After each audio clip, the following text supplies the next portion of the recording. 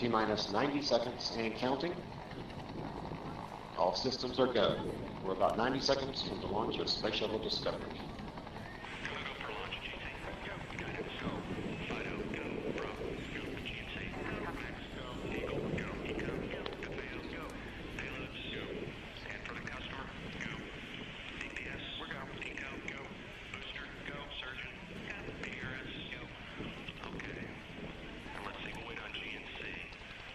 T-minus 60 seconds and counting. We are transferring to orbiter internal power at this time. Discovery is now running off its 3 onboard fuel cells. Coming up on a go for auto sequence start.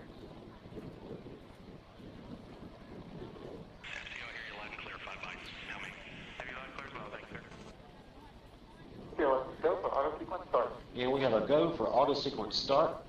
Discovery's onboard computers have primary control of all the vehicle's critical functions. T-minus 17 seconds and counting. 15, 12, 11, 10, 9,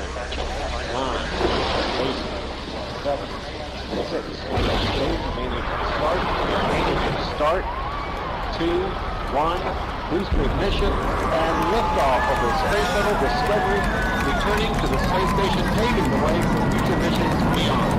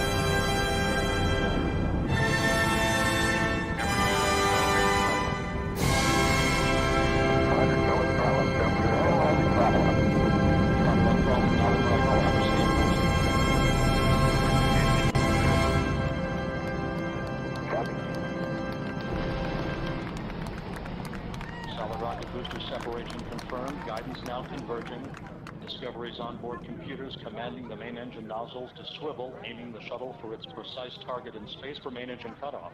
You have a good forward leg now and okay, you sound good.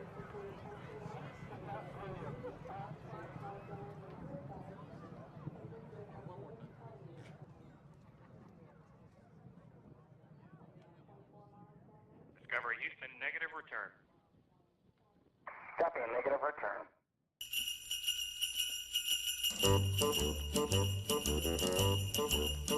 Hey, jingity jing, it's Dominic the donkey. Jingity jing, the Italian Christmas donkey. La la la la la la la la la la la la la la la la da. Santa's got a little friend, his name is Dominic. The cutest little donkey, you never see him kick. When Santa visits his paisans with Dominic, he'll be, because the reindeer cannot climb the hills of Italy. Hey, jingity jing, it's Dominic the donkey. Jingity jing, the Italian Christmas donkey. La la la la la la la la la la la la la la la la da. Jingle bells around his feet and presents on the sled. Hey, look at the Mayor's Derby on top of Dominic's head. A pair of shoes for Louis and a dress for Josephine. The label on the inside says they're made in Brooklyn. Hey, jingity jing, it's Dominic the donkey. Jingity jing, the Italian Christmas donkey. La la la la la la la la la la la la la la la la la Children sing and clap their hands and Dominic starts to dance. They talk Italian to him and he even understands. Kumaras and kumbaras do they dance ad arandel. When Santa Nicola comes to town and brings Ujucharilla, hey, jingity jing, it's Dominic the donkey, jingity jing, the Italian Christmas donkey, la la la la la la la la la. La la la la la la la da. Hey, Dominic, buona Natale.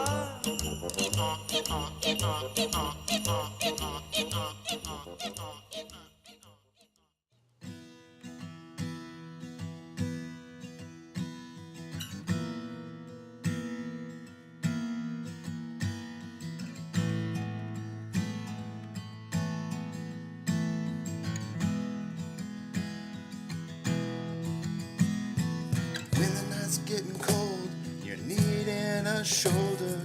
Puff out your chest and be a little bolder. All we do is we buy and hold. There will be shills who wanna steal your thrills.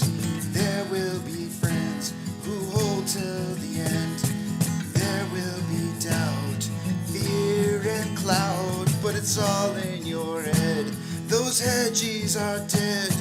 Panic and fear really are near, but it's not ours to own. We have shown that all we do is buy and hold. Oh, there will be shills who wanna steal your thrills, and there will be friends who hold till the end, and there will be doubt, fear and cloud, but it's all in your head. Those hedges are dead. So when the night's getting colder, you're needing that shoulder. These apes got your back, we got each other. All we do is we buy and hold.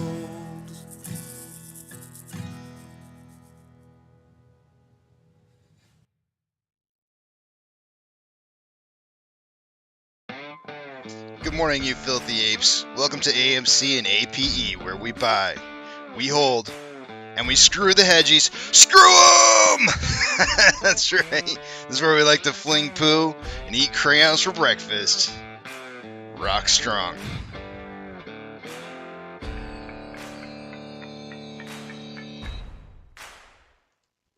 Good morning, guys. I have the title up for the day today as the SEC rules in favor of all orders and rules. Not everybody ruled in favor of all the orders and the rules, and if you want to see who did and who did not, I have a link for you. A nice little link that would have saved us a lot of pain of listening to what we listened to yesterday. But I'm pinning it up to the top so you guys can go click on the link if you want to, and it's a breakdown of every single one of the orders that was voted on yesterday. Who approved, who had exceptions, who didn't participate, and who there's one other. Oh yeah, not approved, and who did not approve. I don't know if I said that or not. Maybe I already said it. But the every single one of the orders was approved unanimously, or not unanimously, but at least over a 3-2 vote. Some of the rules had more than 5 voters, but we've got the regulation best execution, order completion rule, regulation NMS, disclosure of order execution information, insider trading agreements and related disclosures, notice to publish a new Privacy Act system of records, reopening of comment period for share repurchase disclosure modernization, and a couple others as well. But anyways, the link's all there for you to see. And it actually gives the order number as well, or the rule number. I guess actually it's called the release number. And you can click on the release number, and it'll take you straight to the order, and you can read the order for yourself and see what it's all about if you want to. But yeah, that's everything all wrapped up in that entire everything that they talked about the other day in one page. So, which is way less painful. But you know what? I did save the House. No, it wasn't House. It was the Senate. Senate inquiry into the FTX failure. What was the title of it? Let me pull it back up here and see. The hearing on collapse of cryptocurrency company FTX. The Senate Banking, Housing and Urban Affairs Committee examined the collapse of the cryptocurrency company FTX and the resulting impact on consumers. I do want to see that. I feel like that was something I would have rather seen yesterday. So I'm gonna play that today. Um, Stockwiz says the SEC has talked about 1 million new rules. Nothing happened with it. SEC is in bed with the shorts. Give me my money, Gary Gensler. Sounds just like the commercials, man. I want my money. I want my money now. Patience, patience, patience, Tanyo-san. Let's see here. It is 6:20. I'm gonna go ahead and spray off my glasses, and we'll take a look at the numbers. I'm getting low on my liquids here. I'm gonna have to go buy some, or go replenish my spray bottle here, I think soon. It's getting low. Hope you guys had a great night yesterday. Let's see here. We did have 50 basis points for those of you who were not able to attend yesterday. We got the ruling for 50 basis points from the Feds on interest rate hikes. The next one, I believe, is supposed to be 50 basis points as well. And let's see here. Let me see if the probability calculator is already showing numbers for the next one. Yep, it is. So the next one is showing up in here with a 50. Okay, so the next one is actually showing higher percentage rate for 25 basis points. As of right now, the next one's showing 72% chance at 25 basis points on the next rate hike, and 28% chance on 50 basis points. And that's going to be for February 1st. Will be the next Fed meeting for interest rates.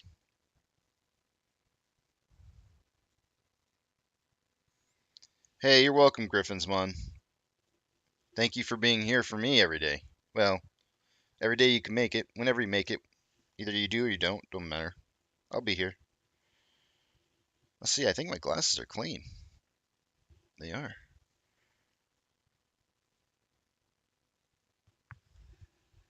Yeah, nothing like some clean glasses.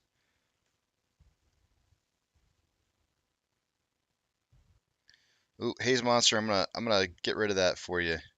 Not because it's a bad thing. I just don't. I don't. Everybody that's listening right now, we all have 10 shares. You don't need to put in how many you got. It's not a competition. And there are people that are targeted when they put in how many shares they have. So for all intents and purposes, just to try and keep you safe, I'm gonna block that.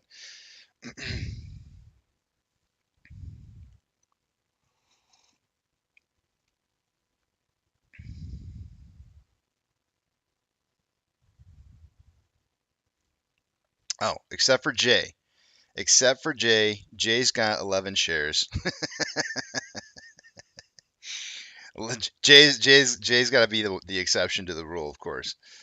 Speaking of which, guys, real quick before I get into the numbers, I'm going to mention that on the Fantasy Stonks game, Jay is winning by a hair of his chinny chin. Yesterday, Gorilla Gardner, we got the top three individuals that are left is Jay's in first, Gorilla Gardner's in second, and Tech We Love's in third. And Jay is narrowly winning right now. He's got, let's see here. He's got a lead by about $300 on Gorilla Gardener. And Tech We Love's about 1,300 behind him. A little less than 1,300, like 1,250 or so. But man, it is really, really close in fantasy stonks. This game is really, really coming down to the wire. Jay took a very interesting path to getting to the top of the leaderboard, and is still taking the same path, where he made a ton of money. He made a ton of money the first week and decided to just get out of the market. He made, I shouldn't say a ton of money. He made 1,000. What did he make? He made, hold up here. I gotta see. He made $1,119 and week 1, and decided I'm out. so he's taking a different approach, and it's getting him there. But I'll tell you what, though, Gorilla Gardener is making a hell of an attempt to try and come back and win it. So we'll see what happens. John, good morning to you, sir. All right, guys, so I'm going to take you over to the other page, and we'll check out and see what's going on here.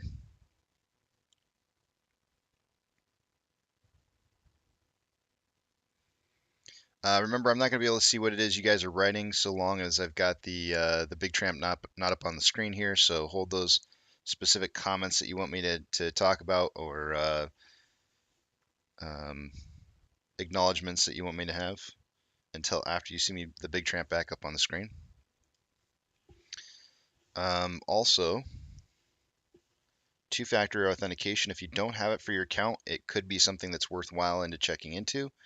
Could keep somebody out of your account that shouldn't be in your account. When you do set that up, if it allows you to put in a secondary device for getting the code, not a bad idea, since something could happen to your primary device, and it's always good to have backup. Alrighty, starting the top left-hand side, nobody's at risk, I don't believe, at not getting a point for price prediction tally marks. This is not meant as financial advice. This is just simply 5 apes who are trying to figure out what price is going to be. I know there's only 4 on the screen, but we do have an alternate Apex who does fill in and puts in his own price prediction every day. We've got $6.63.5 is what we closed at yesterday for the combined price of AMC and Ape. Everybody got a price point, so we're going into Thursday tied. Four-way tie here. Let me add points to everybody, and then we'll move on.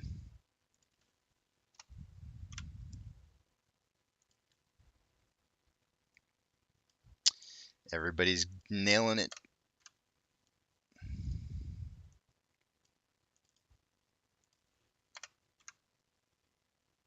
I skipped over myself somehow there. All right. Short exempt volume. Where did we go from yesterday? Let's check it out.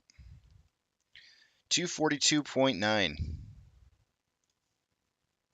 little bit down. Ape. Let me pull it up and see where we fell on Ape. Ape had super low volume yesterday, so I wouldn't expect very large numbers on this at all. In fact, I wouldn't even be surprised if it's going to be lower than what it was previous day. Super, super low volume yesterday. Yep, sure enough, 56.3 thousand. Very, very low short exempt volume. Whoa. Two extra digits there. All right. Day over day price yesterday was an increase on both AMC and Ape. AMC was up 0.52. And Ape was up 2.93. Let's check out that utilization.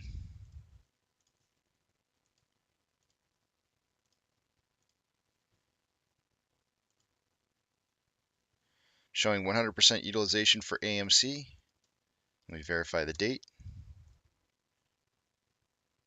Says December 14th. That is accurate. We are on day number 216, straight trading days of 100% utilization. Let's check Ape. Ape is showing at 75.84%. Going back up.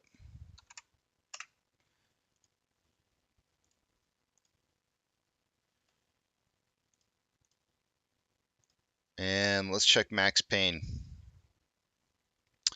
So at these numbers, I'm really surprised that we haven't seen Max Pain drop a little bit, since we've got a lot of volume that's coming in at like $6 to $6.5, $6 to $7 on Max Pain. I don't think there's any way that Max Pain doesn't drop from $8 to $7 today. I would have a really difficult time believing that that's not going to be the case. So either that, I just have a hard time. I'm pretty sure it's going to be $7. So let's give it a refresh and see what it's at.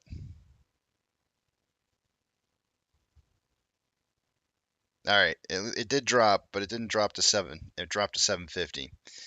I really would have expected it to drop down to $7. I mean, we've had quite a bit of volume underneath 7. That seeing it only drop to 7.50 is kind of odd, which means we're getting a lot of more than likely we're still getting a lot of that volume that's being purchased, and we'll take a look at it here in a few minutes. But we're still getting a lot of those $15 puts and calls that are being purchased, which makes absolutely zero sense to me at all.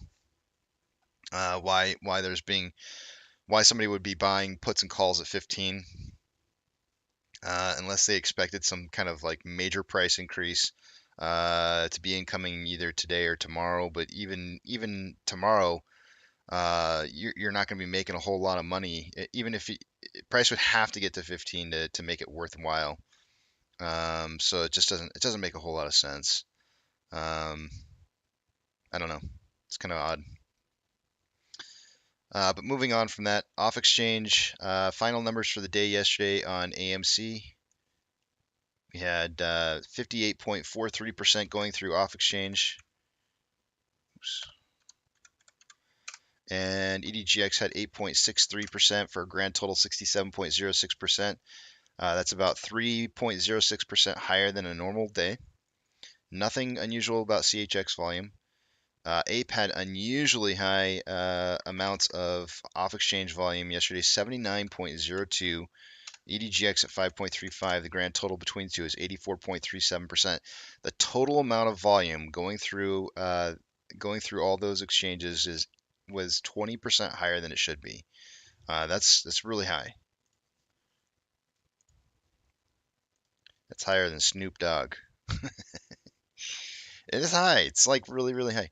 CHX volume yesterday on GME was 0.35. The average 30-day amount of volume is 0.21, so that was definitely elevated on GME. And CHX volume on HYMC was normal. Taking a look at institutional ownership, 140.185 million. I don't expect to see any changes on this till next month.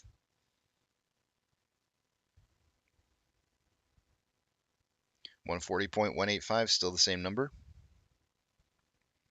What are you guys seeing? Have you been seeing that on the page here? You're not. They just put up an ad on here that's causing the numbers to not show up for you guys at the bottom of the page. So give me just a second. I'm gonna fix it real quick here.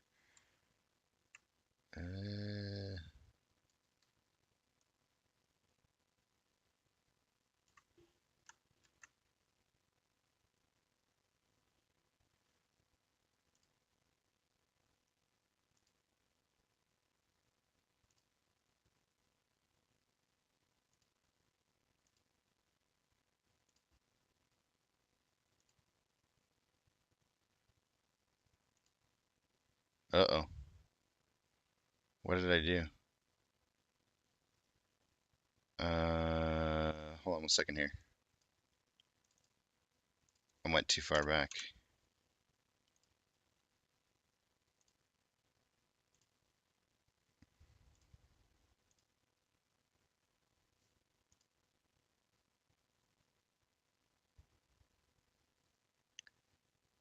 Give me 1 second. I just realized that I have somehow managed to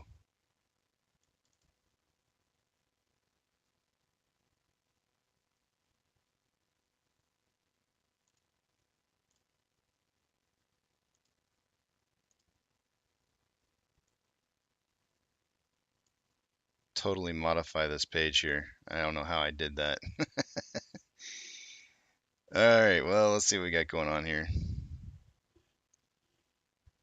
Got more than one thing to fix now.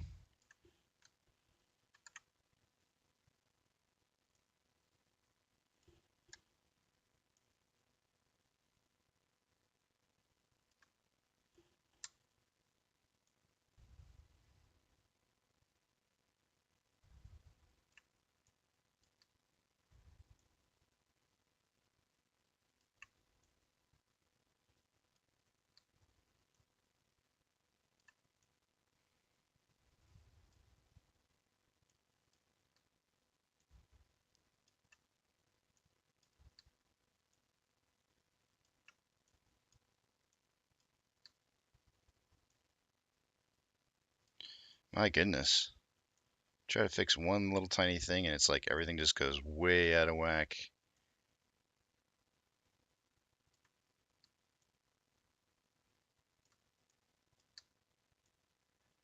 I hit, whatever I hit was not the right button to hit because it just completely destroyed one of my other pages here.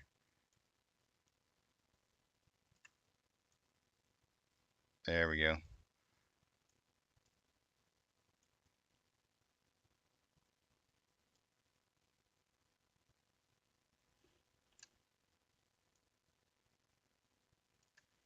I don't know how that happened, but whatever.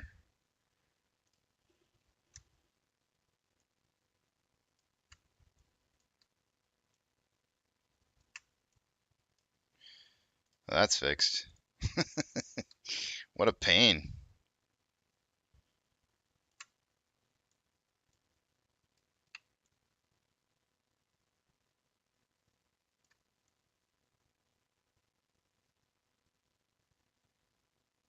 You know what? I'm gonna delete this altogether.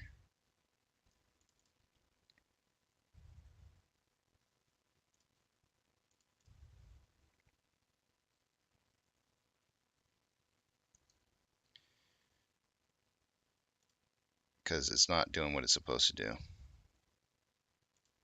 I don't know why it's doing what it's doing. All right, I'm gonna say this for later. Institutional ownership, I think, is something that I can always. I don't really cover it too much during the day, anyways, and I'll just create this later. It'll be a lot easier for me to just work on this when maybe like on a break or something like that. But let's go ahead and move on from there. You'll just have to take my word for it. Institutional ownership is exactly where it's been. It's no changes on that. Taking a look at the options, let's see what we got going on here. Largest amount of open interest over the week has been at a $15 strike price. It still is, which is part of the reason why we're seeing that we're seeing the max pain at $7.50. There's 26.4 thousand contracts at $15 strike for calls. No change in open interest today.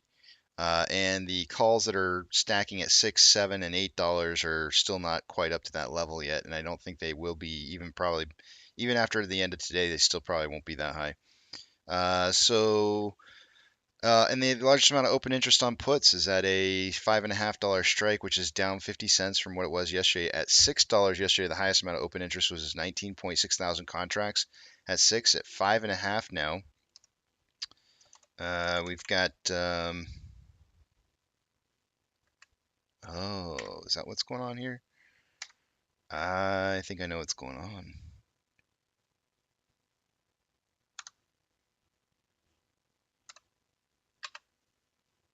I don't know. You know the INS button that's next to your backspace? When I started typing in my other into my notepad here, I started overwriting things. So somehow I might have accidentally hit that. So it was typing over stuff. That might have been part of the reason why I had some problems with that last page. Let's see here. 22,000 contracts at $5.50 for the puts. So if I were to ignore the $15 strike for the calls and look at the largest amount of calls on, between $6, $7, and $8 in open interest, it's at $7. So the spread right now is really between 5.5 and 7. As maybe a possible closing point between now and the end of this week. What does that mean exactly? I wouldn't expect to see too much more than $7, but more than likely it'll probably be more closer to like $6, 6 to 6.5 by the end of this week, as that's probably closer what the real max pain is. What's throwing all of this off is there's about 17.3 thousand contracts in the money puts in open interest at $15. That's throwing off a lot of these numbers here and not giving us a really good accurate estimation of what the market's seeing as a potential price by the end of the week. Let me move a couple screens around here, guys, and we'll go over the rest of the numbers.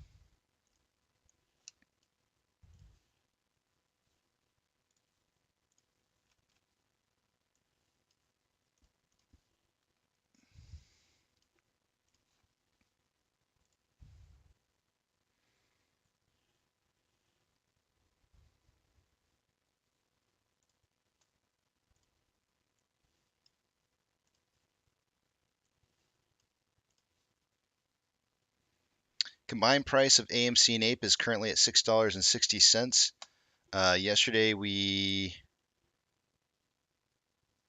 kind of traded. I mean, we were up, but more or less we were kind of following this trend line for most of the day, and then right around like I don't know, like 2 o'clock in the afternoon Eastern Standard Time, we broke below that, started trading sideways a little bit. So we are kind of still following this level of support, this descending level of support right here. If I were to draw some new lines in here to kind of figure out like where the heck we're headed to. This looks like a level of support right here. So we've got another kind of divergence of some of these lines here, right about here, like an intersection. So you may see price come back down and retest this point, like right in here.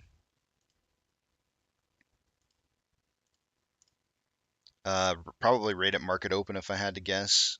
It'll probably be closer to this left-hand side of this. The idea here is that they're going to want to try and push the price down below that level of support and see if they can't find some more paper hands. But if we can hold those two levels of support, this descending level of support and this rising level of support, the idea here is that we want to try and continue to see some more price improvement going upwards. So staying in the band of 663 or 685, consolidating in there will probably be favorable to seeing some more upside. However, as I'm going to show you guys here in a little bit, I do believe the market's going to open up pretty red today. So we'll take a look at that here in just a second, though.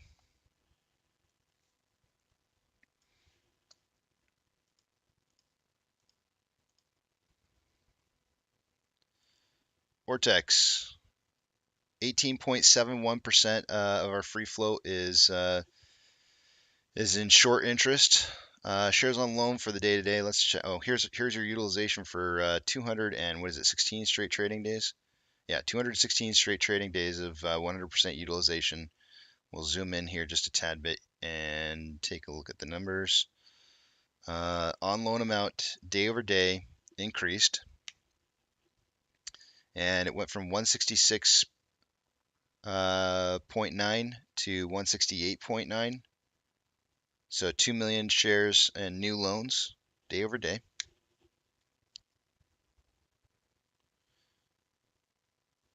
That should equate to about really close to 700,000 shares in short interest, based on, I'm kind of getting the hang of how Vortex estimates their short interest. I'm going to guess it's going to be really close to about 700,000 shares in short interest.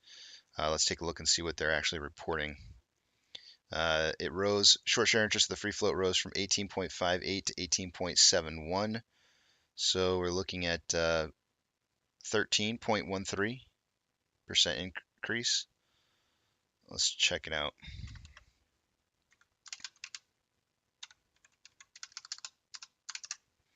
Yep, real close to 700,000. 670,000 shares in new short interest.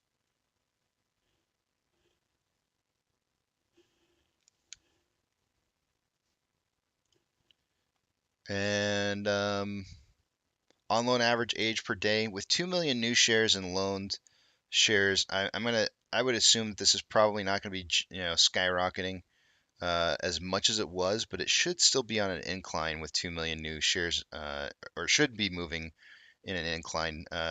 Should be heading up.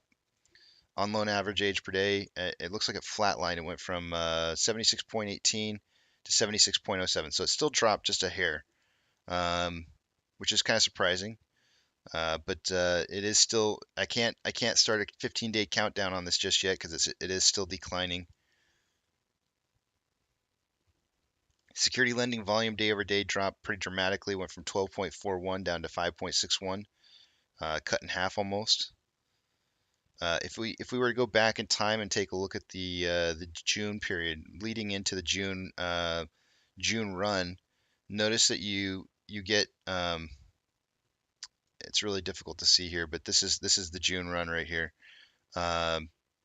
You can see that there's a big spike. The way these cycles really work is you see a big spike in changed positions in security lending volume, and then it dips down, and then the price starts moving up as that dips back down. So seeing that security lending volume decreasing right now is not a bad thing. That's actually telling me that we're starting to approach that the likelihood of approaching that upside of this dip in price right here is probably just about ready to happen. However, I can't count. The big indicator for me is really this on loan average age per day. I need to see 2 days worth of upwards momentum on that, and it's not signaling just yet. So we'll see what happens. Taking a look at Ape. Short share interest of the free float at 6.64%. Man, it is cold in this house. I just realized it's like super, super cold. I got to turn on the heater. Utilization is went from 74.52 to 75.84. Utilization increased, which means on loan amount either increased or the amount of shares on loan or available to loan is less. We had a decrease in that, so a little bit of both, perhaps returned shares and less shares available to be lent. On loan amount dropped from 24.41 down to 24.11, so about 300,000 shares having been returned day over day. On loan average age per day went down. This one set at, we already had our 2 days of upwards momentum that I kind of mentioned to you guys that we started a new timer. The new timer for this next price increase is going to be set for, again, another 15 trading days, which puts us right at the end of the month. So sometime between now and the end of the month, we should see another kick up on AM or Ape.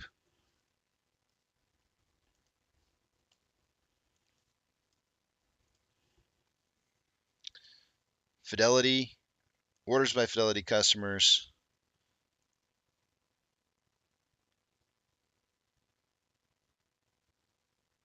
GME is the first one on the list here to show up with a, oh wait, hold on a second. Okay, yeah, the orders that are showing up today are all the orders for the entire day yesterday. It's not just the last 4 minutes. GME ended up finishing the day with a 75% buy to 25% sell ratio. AMC's on the list as well with a 63% buy to 37% sell ratio. So those are looking both really good. Ape had just super low volume yesterday, so that didn't make it onto the 30 most heavily traded stocks list, which is normal. SSR did not trip on AMC or Ape yesterday. SSR was $5, or today SSR trips at $5.18 for AMC. Ape trips at a price that I do not know because I have not figured it out yet. Give me 1 second.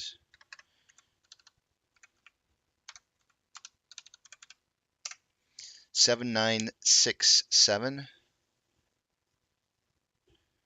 No, actually, let's make it 7,966. I will have to update that on my window. Shares available to borrow. They borrowed everything that was left for the day today. 400,000 shares was what was available to borrow just before midnight last night, and 40,000 out of the ETFs. All of those are gone. So I'm going to go ahead and put down. I'm going to round up 450,000 shares having been borrowed at a 20.2% fee for borrowing. Yesterday we saw about 650,000 shares having been borrowed. So anytime you see shares disappear like this and there's not a whole lot left to borrow, they're going to be working to close out as many positions as they possibly can first thing in the morning so that they have more shares available to borrow again later in the afternoon, if price were to start running. So if you start seeing shares flying back in as price is moving back down, that should be a good indicator that there may be a price run up in the afternoon. This morning, we're showing. I don't know if yesterday they just didn't report all the numbers or whatnot, but we're showing those 249, almost 250,000 out of the money puts, or not puts, but calls. They're showing those back up again. I thought they were gone, but now they're showing up on the list here. 11.5 thousand contracts are in the money on calls. 55.5 thousand contracts are out of the money on the puts, and 81.2 thousand contracts are in the money. So apparently those out of the money call contracts are still there. So many. It's so many. Next week was supposed to be kind of dried up a little bit on options, but you can already see we're already over 100,000 contracts that are out of the money. It's already starting to pick up. The next 3 weeks after that are pretty dry as well, or still dry. That I just hate seeing volume there. I hate seeing massive volume because I know it's more than likely some retail's losing their butts on these options, and it's just like kind of it makes me sad. If you don't know what you're doing, guys, with options, save your money. It's not for the faint of heart.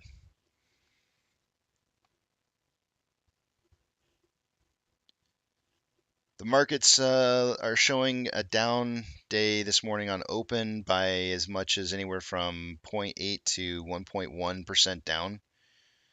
Actually, we got the Dow Jones only showing 0.68, so it's a little bit less than that. So there's a pretty big range here. It's like a 0.5% range on where the market's going to be opening to. VIX is saying up almost 2% for the day for the open.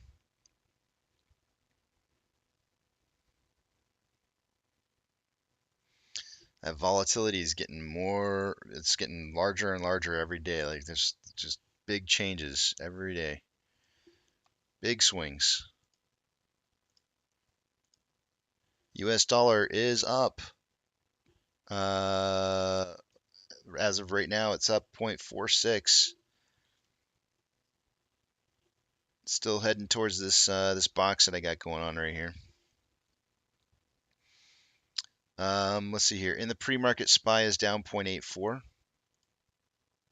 We've got Tesla down 1.5. Oh wait, you know what? I didn't look at the other markets. Let's see how do we do on the other side of the world? Oh, mostly red. Shenzhen was the only one that was up 0.32. Everything else was down anywhere from 0.25% to 1.5% down yesterday or last night. Tesla down 1.59, Amazon down 1.26, Cinemark down 1.67, Doge is down 0.84, Bitcoin is down 0.78 at 17.6 a coin, GME is down 1.52, HYMC is down 0.6, Hood is down 1.54, CS is up 1.59. NCMI is breaking, it's not traded in the pre-market. Ape is down 1.72 and AMC down 0.7. Looks like they got some AMC news here. Probably about the credit card.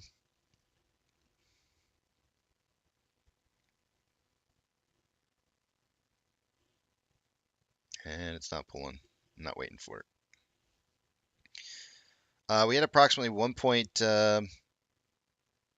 Oh, $2 million more inflow than outflow yesterday on AMC. So far this morning, 22,000 shares having gone through trading for AMC. That is low volume. On a 1 hour time interval, we have more buying pressure than selling pressure with the divergence for like the last 24 hours on this indicator. A little bit of whipsaw going on here. Not really sure which way it's going to head. Drew out a line. I drew out kind of like an idea of where ideal situation that I'd like to see us in for price movement. We never actually made it up here later or earlier, and we are in this descending parallel channel. I hope to see a break out of this today. Would be ultimately good to see. I think us closing somewhere around $6.28. We are at 571. That's not that far fetched to expect to see that a price closing right around 628. On a 30-minute time interval, a lot of whipsaw as well going on here, with currently more buying pressure than selling pressure with an RSI of 47.25, which is below average. What was the 1 hour RSI? 44.82, slightly below average. On a 5-minute interval, we have more buying pressure than selling pressure with an RSI of 50.11, which is just right about average. On Ape, there's approximately 150. Yesterday there was $150,000 more inflow than outflow. Currently traded this morning so far, 4,000 shares. Very, very low volume like yesterday. I wouldn't expect to see a whole lot of volume coming out of Ape. There was a spike up in price yesterday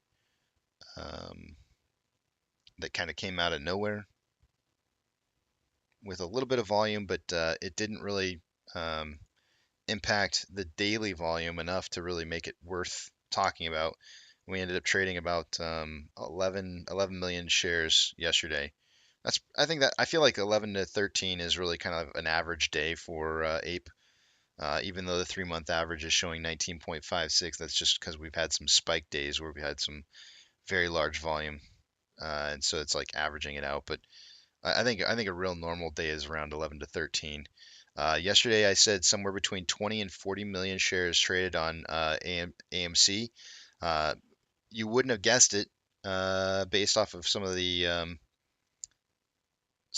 earlier momentum that we had in the morning, but we finished out the day with 22 million shares traded on AMC yesterday. So we did hit that 20 to 40 million. I was really surprised. This pre-market data, you gotta trust it. It tells you everything that you need to know. On a 1 hour time interval, there is more selling pressure than buying pressure with an RSI of 46.92 for Ape, which is just slightly below average. On a 30-minute time interval, more buying pressure than selling pressure with an RSI of 41.99, which is below average. And on a 5-minute time interval, more selling pressure than buying pressure with an RSI of 39.19, which is below average. Checking the Ichimoto cloud here real quickly because I don't have a whole lot of time before the pokey stick hits. On a 1 hour time window interval, we have conversion crossing base. That's not a very good indicator, and it does typically mean that you're going to start moving back down. We are in a green side of a cloud, which typically price likes to move down below the green cloud. If it were to do that, or even if the price were to trade into the cloud, we'd be somewhere around 84 cents a share. Lagging lines also touching the price line. Most of these indicators are indicating downwards momentum to be occurring on Ape. We'll see if that's the case. If you do note that the green cloud is starting to thin on the backside, if we can avoid breaking into the cloud today, there's a good chance that we don't see that happen and we actually see a price rise tomorrow and that we're going to be coming back down through the cloud on the backside.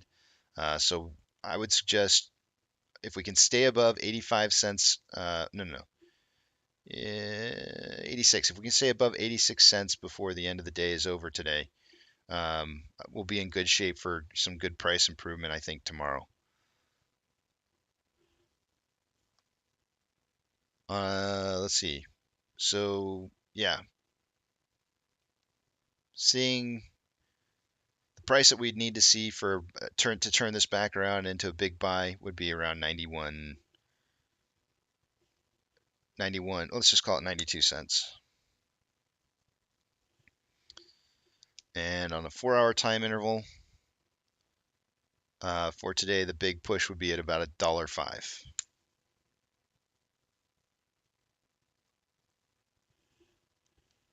On AMC, we're at a thinning portion of the red cloud. We have the base crossing the conversion. Lagging line is above price line. To see really good momentum today, we're going to have to see above 603. I'd just say 605.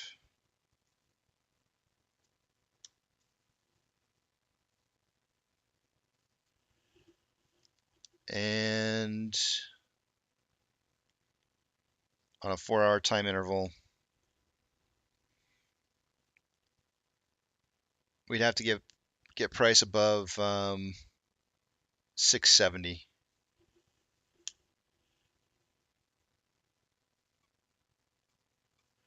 So big push at 605.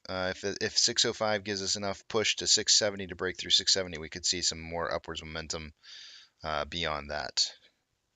And to get above the red cloud for the day today would put us at around like 757. Here comes our pokey stick of volume.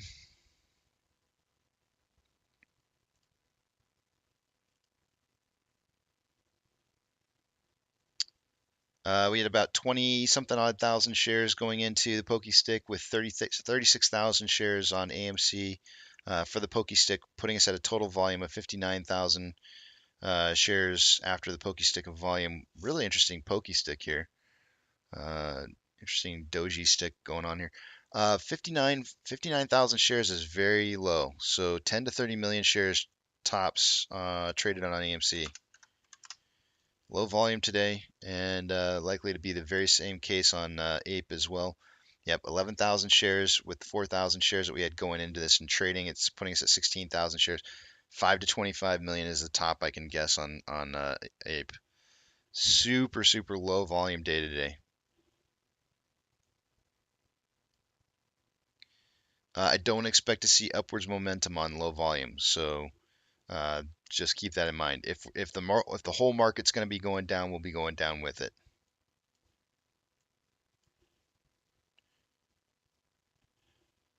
Do not expect much out of today.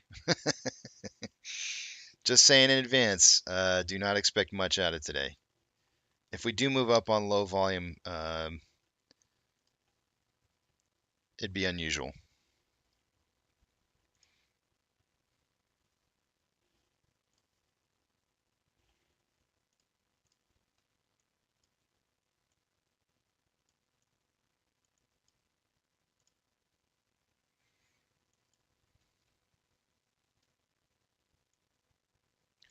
And let me put up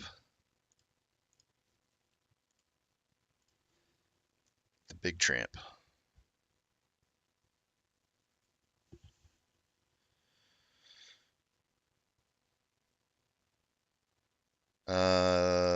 The comments are like flying by on my screen here. Give me a second while I catch up.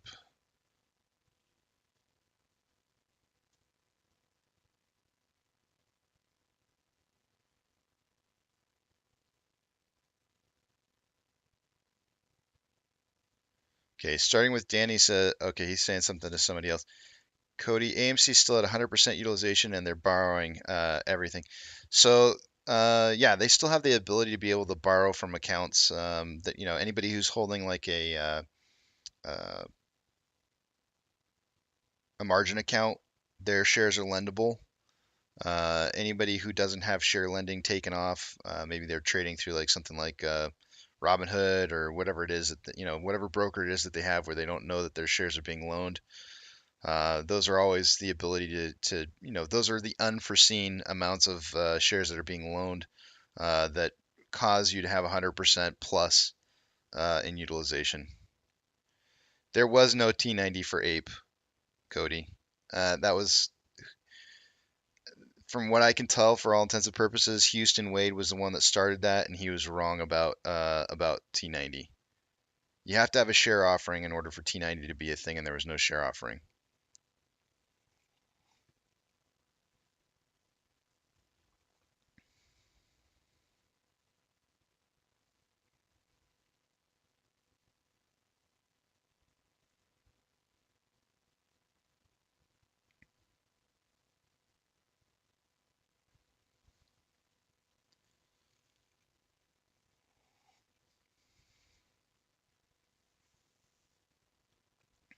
Danny, I love you too. Great job on the space call last night. I don't know what I did. Every once in a while, I just throw out like a few words here and there. It's like, you know what, Taylor? I am so like, and when I say wasted, I don't mean like drunk or anything like that. I just mean that my brain is spaghetti by the end of the day, and I really don't like talking in the space calls. But I get asked to talk. I get asked to be brought up and stuff like that, and I don't want to turn it down because I don't want anybody to think that I'm like too good for them kind of thing, you know. So I honor it and go in and then I drop like maybe a couple sentences here and there, or I try to be funny and it's not funny, or you know, and it's like I'm not my normal self by that time of the night. So whatever I say in a space call, just know that it's like talking to it's I'm not the same person.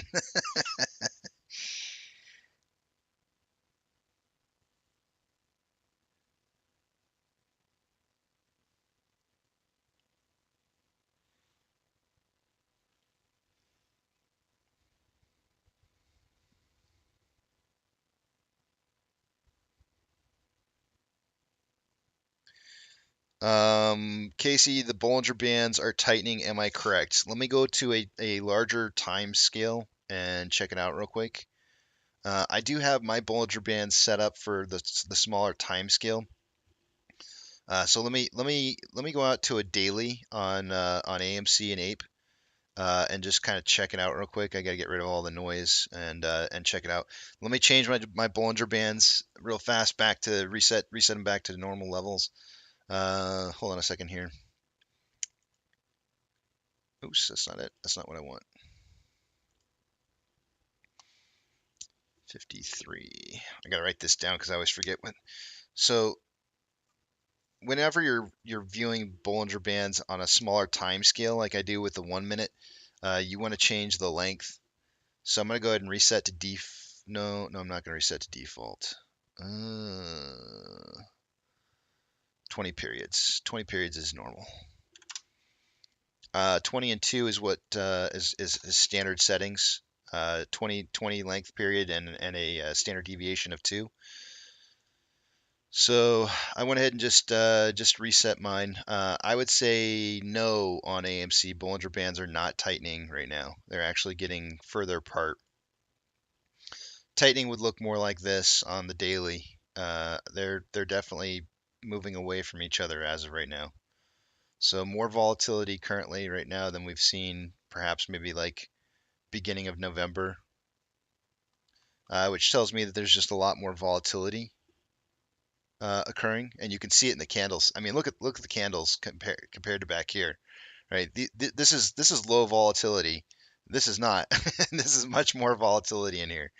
This is low volatility, but these particular sections in here are high volatility. So not tightening on AMC. On Ape, they are tightening somewhat on Ape.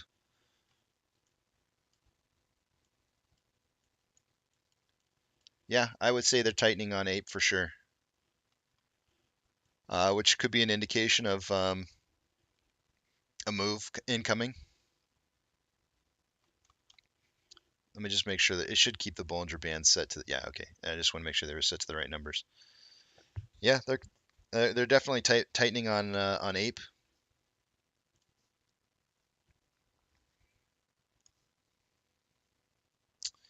And let me put my Bollinger Bands back to my settings.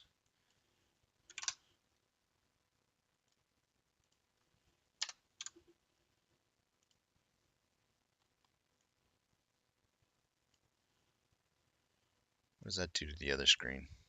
Does it change it? No, it doesn't. Okay.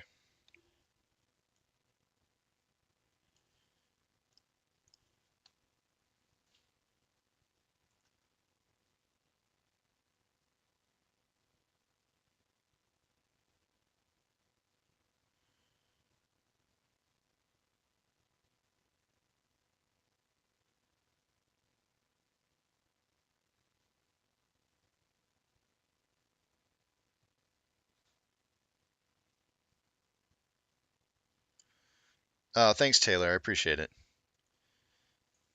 Deborah says I did one last night and did better than usual. They make me so nervous. You know, you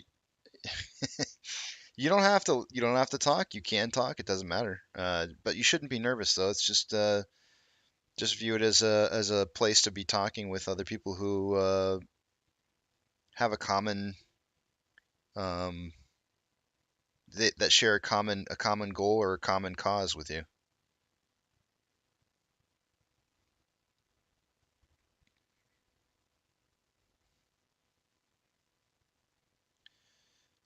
Danny says, I sometimes think the D in Tony D stands for downer, but it gives it to us as it is and tries not to BS us like other YouTubers. It's hard for some people to hear. Yeah, it is. Sometimes it is hard to hear.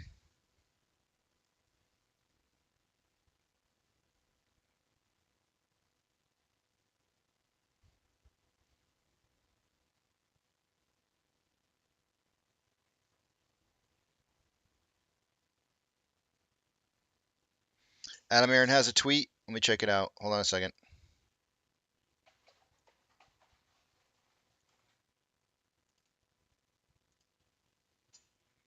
This is not going to work for me. I got to refresh this screen. All right, there we go. Let's see what we got here. He says, the time has come. Some 13 years after the original was the biggest movie of all time, Avatar: The Way of the Water opens this weekend with early screenings tonight. Retweet this if you can say, I am seeing Avatar at AMC. I am. He didn't say tonight. He just says if you're going to see it. So I'm going to retweet it. I'll like it and retweet. I'll say only I am seeing it tomorrow.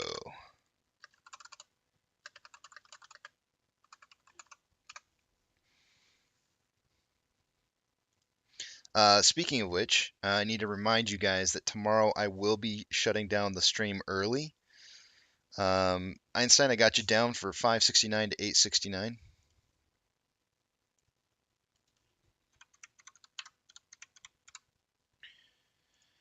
I will be shutting the stream down a little bit early tomorrow. Our movie time is I think 3:10 or 3:15. It's kind of early in the afternoon. Normally I end the stream at 3 o'clock. I'm gonna have to end it probably about an hour earlier than normal, so I can make it to the movie on time. So hopefully you guys can forgive me, but it is in honor of doing what it is that we believe in, which is going to see the movies at AMC.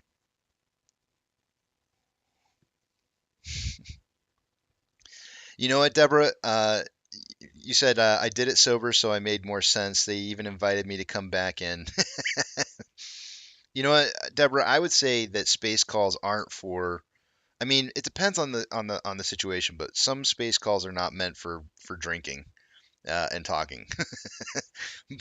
But if you're in one of the space calls that is meant for drinking and talking, then that's perfectly acceptable.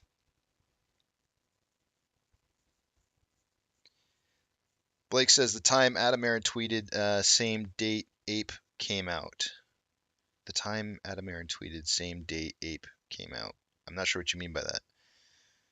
Anyone else think it's odd that Adam Aaron tweeted the picture happening this weekend instead of the Avatar 2 poster?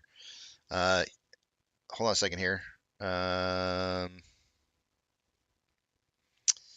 Yeah, and it looks like there's some weird junk going on the screen too. There's some boxes, weird looking boxes showing up on there. It really looks like a news, um, breaking news image that he may have pulled from someplace. Let me put it up on the screen here real quick so you guys can see what I'm talking about. So he's got there's some kind of boxes here. There's a little box here, and over a weekend, there's a little box right there. And there almost looks like there's maybe like oh, here's a box that's vertical on this one here. I don't know.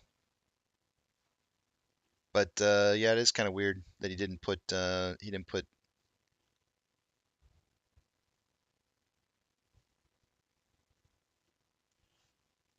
I'm not going to read too much into it. It is weird, but I'm not going to read too much into it. Maggie, good morning to you. Sensor Content says, Casey, you got to watch the Tenacious D Wicked Game cover. I swear it's you without the hat. You're a Jack Black doppelganger. But not nearly as cool, though. Because damn, he's a cool guy. I almost stuttered when I said that. I was like, cool guy. You can't say Jack Black's name and cool at the same time because he's beyond cool. He's cool.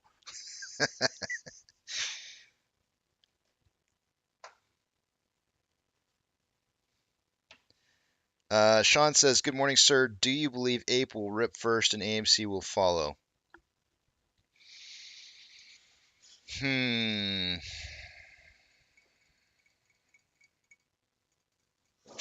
I've been asked that question quite a bit. I don't know why people ask that question. I think it's because the idea is that they want to be invested in whatever rips first, more heavily invested in whatever rips first.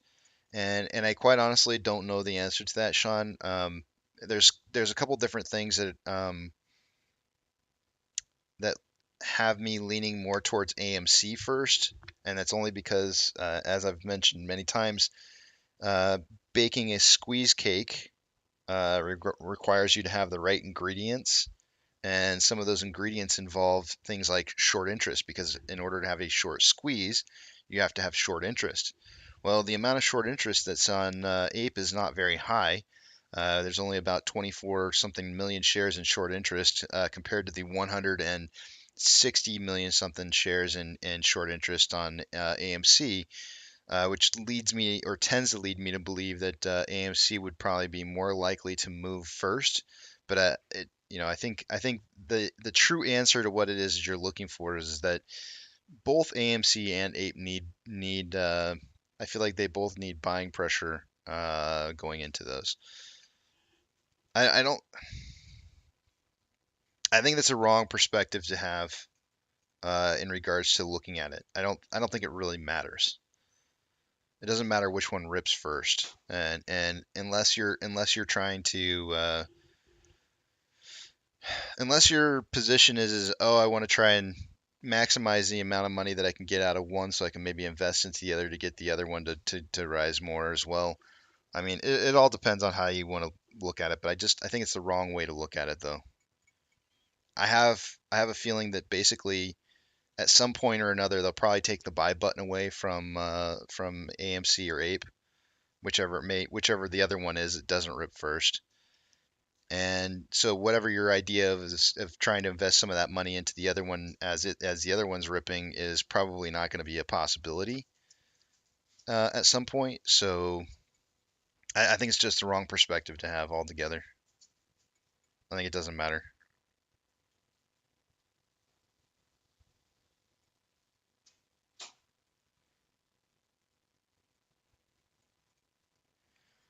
Headstock Harem says, "You got nice teeth, Jack Black from the Muppets movie." That reminds me. This is the funniest thing. My wife and I went to go see a concert one time, and I want to say I can't remember if it was. No, it had to be for Blue October. I'm pretty sure it was for Blue October. So we're standing there, waiting. This is at Stubbs in Austin. If you've ever been to Stubbs in Austin, you know what I'm talking about. But there is no seating. It's just you're standing on dirt. You're standing on dirt, and there's a stage, and there is no assigned seating. It's just you come in, you move around, you get your spot, and there you are standing.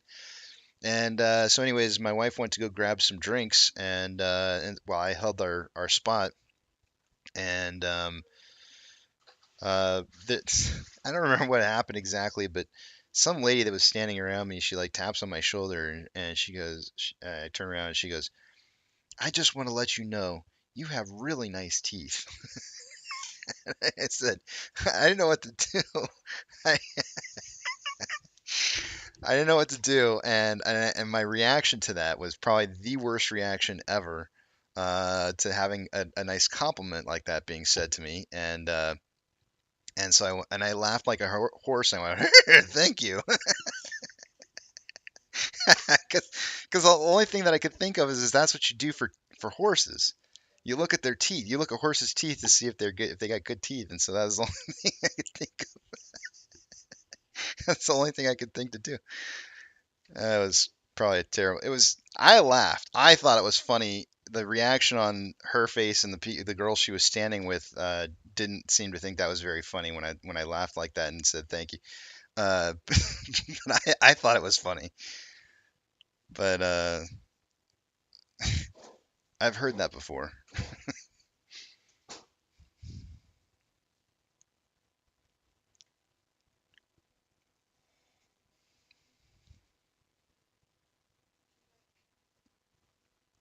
Point Break Thor says you should have bit down on her.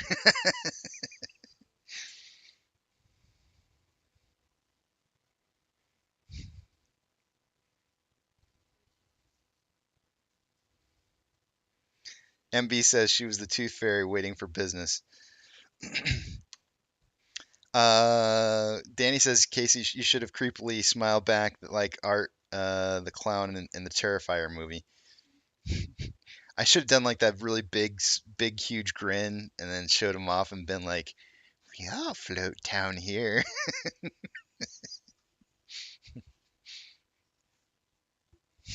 You could have left an impression.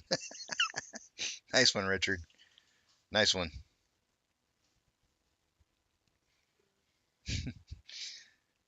Jabib says, you have very nice set of teeth too. Hold on a second. That got me to cough on that one.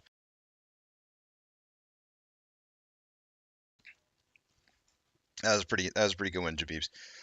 Don't forget today, guys, on movie trivia, we have a different setup. Today's opposite day on answers. The wrong answers that make me laugh the hardest are going to be the answers that win. So so when I do ask the questions today, do note that it's not going to be the right answer that necessarily gets you to win a point. We do have a single stand ahead winner right now. Jared Hutto is in the lead for the trivia points for this week.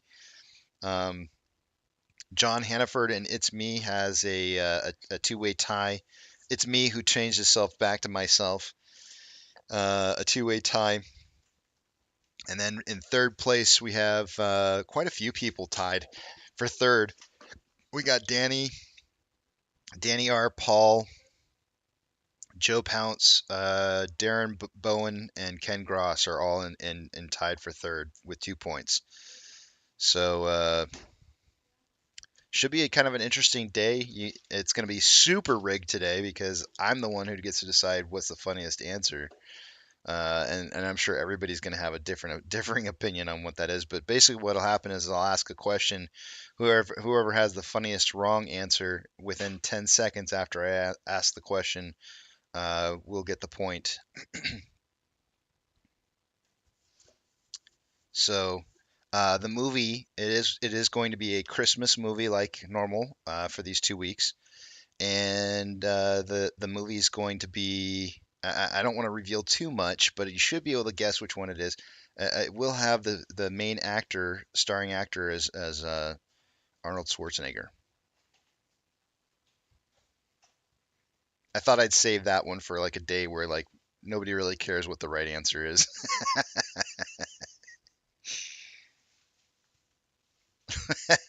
uh, yeah. So Captain Awesome, answers like that wouldn't have been possible. I'm married, man. That's not gonna. No, I can't say that.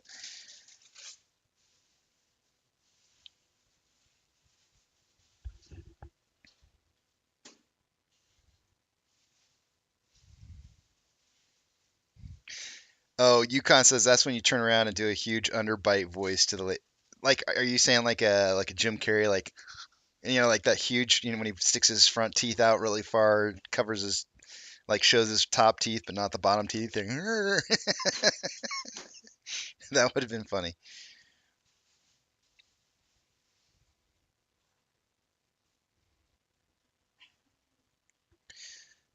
Casey should do the dumb answers as well as the right answers every day. It's like high-low on in poker.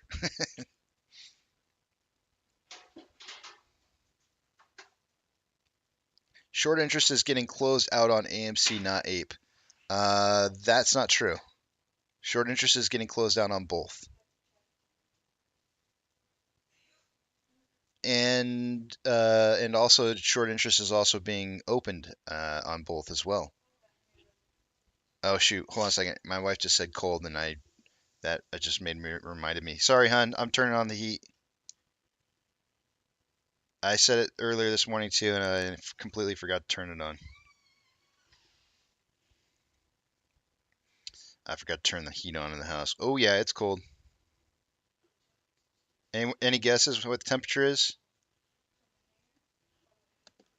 It's 66 in here. Ooh. I didn't do my job last night. Whoops.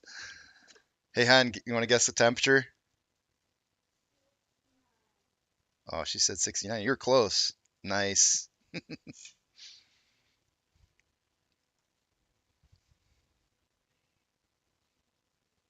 Yeah, like Fire Marshal Bill.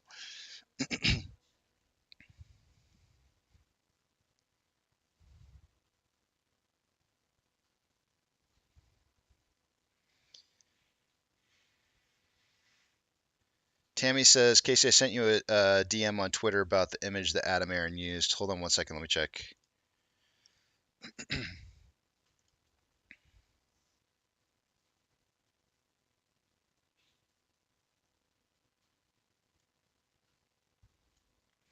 Okay.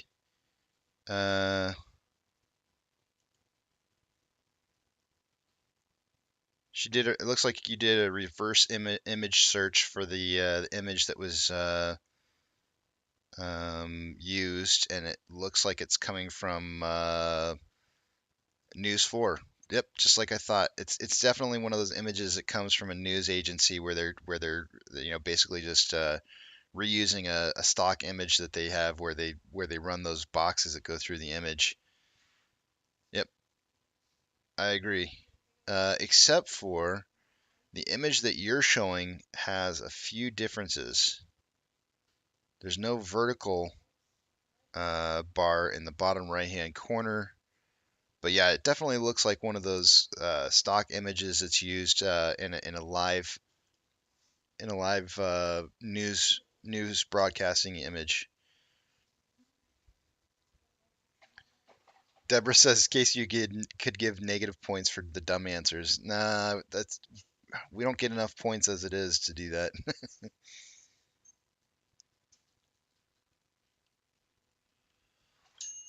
Danny says, I'm setting the air condition here to 73 to try and feel like you guys.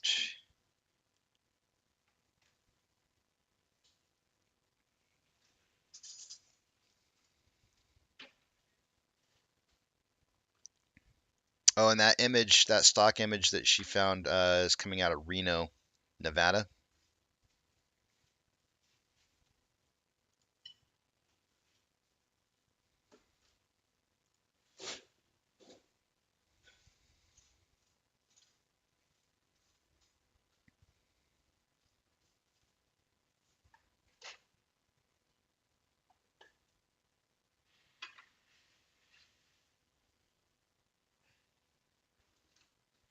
I turned it on. I already turned it on, Deborah.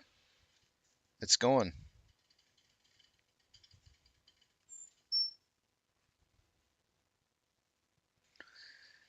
Tammy says my AMC hoodie came yesterday. Was it you that sent me the picture of it? Yeah, it is. You sent me. Do you want me to share the image, or is that I could share it? I mean, it's an AMC hoodie. It looks nice. Looks cushy. Are you satisfied with the quality? The quality of the hoodie. Do you feel like you got your money's worth?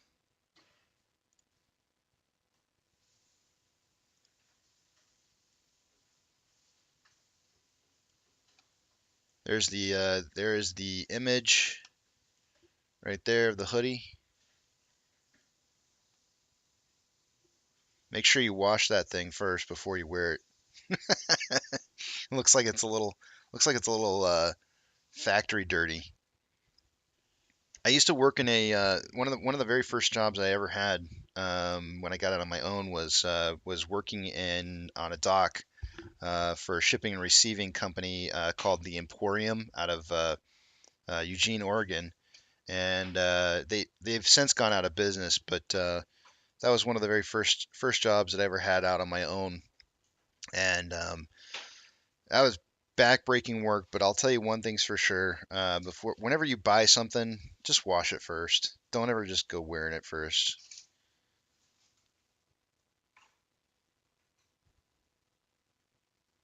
Unless it comes in a bag.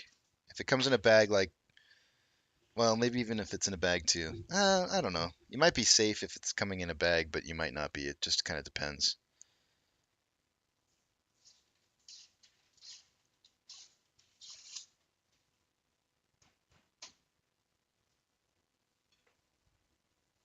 Tammy says yes, especially with the free shipping.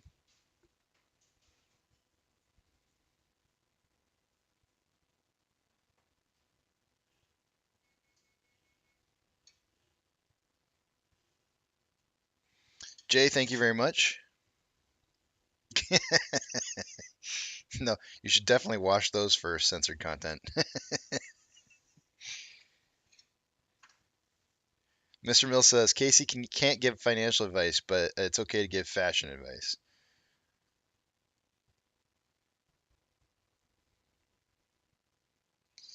Gorilla Gardner says everything that's packaged and stored has flame retardant on it. That's news to me. I didn't know that.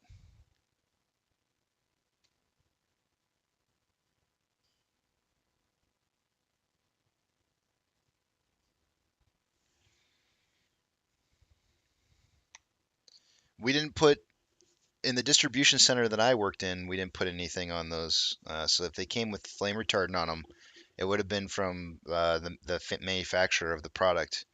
Because nothing in our distribution center. Now this is pre 2000 though. I worked for that company in like 1996, I think it was. 90, yeah, 96, 97. But they have I mean, literally like one of the worst ones, one of the worst boxes to ever have to handle from any shipper is Levi's. Oh my gosh, they come in the most odd shaped rectangular. Um, no, they're square, square shaped boxes. I think they're square. Yeah, they were square shaped boxes, but they're like longer than they should be. So like when you go to pick it up, it doesn't feel right. But it's rectangular in its shape and in its depth. So it's like it's not very thick. It's maybe like 3 or 4 jeans stacked high. So it's not a very thick box. It's like a really kind of a smaller size box, rectangular in height. And so when you have to go throw those, they usually come with like this uh, plastic. I don't know what to call it. Plastic wrap tie that goes around the box, and you usually try to grab by that, but they almost always break like every single time. So instead of grabbing by that, you actually have to like pick the whole box up and chuck the box. And they're the worst boxes ever. I hated those.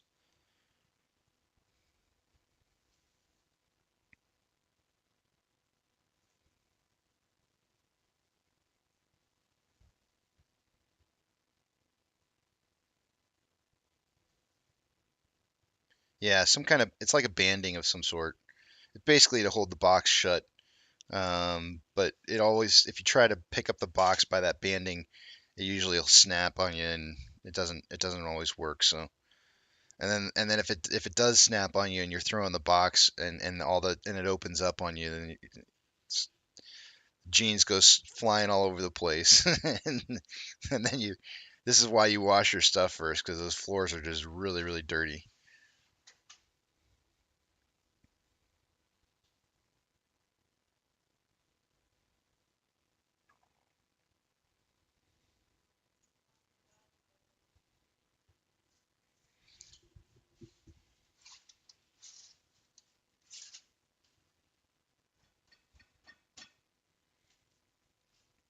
Yo, no, Mr. Mills. Last night, I asked my wife.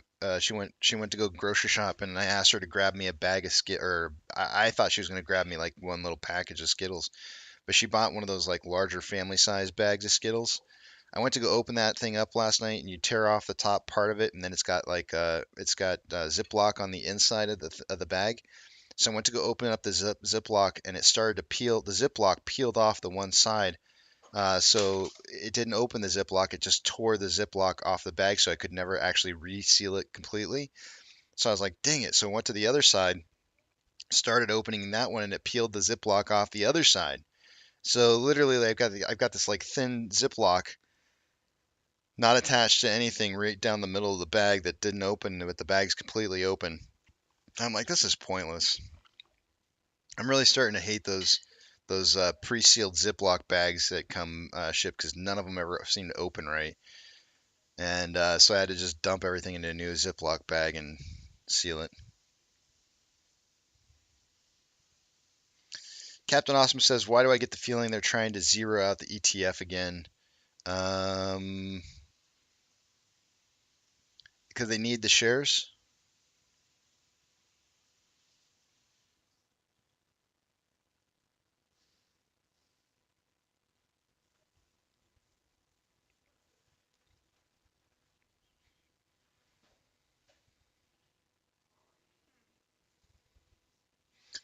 All right, I'm gonna head out to break here, guys. 10 cents a bag for a bag of groceries? Wait, do you mean like 10 cents for for the actual bags? Like if you brought your own bags, they wouldn't charge you 10 cents a bag? They started doing that here in Austin. They went bagless. So if you didn't bring your own bags, they charged you 10 cents per bag. To try and encourage people to bring in their own bags.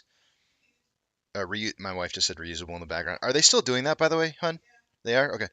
Yeah, so here in Austin, I had to ask because I just don't know. We're just outside Austin and Pflugerville, and they don't actually do that here in Pflugerville, so that's why I had to ask because I haven't done a grocery shopping trip into Austin yet. But they're doing this whole bagless thing. If you don't bring your own bag, you get charged for it, and it's kind of weird, but it's good, I guess. It kind of causes you to think ahead and bring bags with you.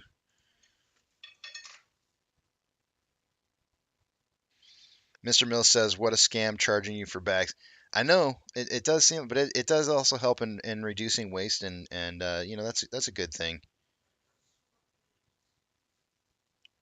Eldosh says, "Casey, please don't say San Antonio, South Texas, please." Why? Hey, hun? I don't remember saying San Antonio, but why is it bad calling San Antonio South? It's not. Okay. I guess I'll have to ask El Doge. Why is South Texas not San Antonio? RGV is South Texas. What's RGV, hun?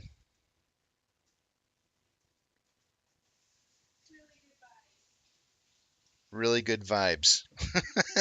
Okay. Apparently she doesn't know that one either. Rio Grande Valley. Oh.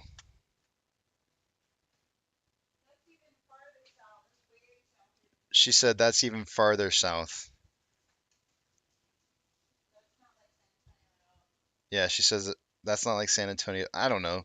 It's all south if it's not where I'm at.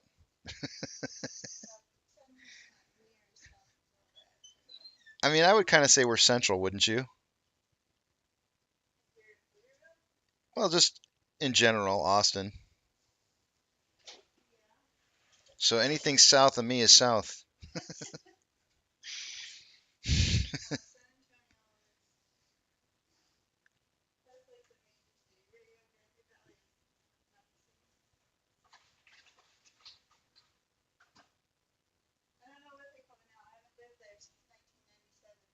Oh, she says she doesn't know what they call it there anymore in San Antonio because she hasn't lived there since 1997.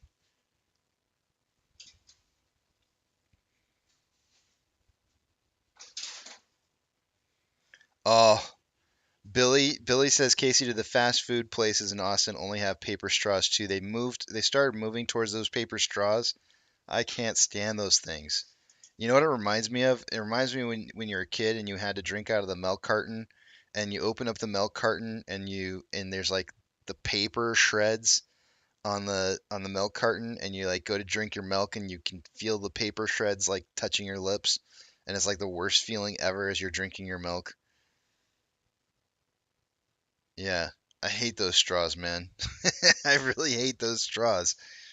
It makes drinking just so not fun.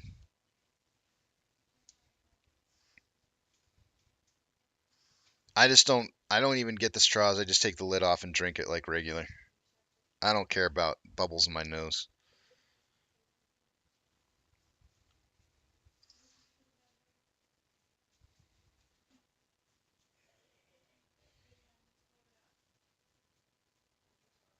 Yeah, paper straws are nasty. I don't need a straw. I don't even need a straw. Every time I go to a restaurant and they try to give me a straw for my water, I don't even put it in there. I just go like, I don't need a straw. What are you giving me a straw for? And then it's water. Just drink it out of the glass.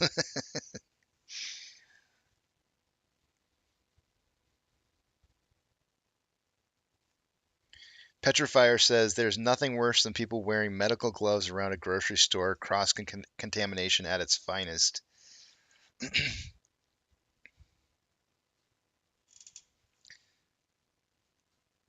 Brian Knott says no sweet tea in Austin. That would be what should be a crime. Dude, there's legit like there are places that we go to eat, Brian, and they don't have the sweet tea here, and you're right. It is a complete crime. It's like, you don't have sweet tea? What Where are we? It's like that's what I want to say to them. Where the heck do you think we are that you would open up a restaurant? You don't have sweet tea.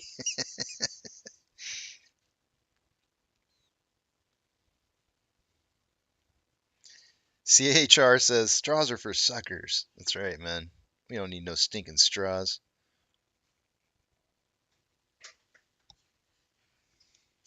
Mm. I'm gonna take a break. I'll go sit with you on the couch. We can warm up together. All right, guys. I'm gonna take a break. She's over here. She just walked outside with the first one out the door here, and Seth's out the door. She's going. I can hear her like it's cold.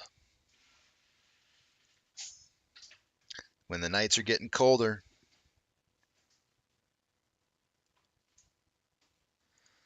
puff out your chest and be a little bolder.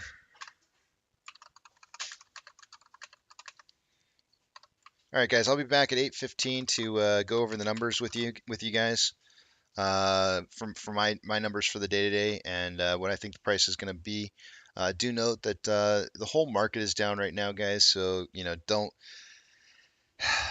It's pretty common that people are going like, why is the price down right now? And it's like, I mean, look at the whole market. I mean, that's going to be the answer for the day today. And it's just going to be one of those things where it's like, just look at the whole market when it's everything's tanking like this. Everything's going to go down. Everything is going to go down. There is no safe haven. Harry Parrott says, KC tinfoil hat time. Since FTX is now a possible crime scene, if the meme stocks don't squeeze by the time SBF goes to court, could they put a hold on trading? It would have to be for the whole market. I don't. It would be a market-wide hold in a case like that, I would think. I don't think that you can just go through and just stop trading on just some securities. I just don't think they can do that. They would have to go through and put a hold on everything to be honest with you, Harry Parrott, I actually do anticipate to see a market-wide halt at some point. I just don't know when it's going to be, and I don't know how long it's going to be for. But I am expecting a market-wide halt at some point.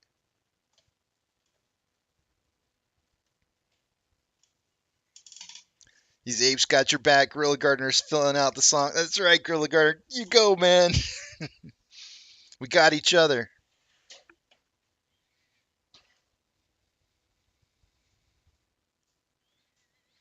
Alrighty, I'm going to go take a break here, guys. I'm going to leave you with some music.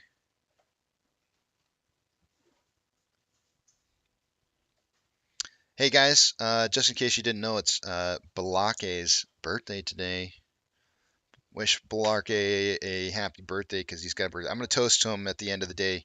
But it's also Barry Dewars. Dewars? D-E-W-A-R. Is that Dewar? How do you say D-E-W-A-R, hon? Dewar? No, D-E-W-A-R. Dewar? Yeah, Dewar. Bose? Bo. My nephew. Oh, oh. I'm like, Bo? Bo? It's my nephew's birthday today. I didn't know it was, I forgot it was my nephew's birthday. This is what I'm talking about. I'm really bad about birthdays. So he's 2? All right. I gotta write this down here. Hold on a second. I got a couple different things I gotta write down. 14373. Gotta write this in a different spot. 14373 because it's taking up my birthday spot. I gotta put Bo's name down because I don't want to forget that one. Bo.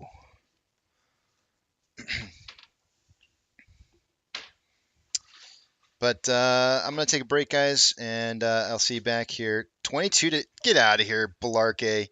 You're not 22. I don't believe it. I don't believe if you're 22 years old and you're doing this kind of investment already and you're this tied into this stuff, you're way ahead of your game, man. Congratulations on being.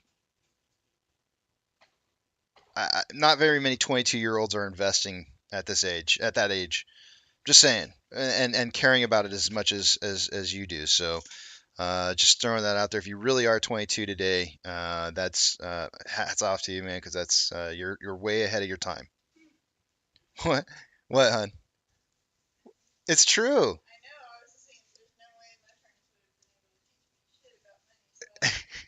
She's like, yeah, there's no way my parents would have been able to teach me shit about money at that age. So yeah, if you really are 22 today, Blake, then congratulations, because you're far ahead of your time. Just remember one thing though, Blake, the market is not designed to be. Not every play is like AMC.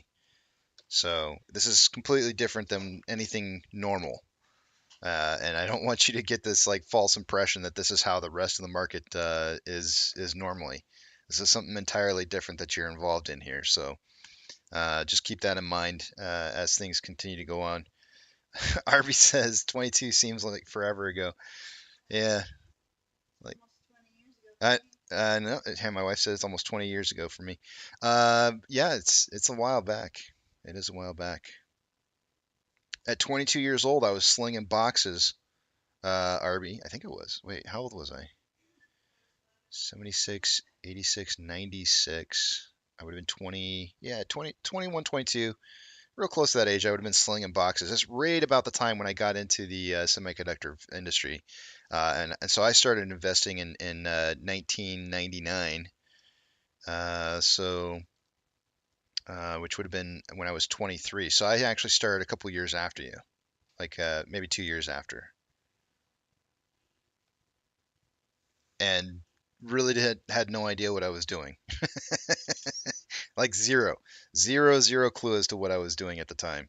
But luckily, I had some really smart people in the industry I was working with that took me under their wing and showed me the ropes, and so I was very grateful for that. A lot of smart people. Hanging around smart people, it's not a bad idea. Makes you smarter. Alrighty, I will see you guys in a bit. I'm gonna go take my break, and we'll cover the numbers when I get back.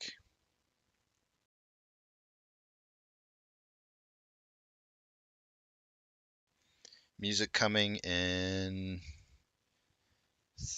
3, 2, 1, and there it is.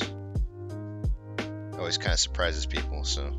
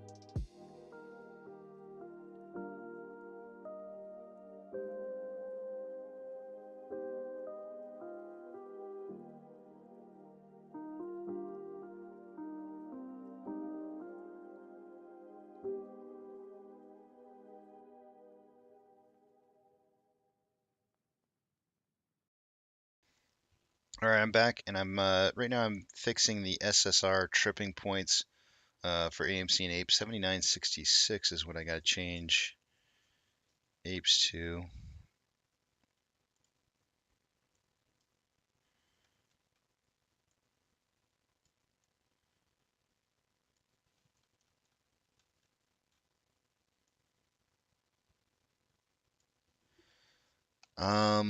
Let's see here.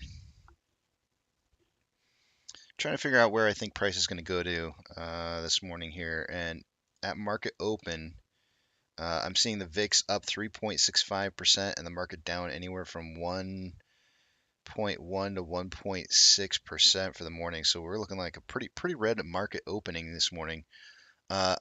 We are at a very long descending parallel. Well, I wouldn't say it's really long, but it's at least over a week's period of time here. 1, 2, 3, 4, 5, 6. We're on day number 7 of this descending parallel channel on AMC. I wouldn't expect us to break down out of this, so I don't think we'll see a price lower than 532 for the day today. 532. Hold on a second here. Let me pull up synthetic price failures. 532 is a 41.9% drop in price. I could see that happening. That's really close to that 40% turnaround point that we tend to see pop up. It's either like 35 to 40%, and our current most low is 39.6%. So I think that is in the possibility realm of possibilities. However, I don't.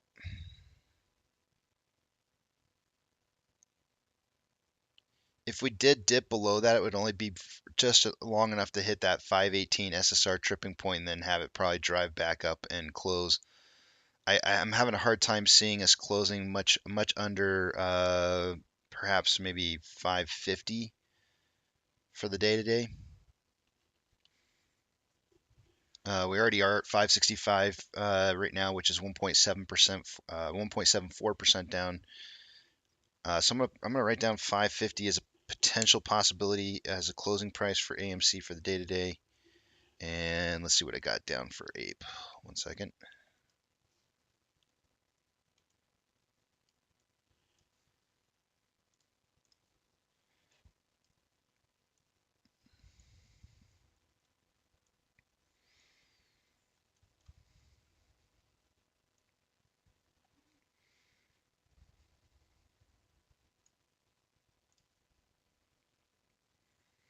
I gotta get rid of some of these. I gotta get rid of some of this. It's getting way clogged up in here. Give me a second while I delete some of this stuff.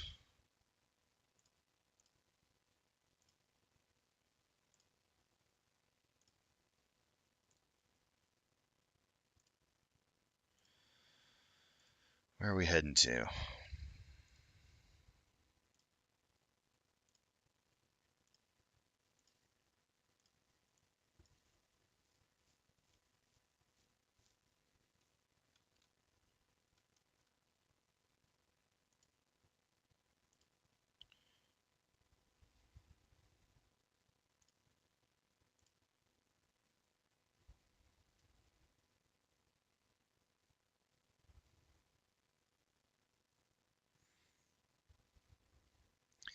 I don't think we close much under 83 for the day to day on Ape.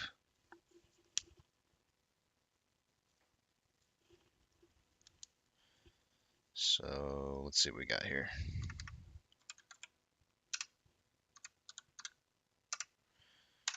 Minus a buck. I'm gonna go 533 to 833 for my price prediction.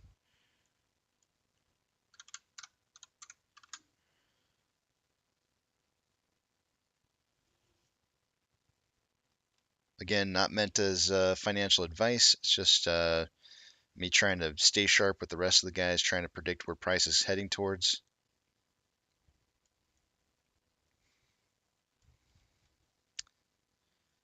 Also, I think some of the I think there might have been some new reporting coming out on Ortex.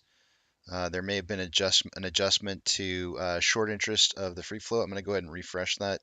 While I was on break, I did see that there was an update on the short interest for the month. No, I'm not seeing it. It's still 18.73. Weird.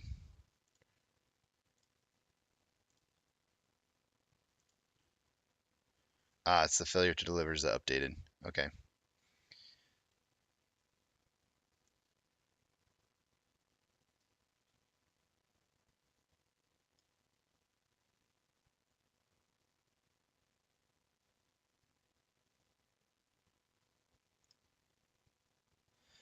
I'll show you those numbers here once we look at the numbers at 9 o'clock. There's an update on failure to delivers for the day today.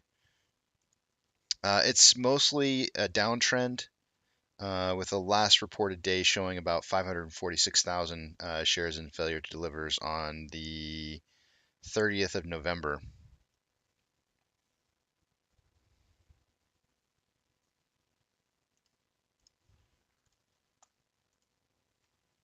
Plague says, Casey, I only want to hear positive. All right. Keto, same as yesterday, 613 to 913. Thank you very much, Nana. Appreciate that. Got him down. So I've got Keto at 613 to 913. Einstein at 569 to 869. I've got 533 to 833. Eric's going to give me his likely right at market open.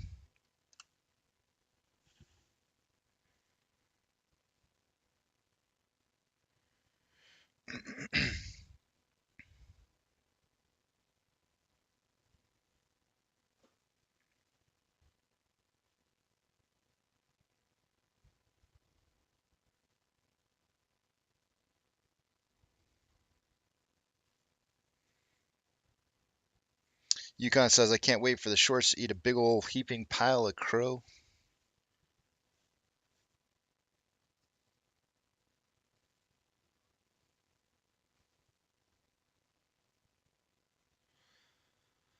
Deborah says, like when a woman says she's thirsty, she wants you to get her a glass of water or cold with sweater or something better.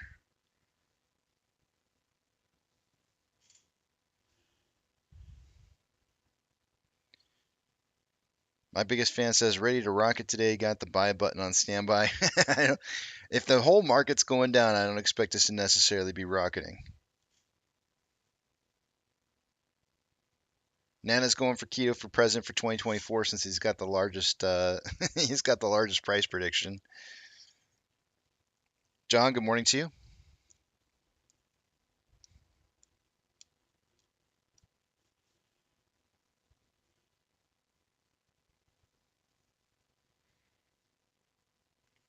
Yukon says, I think I'm going to try and book my Avatar ticks. Might be too late for this weekend. I think you might be right on that. You're not going to get, if you do get seats. Actually, to be honest with you, Yukon, look for showings earlier in the day. You might find. I actually got discounted tickets. I didn't realize because of the time that I purchased them at for the 3:10 showing in the afternoon. I got my tickets at a discounted rate, and the seating was perfect. John says, so it was an inside tip that brought down Sam. Really? Eddie Trade says, good morning, Casey. My son ships out to Great Lakes, Chicago today for Navy boot camp. Ed, get off of here. Get off of here and go spend some time with him. You're gonna miss him like crazy, man. When my son went off to the Air Force boot camp, I miss him. I still miss him. This is it, man. Go have breakfast. Get off of here. Go spend that. Go spend those last few minutes with him.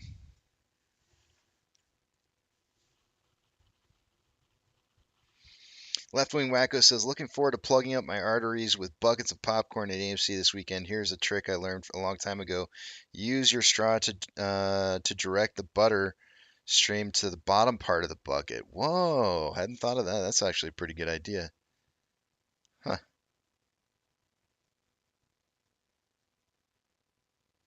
Oh, you dropped them off. Oh, that's right, Ed. I forgot they do. That means that you're far away from the That means he has to. I know what you're talking about. Since my son, since he only had to go to San Antonio and it's only a couple hour drive, we got to drop him off the morning the morning of when they shipped out down to the base. But for your son, it sounds you're not near the base that he's going to be training at, so that means or where boot camp is, which means that he's got to spend the night. And oh man, he's already getting the fun stuff already. He's already having a fun time. I guarantee.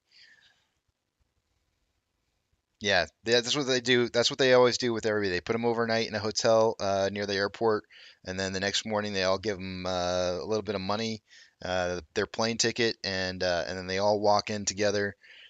You'll see it sometimes when you're going to the airports. Oh shoot, guys, it's time to start the morning. I'll see you guys on the other side of Market Open. I lost track of time.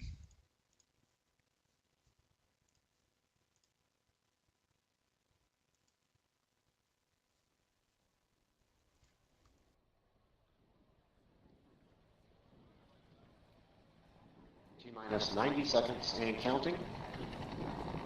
All systems are go. We're about 90 seconds from the launch of Space Shuttle Discovery.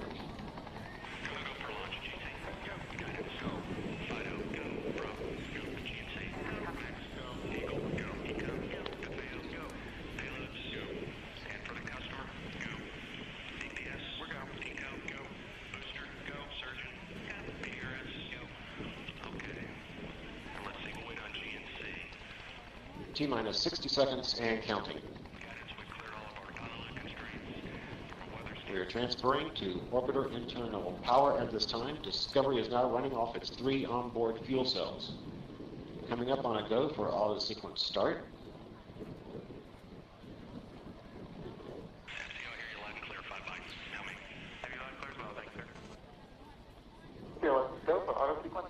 And we have a go for auto sequence start. Discovery's onboard computers have primary control of all the vehicle's critical functions. T-minus 17 seconds and counting. 15,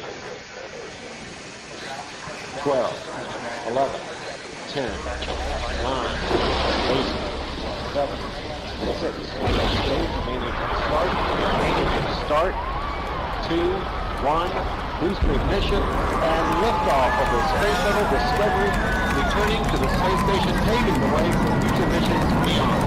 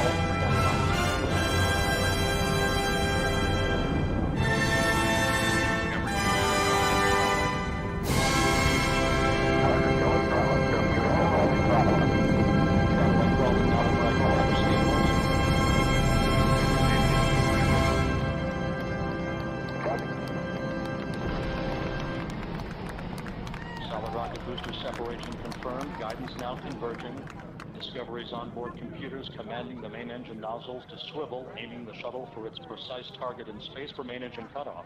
Should have a good forward leg now and then. You sound good.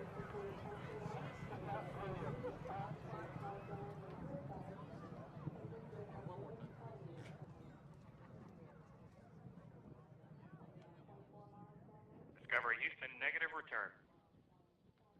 Copy, a negative return.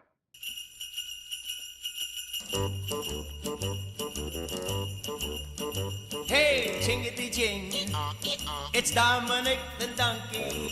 Jingity jing, the Italian Christmas donkey. La la la la la la la la la la la la la la la la la da. Santa's got a little friend, his name is Dominic, the cutest little donkey. You never see him kick. When Santa visits his paisans with Dominic, he'll be, because the reindeer cannot climb the hills of Italy. Hey, jingity jing, it's Dominic the donkey. Jingity jing, the Italian Christmas donkey. La la la la la la la la la la la la la la la la da. Jingle bells around his feet and presents on the sled.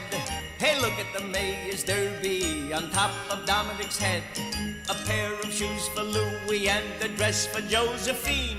The label on the inside says they're made in Brooklyn. Hey, jingity jing, it's Dominic the donkey. Jingity jing, the Italian Christmas donkey. La la la la la la la la la la. La la la la la la la da. Children sing and clap their hands and Dominic starts to dance. They talk Italian to him and he even understands. Kumaras and kumbaras do they dance ad arandel. When Santa Nicola comes to town and brings ujucharil. Hey, jingity jing, it's Dominic the donkey. Jingity jing, the Italian Christmas donkey. La la la la la la la la la la la la la la la la da. Hey, Dominic, buon Natale.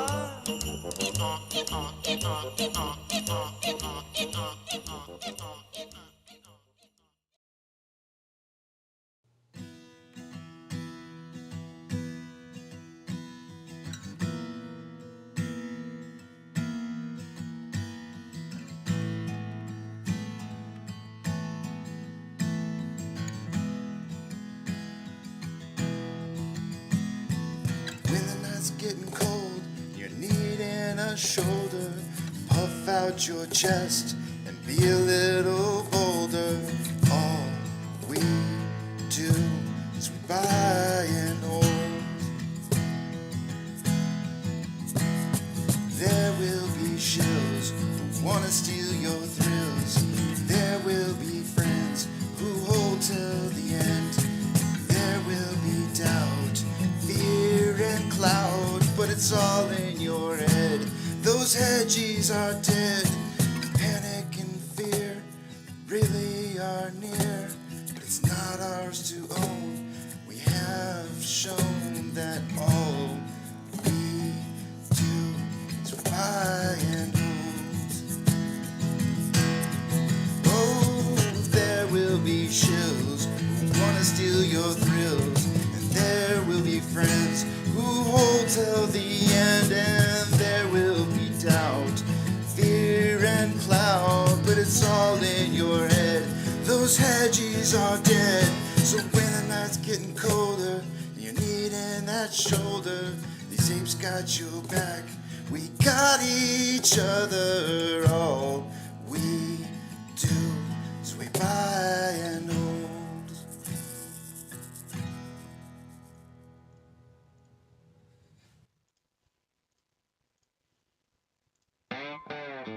Good morning, you filthy apes.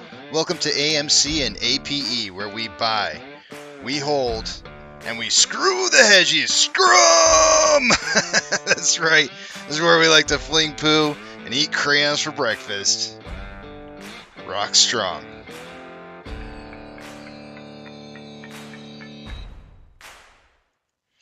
Good morning, guys. So in the link up top that I've got up there, I've got a link for you to be able to go check out all the rules and or orders that were created and voted on yesterday from the SEC meeting that they had yesterday that we were watching. There's quite a few of them in there, but there's a breakdown on each one of those on that list. I'm going to take you guys to the other page here just so you can see real quick what it is that I'm talking about. But each one of the release numbers is listed on each one of these, and it tells you the position of each person who voted on one of the release numbers, and whether or not it was passed or not. Every single one of these was passed yesterday. As I scroll down through this, there's quite a few that they covered. Some of them not. Some of them more approved than others, like this regulation NMS was approved unanimously. Others only passed on a 3-2 vote. Pierce and I don't know how to say that last name. Uyeda. Yuda? Uyeda. It's probably Uyeda. Seem to be the two that were not backing a lot of these that were in here. Whatever Pierce did, Uyeda also followed suit. So, but anyways, you can go through that. It makes it so much less painful than having to sit there and listen to them talk for hours and hours and hours. And you can just click on each one of these links here and find out what specifically it was that they were voting on the release for that order or slash ruling. So that I provided that in the link at the top there for you guys to be able to click on and check that out at your own leisure. Also, we had yesterday the 50 basis points increase. The target rate probability calculator for February 1st, which is when the next rate meeting will be held, is showing, as of this morning, was showing a 28% chance at a 50 basis points in the next meeting, or 20 and a 72% chance at a 25 basis points.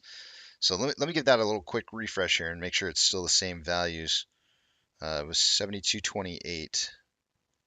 Yeah, it's a little bit higher. It's now 75% chance at 25 basis points and 25% chance at 50. So it looks like we're looking at 25 basis. As of right now, it looks like we're looking at 25 basis points for February 1st. So and I thought they were supposed to do 50-50, 50 this time and 50 next time, but according to this target rate calculator, it's saying probability calculator, it's saying 25 basis points. So we'll see what happens. Let me see what else. I feel like there was something else I wanted to.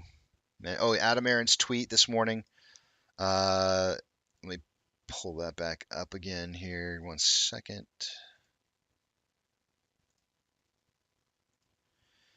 He said, the time has come. Some 13 years after the original was the biggest movie of all time, Avatar: The Way of the Water opens this weekend with early screenings tonight. Retweet this if you can say, I am seeing Avatar at AMC, to which I retweeted. But it doesn't look like that it's showing. Hold on a second, let me look at my profile.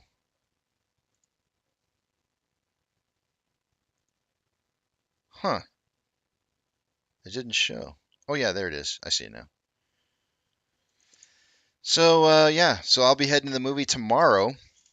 I have I think it was 3:10 or 3:15 showing for the movie tomorrow, which means that I'm gonna have to since I normally cut out at 3 or 3:05.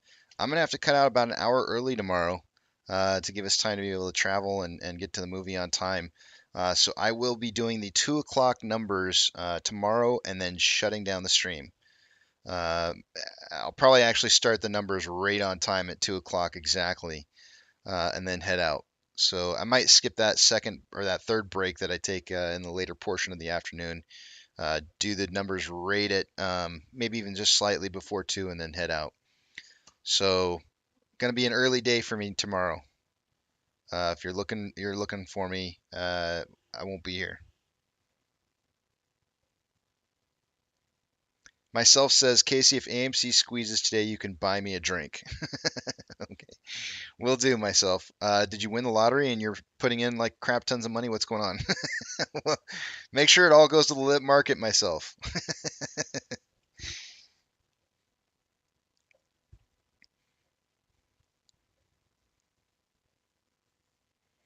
Mac and Bees is over here saying the market is doing fine. The market is doing fine. The market is doing fine. We'll take a look here in about 18 minutes. I, I want to see the SPY. You guys are like killing me here. I got to see it. Okay, SPY down 1.45%. This morning it's down to 393. Where are we heading to here? Let me pull up my daily on this and see what I've got drawn out here. We did. We broke out of the ascending broadening wedge. This should head down. So two things can happen in this scenario on the SPY.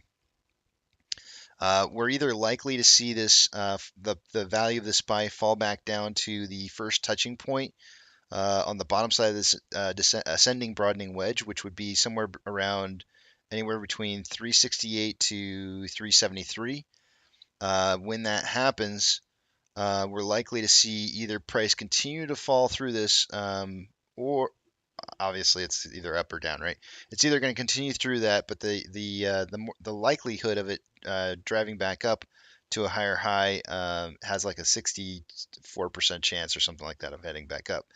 So it's more likely to head back up once it hits that point than it is to head back down. But if it does continue to break past 369, that 355 value that I've got, this hard set line value here, if it breaks past 355, watch out. No telling how far down it's going to drop. I mean, I've got a good idea as to where it might head to, but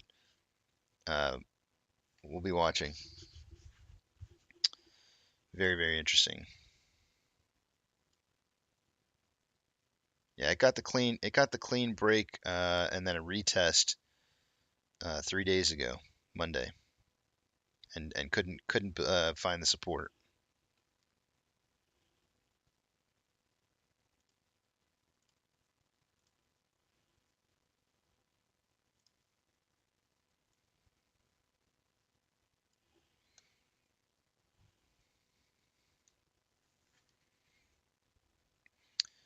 Joe says, question chat, if you purchase merch from AMC, how long did it take you to get it?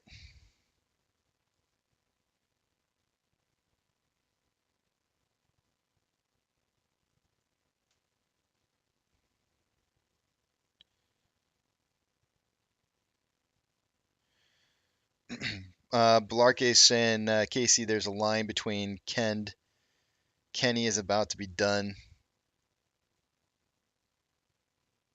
Ken is flatlined.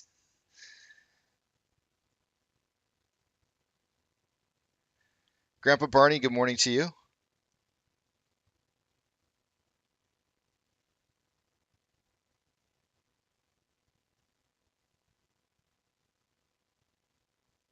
Shawshanker says, "Hey, I ordered some mugs, but accidentally ordered to the wrong address. When can I get a refund?" I feel like autofill is a thing these days. I don't know, like how. You know what really sucks is the very first time I ever put in my phone number into my iPhone, I put it in wrong and I didn't look to see what it was and I submitted it, and like every single time I do autofill now, it always puts in the wrong phone number in there, and I'm just too lazy to go in and find out where where in the settings I can change that.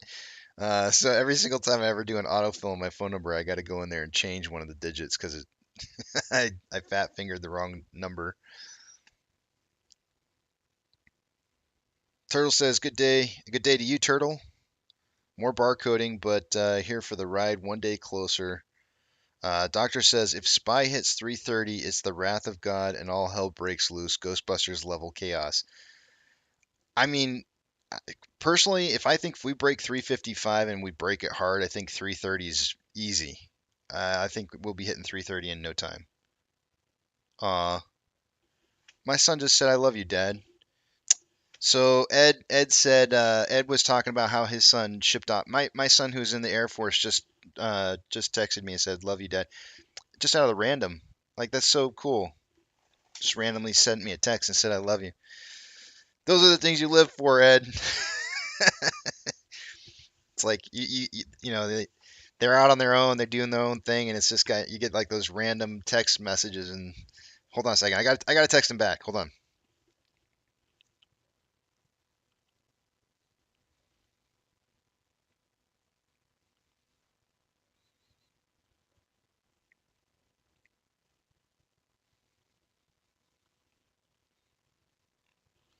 All right. I just had to text him back.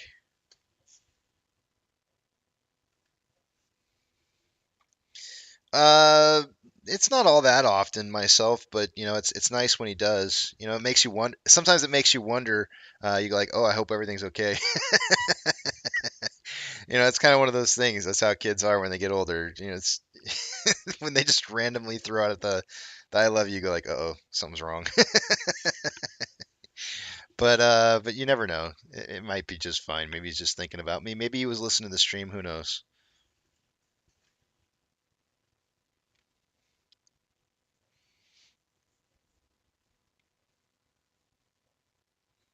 Buck says, Casey, will you be increasing your super chat and Discord fees for 2023? I am. I will be increasing those fees about 25%. So yeah, so it's 25%. I know it seems pretty hefty, but I think I put out pretty good content and information, and I think that 25% off of zero is still zero, so it'll still be the same. Some of you guys are going, wait, what? 25%? Yeah, it's still zero. That was the very first multiplication math I taught my kids when they were like 2, 3 years old and barely able to talk or just talking. Math is super easy. You want to know what 0 times 0 is? Anything times 0 is 0. And then you make it real fun for them.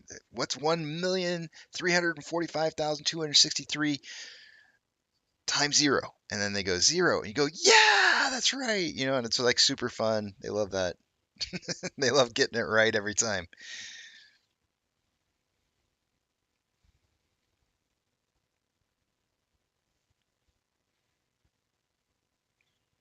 Turtle says you said 20% in October unsubbed. That's funny.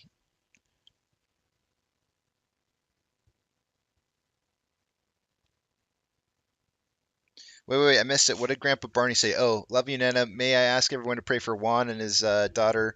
She's in the hospital fighting for her life. This is when true family shows who we are. Absolutely, Grandpa. I'm sorry I missed that. I skipped over it there, kind of reading. I'm kind of moving back and forth on some of these. Absolutely.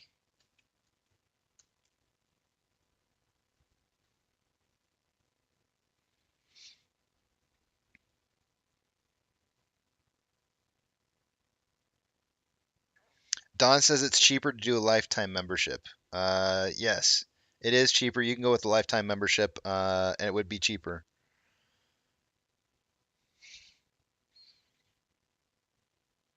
Natalie, she is fighting lupus.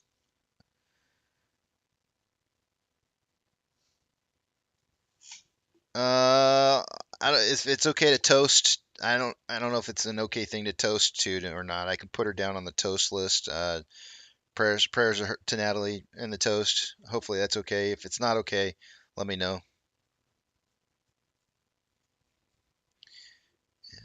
Let me make sure I spell this right.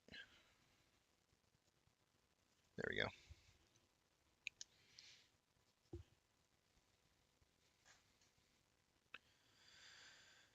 Right, a toast to recovery. That's what I'm going for. Not, yeah, that was the idea.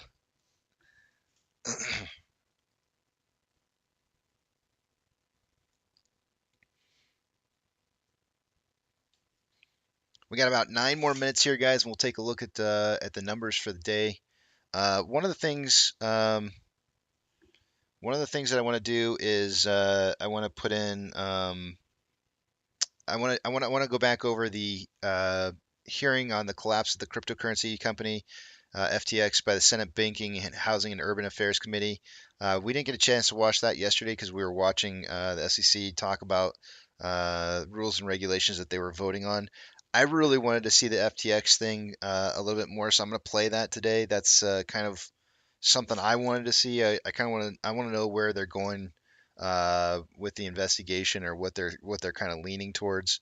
Hopefully, you guys can endure that. I think it'll probably be a little bit more entertaining than listening to uh, good old Gazer Beam Gary and the squad.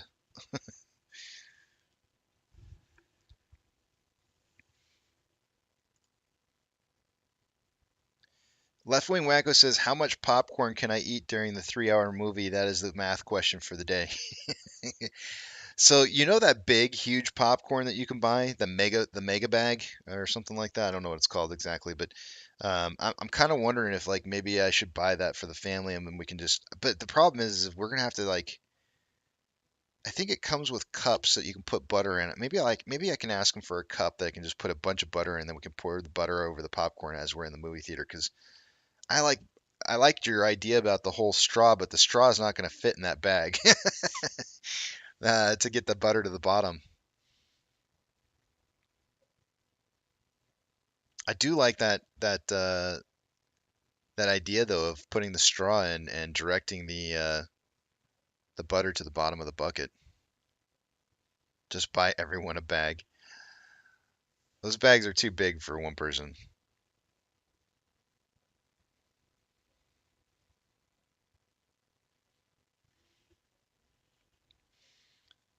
Balarke says, Balake saying, I'm getting my girlfriend's dad that fat bag of popcorn for Christmas because he said AMC squeezes hype and won't happen.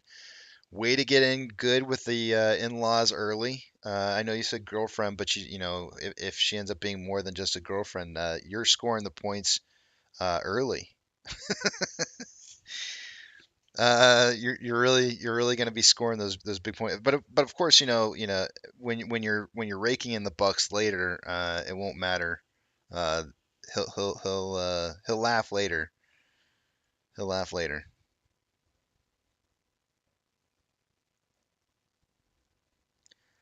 Okay, then maybe those bags are smaller than I thought they were because all the pictures I've seen, those things look huge, Turtle. How much freaking popcorn do you eat, man? Those bags look those bags look really, really huge.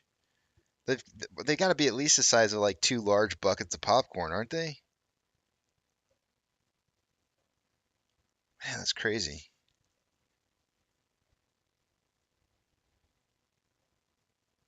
Three large servings in a bag. Dang, dude, Turtle, we gotta talk. We gotta talk, man. That is way too much popcorn. You need to slow down a lot. I'm a stoner, Casey. It's guilty pleasure, dude. But three large, come on, man. That's way too much popcorn. You're gonna be having like digestion issues later. That would- Hey, you get done eating three one of those bags, and you're gonna be pooping out the corn cobs later. Oh my gosh, that's insane.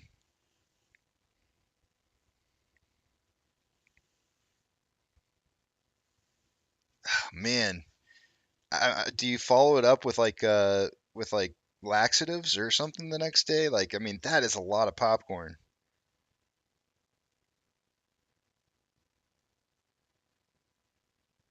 Not saying the results are spectacular.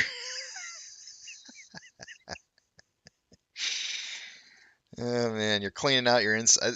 I guess it's that's what you call a scrub on the insides.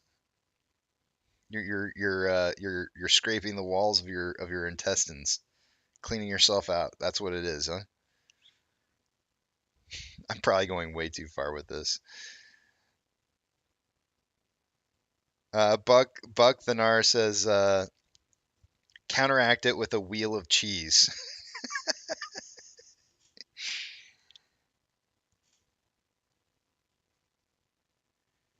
Arby says, "Can you send my girlfriend your glasses, Casey, if you think that bag is that big?" Really? That's a big bag, man. Three large buckets of popcorn is a lot of popcorn. I got a family of six, and I think we get two larges. I actually buy one large, and then I ask them for two boxes. We dump the popcorn immediately into those two things. I say, "Can I get my free refill right now?" While I'm standing there, and then I have the kids go fill up butter on the boxes, and then I've got the this way I don't have to leave the a poop corn colonoscopy. Oh man, you should have put poop corn, not popcorn. It's a poop corn colonoscopy. Um, but yeah, like two larges is good enough for 6 people in my family. I don't know. I don't know how you guys eat so much. That's crazy. That's way too much popcorn.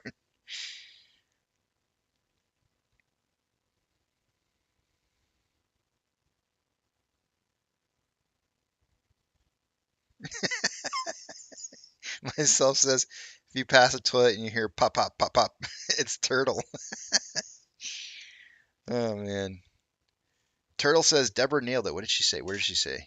Uh, Probiotics might be in order for that order. I agree.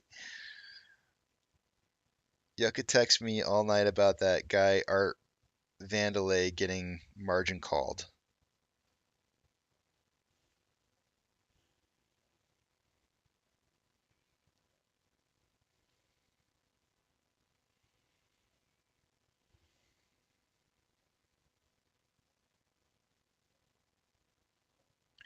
Uh, Maggie, the reason I don't ask him is because they don't have butter in the back at the movie theater that I go to. I would ask them to put it on there, but they don't have it there. They have dispensers for you to put your own butter on, and they don't have dispensers back there.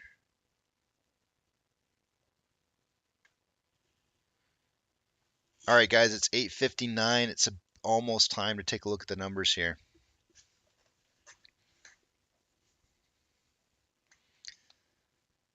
Dr. Zeno, if I was living in New York, it would sound like pa corn box, which sounds like a bunch of hot cocks.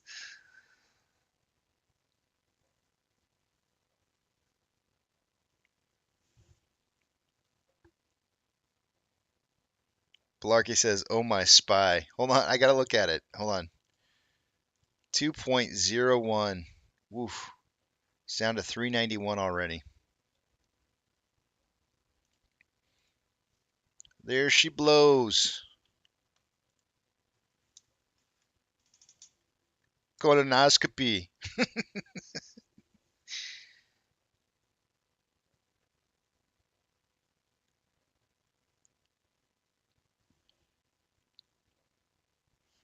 Yeah, that's crazy.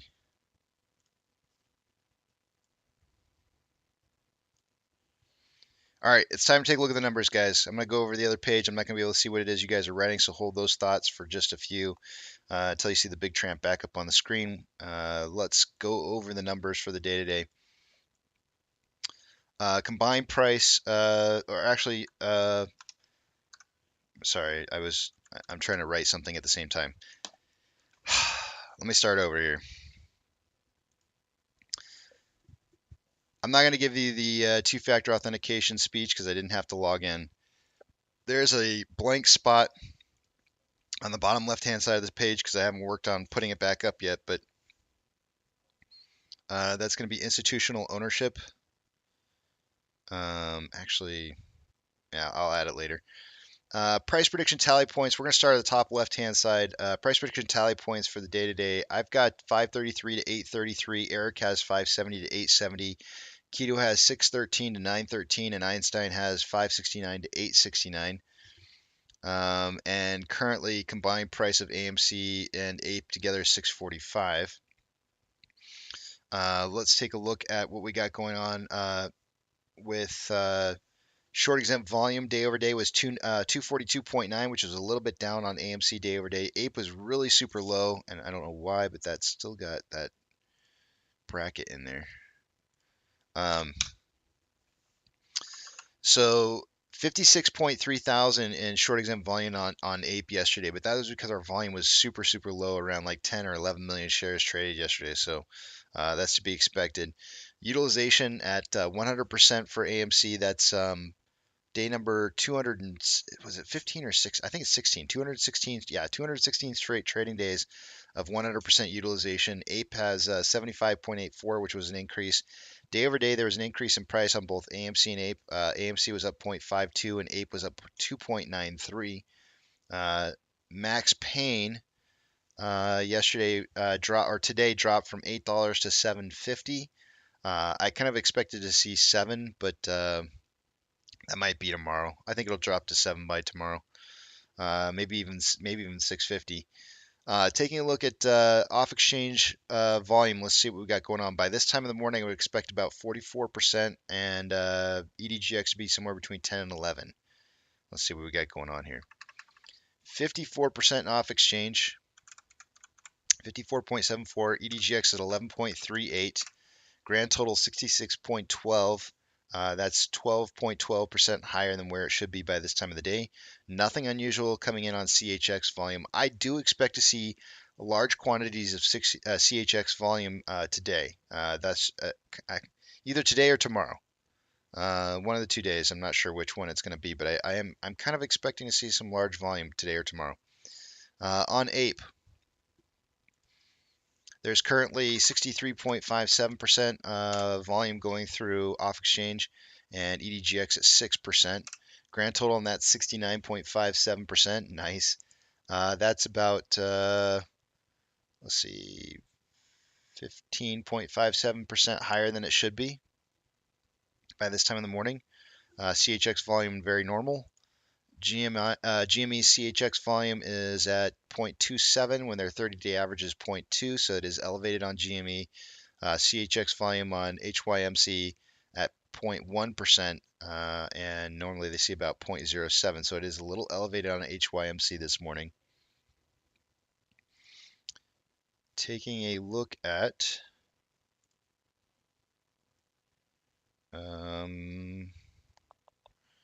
institutional ownership, which is supposed to be on the bottom left-hand side, but I've had to delete it this morning.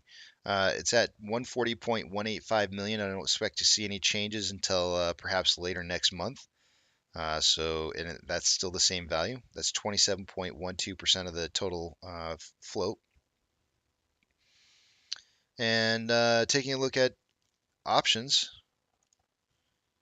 highest amount of volume so far this morning is currently coming in for the calls. Oh, it's saying I got to log in. Dude, I thought I was going to spare you guys the speech, but apparently not the case. It's making me log in. Two-factor authentication, if you don't have it, you may want to get it, as it could prevent somebody from getting into your account that shouldn't be in your account. It is a little time-consuming, but I think worth the extra protection. If you decide to try it out, make sure and set up a secondary phone number to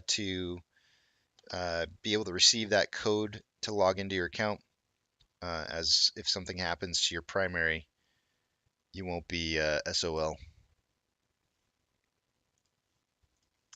Give me 1 second here, and I will update this.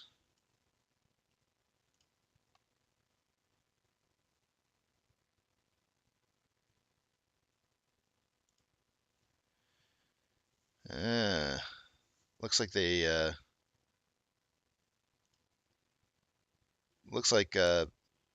Fidelity updated some of their stuff here. They're gonna screw with me again. Ha, but I found my way back. All right, sorry. I'm kind of moving pages around here. All right, back on track. Let's take a look at those options. Where are we at for the day today?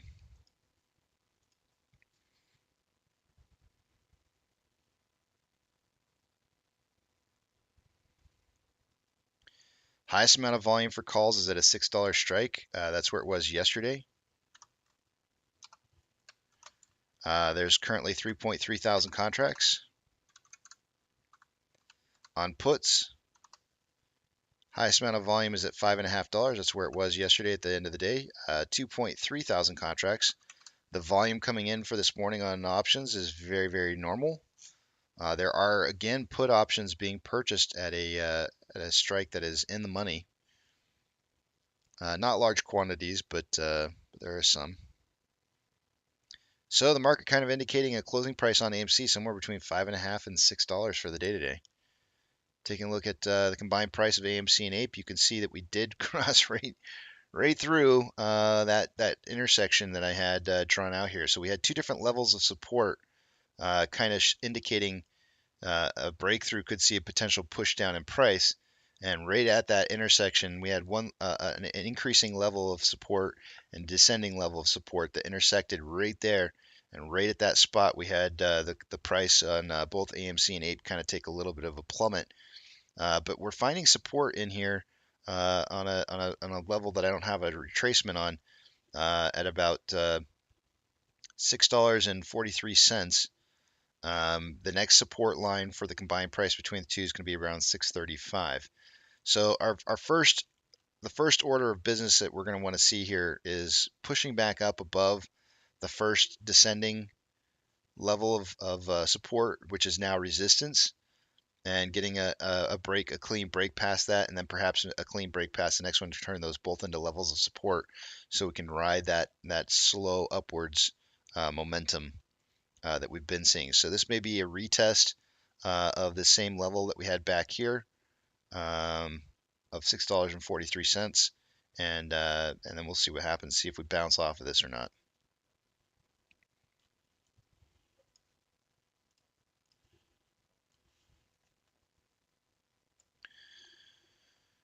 Taking a look at Ortex.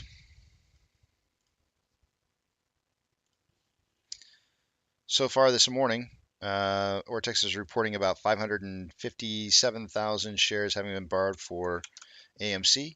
It's going to have the effect of raising that short share interest of the free float to 18.74%. Utilization, like I said earlier, 216 straight trading days of utilization being 100%.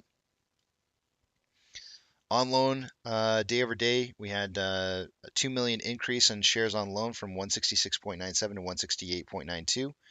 That's going to drive our shares on loan up to, or that's going to drive our short interest up by 670,000 shares, according to the projections by Ortex.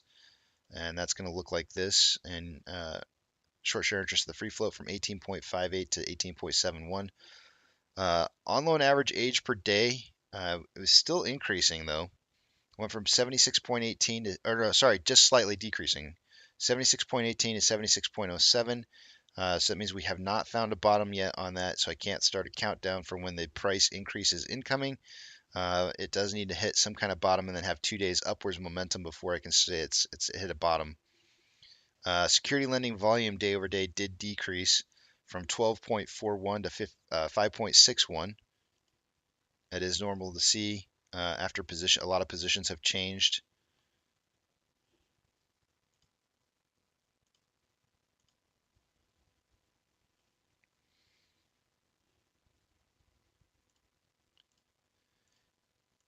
Short share interest of the free float on Ape is at 6.65 so far for the day to day. We've got about 34,000 shares having been borrowed. Cost to borrow min is at 6.56, average at 7.08, and max at 9.25. I think I forgot to read those for AMC. Let me go back over there. AMC is at 18.8 min, 22.69 average, and 24.25 max. For Ape, shares on loan or utilization is currently at 75.84. A little bit of a rise day over day on that. We'll zoom in on this here so you can see it. On loan amount decreased rather 0.3 or 300,000 shares day over day. On loan average age per day still heading slightly upwards. No, down. It did move back down again a little bit. 28.92 to 28.83. We did hit a 2-day upwards momentum from the bottom here on the 9th, which puts us out. It starts the 2-week countdown for another price increase incoming within the next 15 trading days, which will be just at the end of the month.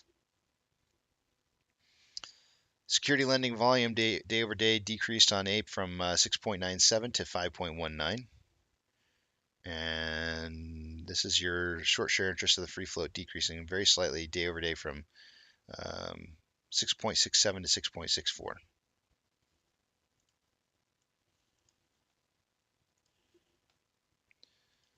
Orders by Fidelity customers.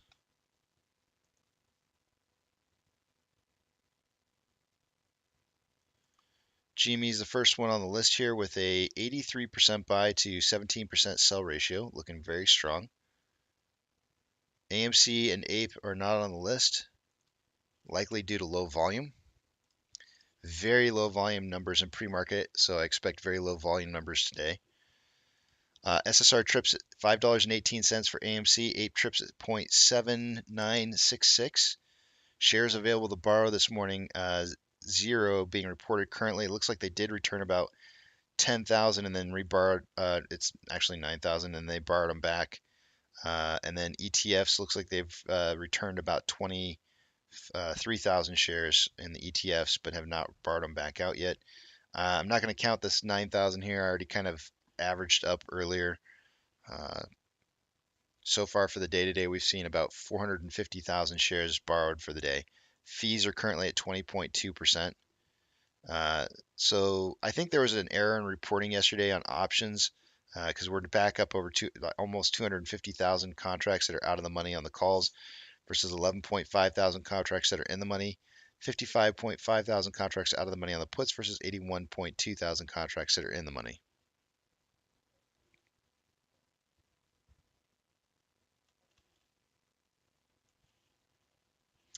I just noticed that the futures are pretty heftily loaded up for next year. I mean, there's 400,000 contracts for 120 that are out of the money right now. That's a lot. There's a lot of activity for the end of January showing up here.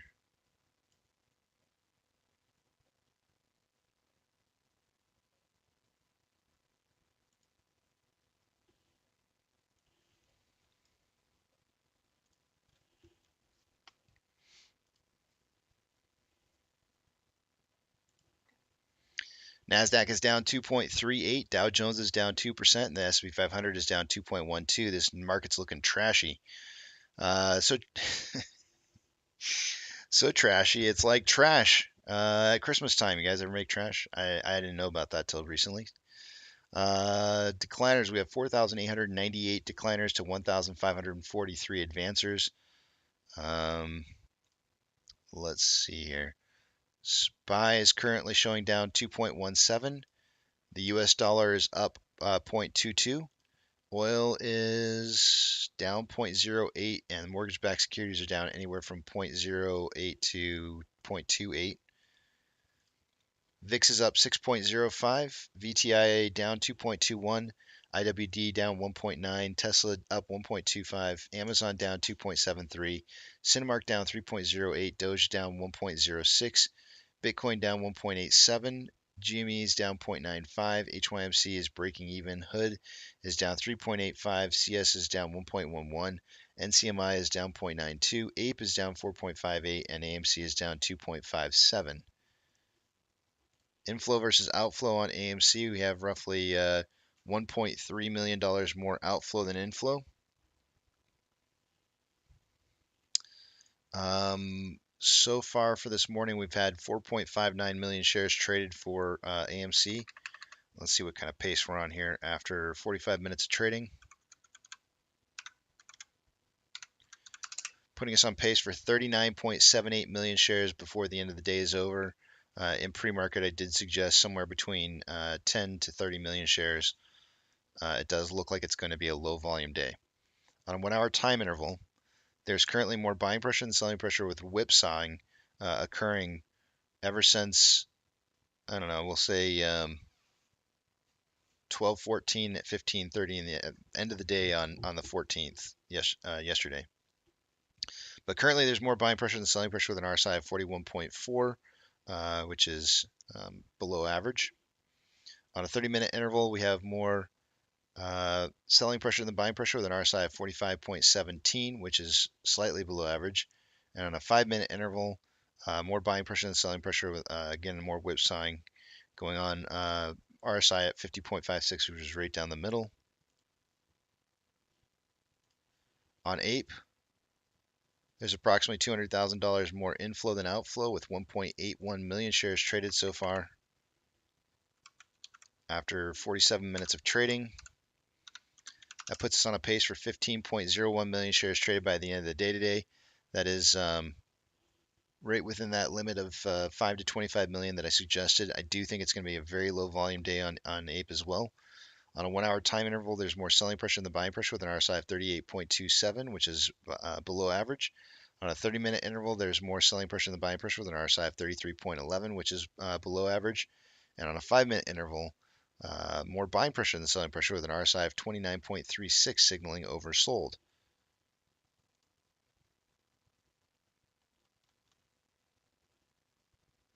Ichimoto.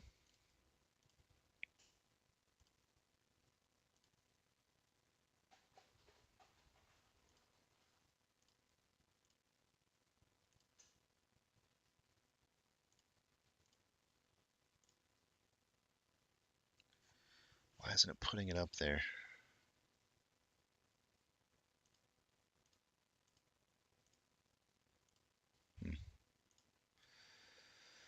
With Ichimoto on the 1-hour time interval on Ape, we currently have price falling down into the cloud like I had suggested. We usually drive down through green clouds.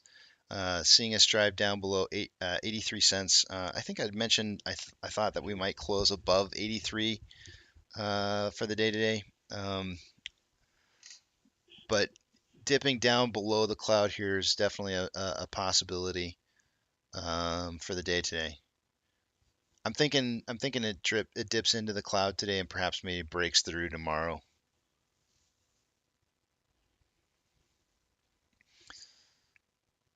But the good news is that I don't think that we're going to see too much further pressure down once it does break down through this cloud, because I think this is going to turn into a red cloud very soon hereafter, which is where we should see some more of that price increase incoming. I had mentioned to you guys a while back on the first signal for Ape coming through on Ortex, and I'm pulling it up right now so I can look and see what I told you guys is the date. The first date that I saw was December 2nd, which would have been right back here. I told you guys that there was a price increase coming within the next 15 trading days. 1, 2, 3, 4, 5, starting in between the 5th and 6th day, which is really close to the average, which is 7. We started that increase in price, and I told you that it would be bimodal because we had two different dips in the on-loan average age per day. So when I say bimodal, what you're going to see here is you're going to see the price coming up.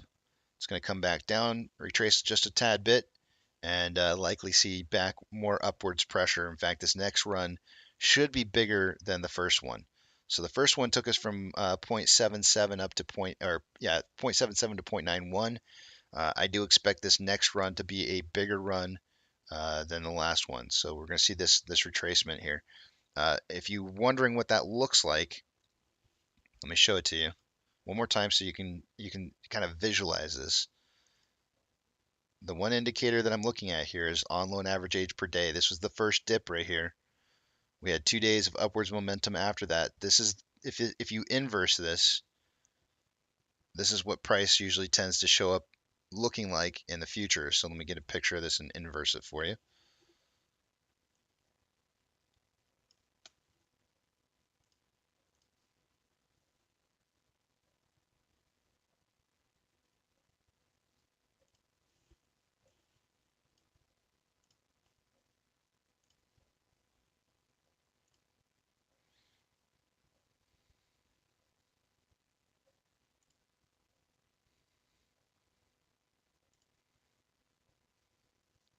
So bimodal. You get the first bump up and then you get a bigger bump on the next one.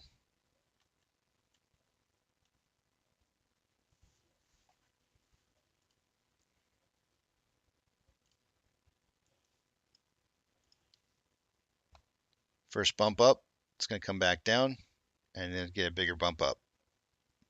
I don't know how high it's going to go. There's no way for me to know. I can't the on-loan average age per day doesn't do anything about it. Doesn't help predict where you're going to be moving to or how much you're going to be moving a price by. It just is a great indicator for telling you what you're probably going to see happen in the future. On this 1 hour time window here, one of the numbers that I suggested that would be a good push point for numbers would be 92 cents. On a 4-hour chart, on this one I said $1.05 to get above the red cloud for the day today. I don't think that's going to happen on this price run here. that we had over the last couple days is we're going to see that dip down first, and then moving into the thinner portion of the cloud. This will probably be where the push through happens. This is looking like the 21st or the 22nd area time frame for that push through on the red cloud. So you get that first price run up, a little bit dipping back down, and then a rise back up and likely through the cloud. Taking a look on Ape or AMC rather. On a 1 hour time interval, pushing through the cloud, the thin portion of the cloud for the day-to-day turns this into a very strong buy signal at $6.05, which we're hitting really close to hitting. We were really close to hitting just a second ago, and then they really started driving. We hit that 605 trigger number, and you could see them instantly start pushing price back down really quickly. So yeah, they don't want to see us hit that. That's going to be the sticking point for the day-to-day. They don't want to see us hit 605. Otherwise, it does turn into a really strong buy signal from outside investors because you have the lagging line above price line. Conversion would start to become higher than base, and prices above the cloud that would push you into a huge buy signal. The next buy signal point, or another big strong point to hit, would be $6.70, which is where we would break above the cloud on a 4 hour time interval. So you would see conversion driving above base, lagging line driving above price line, and price being above the cloud, and it would be a massive buy signal on AMC.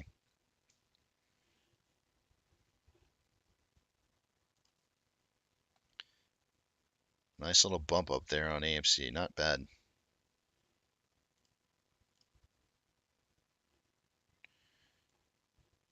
That got us a little bit of volume too, just a tiny bit.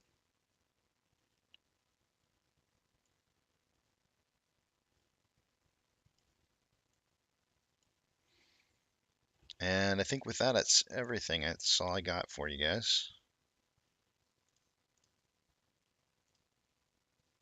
Make sure I'm giving you guys the right data here.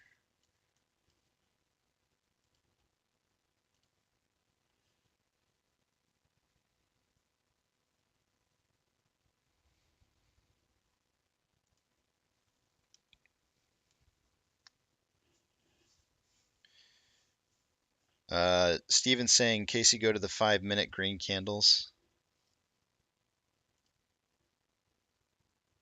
Yep.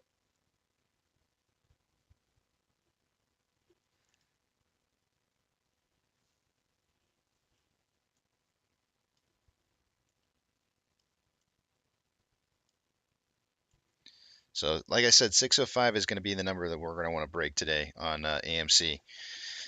605 on AMC and 92 cents on Ape. Those are kind of like key target push points for us on those. Together Strong, how's it going, man? Hey, Healthy Nutrition Fit said, happy birthday.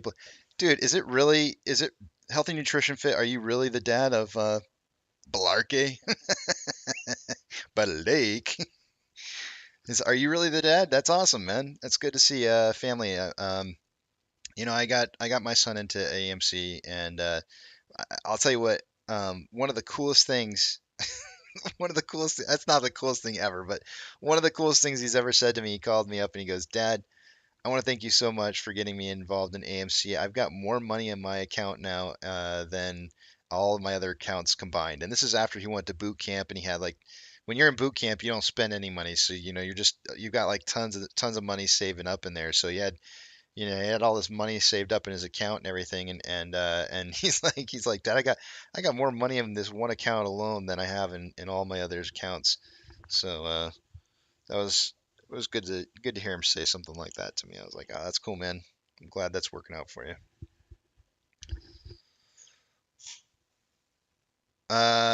So look at Aaron's tweet. There's a line through the Kend part of the word weekend, a line through it, a flat line through Ken D. Ken Griffin is flatlined. So we had that discussion earlier. We found, Tammy found the, I say we, but it's actually Tammy. Tammy found the original the original picture, and there may be something to that. Let me throw this up here for you really quickly and just show you the stock picture versus what Adam Aaron posted. There may be something to what it is that you're saying there. Hold on one second while I pull up Adam Aaron's tweet, and we'll just take a look at those real quickly so you can see the differences. All right, so this is Adam Aaron's tweet right here. And notice the box that's going through right here, and the box going right through here. And then there's this line it looks like somebody kind of copy pasted maybe the box and put it here. And the reason I say copy pasted is because if you pull up the stock image that hold on a second here. Where did I put it? That's not it. No, give me a second here. Let me put them up side by side so you can see the differences.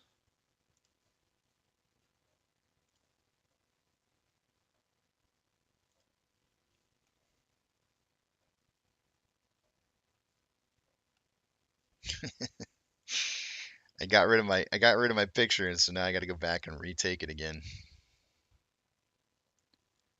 All right, so this is the stock image, and it's coming from Reno, Nevada news agency. It's definitely like one of those pictures. This is the stock image. Okay, so that's actually there. It did not change. It's actually still there on that one. I was wrong. I'm looking at it right now, and I see the same image showing up there as Adam Aaron's.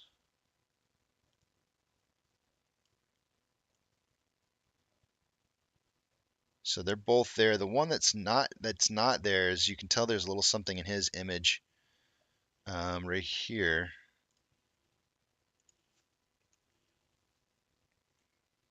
You can tell there's a little something going on right here in his image that's not going on in this one.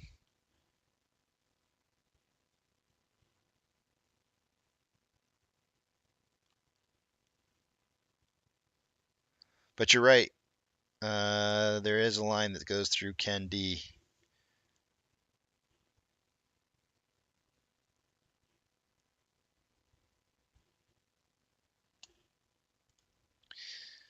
I don't know, man. Tinfoil hat stuff. It's like I can't really. That's a lot of tinfoil hat right there. A lot of tinfoil hat going on.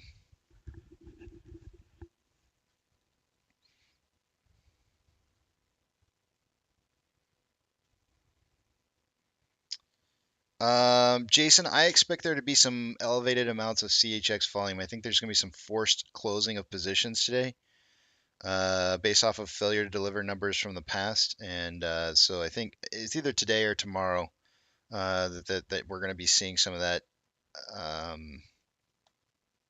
And I think we're going to see some of that come through on the lit market. We're going to see that.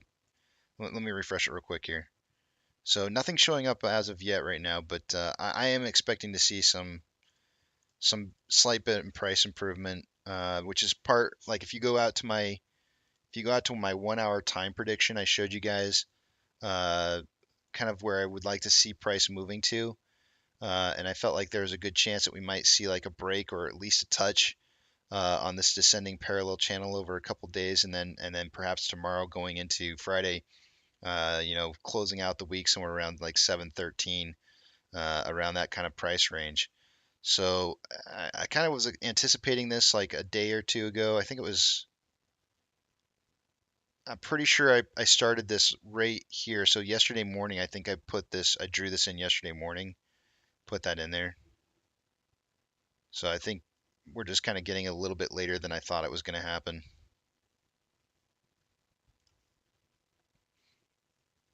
I don't know. We'll see if we get there or not.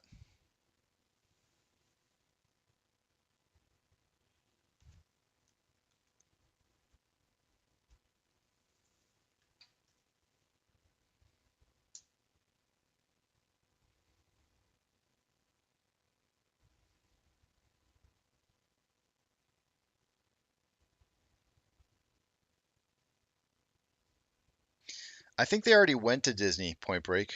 I think they already did it. Sammy says that's the same image. It looks like the Adam Aaron one has a little bit of modification to it, though.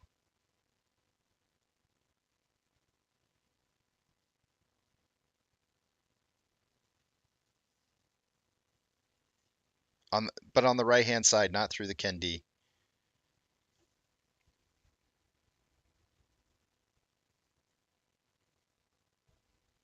Ariel says it's my understanding that Adam Aaron's son does a lot of Adam Aaron's tweets. I don't know that to be a fact, and I've heard that as a rumor before, but I don't know if it's true or not.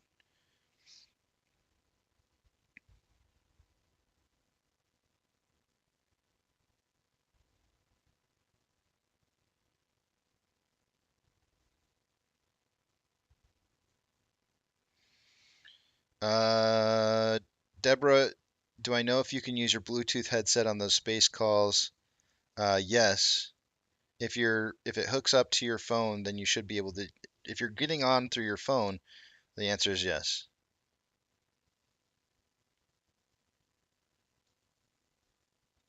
But you still have to be able to, like, you remember how I said about like turning on and off your mic? Like you're definitely going to want to be able to turn your mic on and off, um, or your headset on and off, one of the two. Like turn off the volume off of your mic. It's kind of it's kind of one of those like unsaid rules. Like if you're not speaking, don't have your mic on. It's kind of like in CB land. Like you don't leave an open mic on in CB land, right? So same thing on Twitter. You don't leave an open mic. You always turn it off when you're not talking, unless you're in a completely silent room and there's nothing happening, and you're not going to be making any kind of noise that goes through over the mic.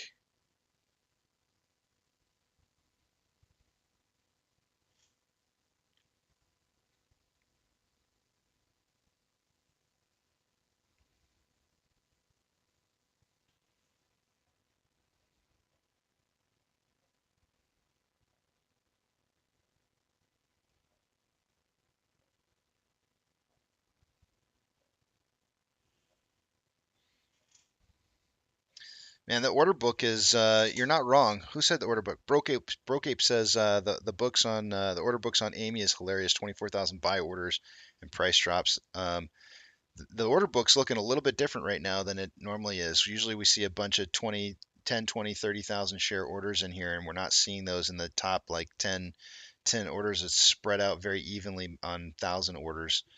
The other side on Ape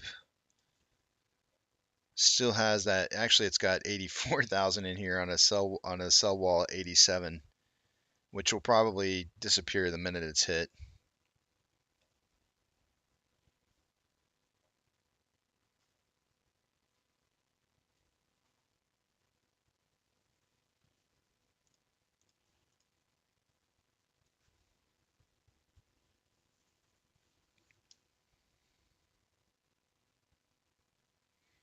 Hayden says with only 88% or so buy orders in the dark pools, there's only one direction for price.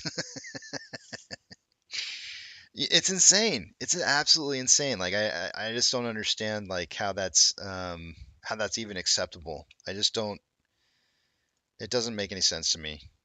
It's very large, and it's not like any. I mean, pull up any other stock. Show me another stock that looks like that, and I'll show you market manipulation. If spoofing is illegal, why don't we just submit video evidence since we see it so often? Um, I don't I don't know that what you're seeing on AMC is spoofing necessarily. Although I will say this, Ethan, there was something that occurred 2 days ago that I did submit proof for to the SEC. It's the first time that I've ever submitted something to the SEC as a complaint because there was something that happened on Tuesday morning. I think it was Tuesday. It was either Monday or Tuesday morning in the order books where an order was allowed to be filled for a price lower than what was currently being traded on the order books, and it was reflected on the candle and stopped momentum when it occurred. And to me, that's not cool. Like that shouldn't have happened. There's just no reason. There was no reason for it whatsoever. It should have traded at the going price, either the bid or the ask price. If it was a buy order, it should have gone through it as the as the bid, or it should have gone through as a purchase of an ask, one of the two. But it shouldn't have been able to bypass the highest bid amount and drop it by like 30 cents or however much it was. So I did submit that. And I would suggest that if you think you can find spoofing, and know for a fact that it is spoofing, to go ahead and do that. Submit it.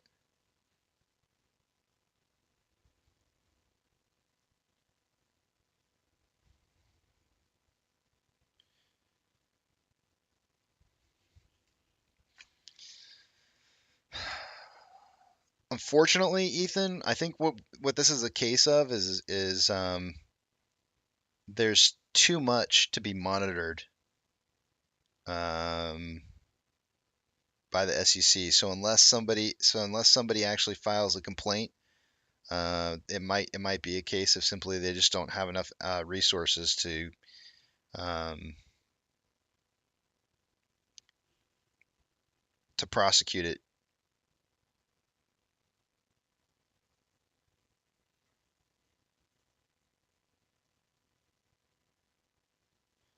Yes, Ape Ape has the ability to be shorted. Yes.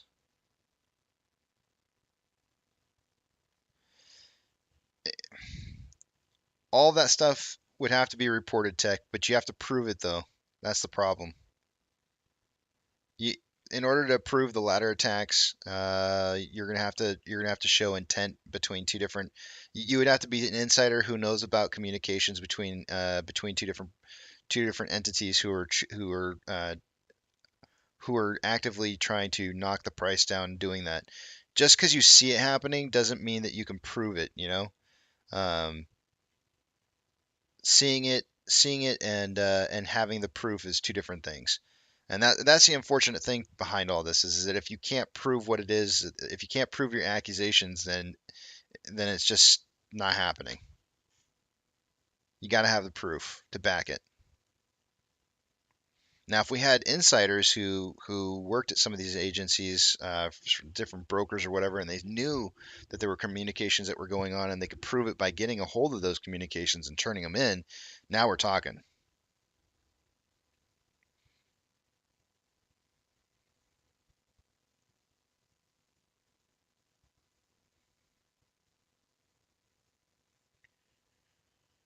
Deborah says they have plenty of money to hire a bunch more IRS agents. That's because they're gonna need them when we make so much money, Deborah. They gotta collect their money.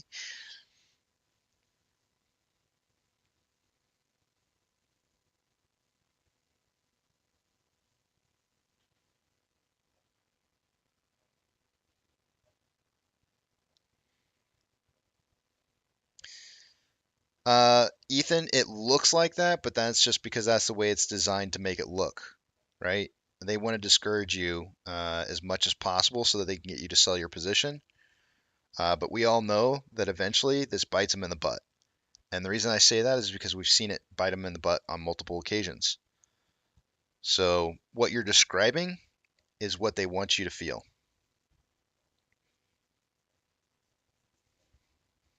So it sounds like it's working.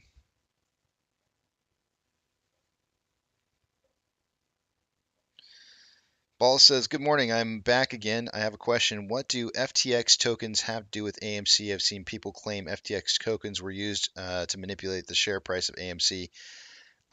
Balls, I'm not going to be talking about it. Only because there's retail investors who are still involved with their positions with certain cryptocurrencies, and until that's gone through um,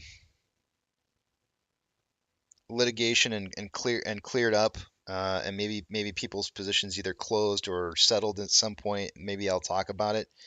But until then, I think anything that I have to say about that would be unethical for me to talk about.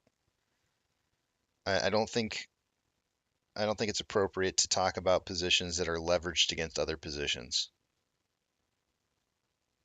I own AMC.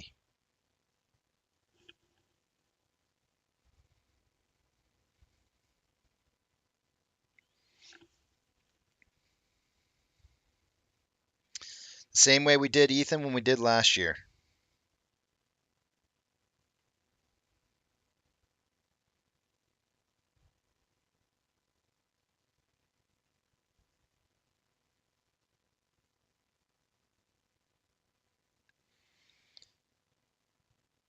So first off, Peter, what happened to MMTLP? And I don't mind talking about it, but what happened to MMTLP is not the same thing as what's happened. They can't just take away buy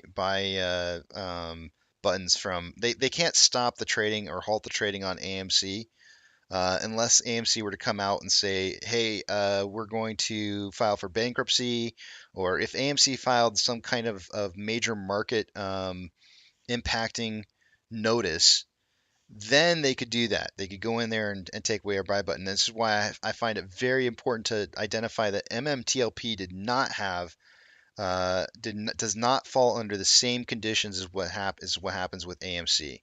So everybody who's trying to draw some kind of parallel to what occurred over there is reaching for some of the farthest straws you can possibly reach for, because there's nothing even close to being the same about this, what's happening here and what's happening on that.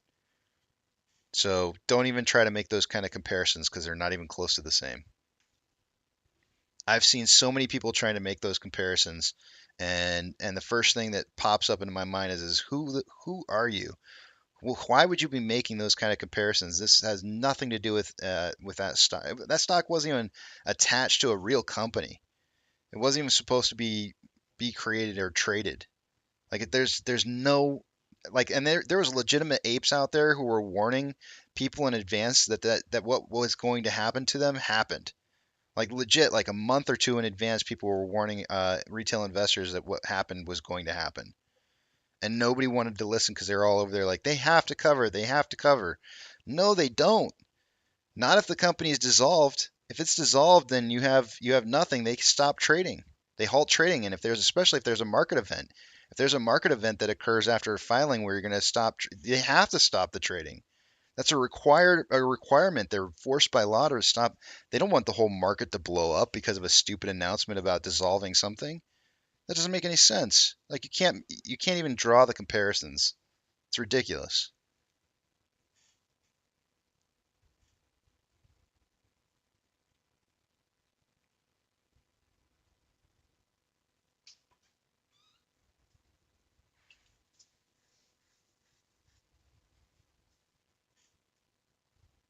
Well, you can believe that if you want to, Ethan. That's your choice.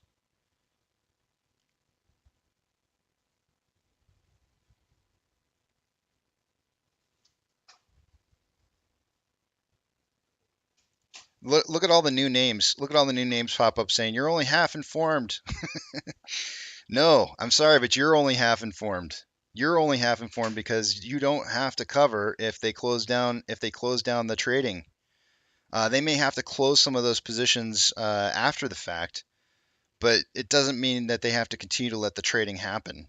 That's not how the market works. I hate to break it to you. But if there is an announcement made by a security that's trading on the marketplace that it's going to be dissolved, and then there's massive amounts of price movement on the security, it's a requirement that they take it out of trading. They have to. They can't allow that kind of stuff to continue to be traded. That's not how it works. You gotta understand the rules and the regulations of this market. If you don't understand them, then you just shouldn't. Maybe you should go do some studying and figure things out because uh, you know what your perception of how this market gets traded is completely different than how it is actually traded, and you need to understand that. And this is why I don't mind talking about MMTLP because it's a done deal. I won't talk about FTX stuff because that's not a done deal yet, but MMTLP not a problem. Hold on a second, guys.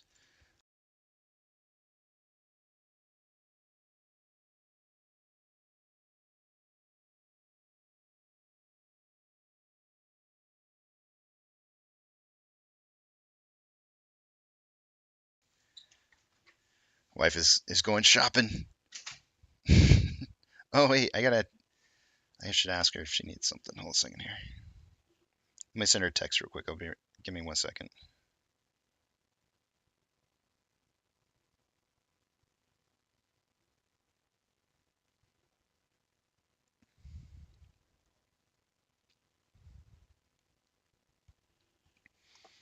Let's see here.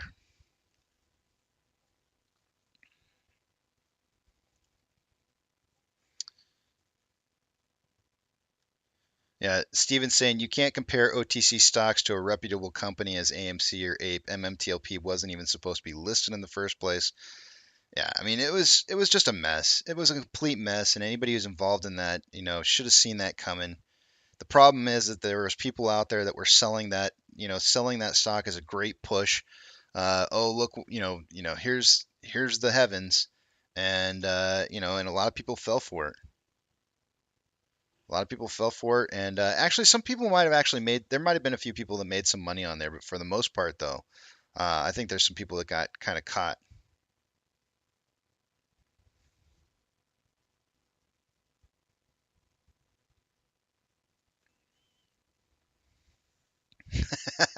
Dude, Sammy boy, believe it or not, I don't like cheesy poofs. I don't like. Uh, what are those called? Those puff balls, those orange puff balls. I don't know what they call them. I don't like those.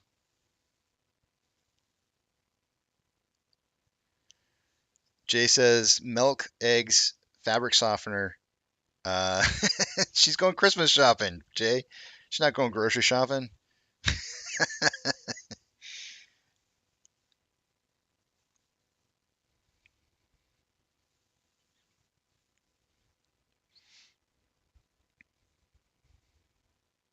Arby says tell the wife to pick up some Christmas ale and more Christmas ale. Guys, she's going Christmas shopping. Cheese puffs. Thank you. I couldn't think of the name of them. Yeah, the cheese puffs. I can't stand those. Those are so gross. Like I don't even think I liked them as a kid. Cheese puffs are nasty. For a long time, I didn't like Chester Cheeto. I didn't like Cheetos either. For a long, long time, I can eat Cheetos now, but I'm not a big, huge fan of them. Just kind of meh.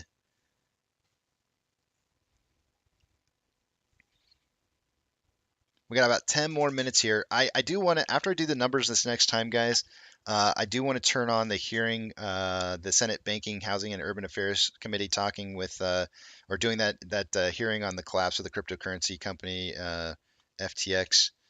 I'm just reading it as it says it on there. So I want to listen to that. That is something I kind of saved from yesterday because it's something that I do want to see.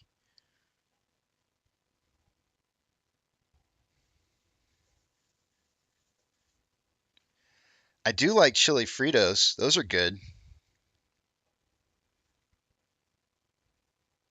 Yeah, meh is kind of like just like mediocre. It's like meh. You never say meh.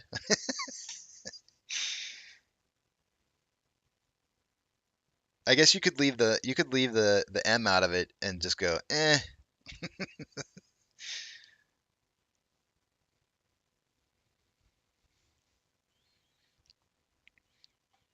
Hey Chris, thanks for backing me up, man. And that's right. That's what I say. It's okay if you guys like cheese puffs. I just don't like them.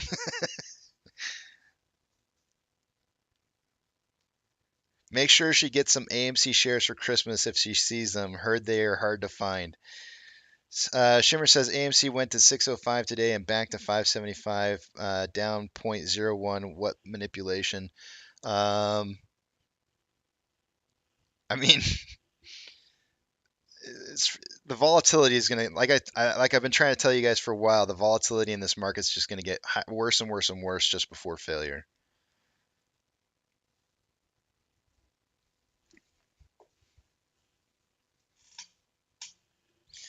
Peter says, "Oh yeah, that sounds really bad, Peter. Don't watch porn and eat Cheetos." That sounds like a really bad time.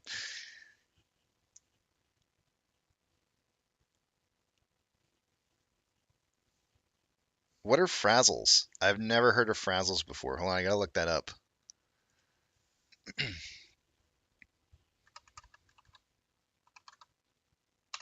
Okay, it looks like it's something from the UK.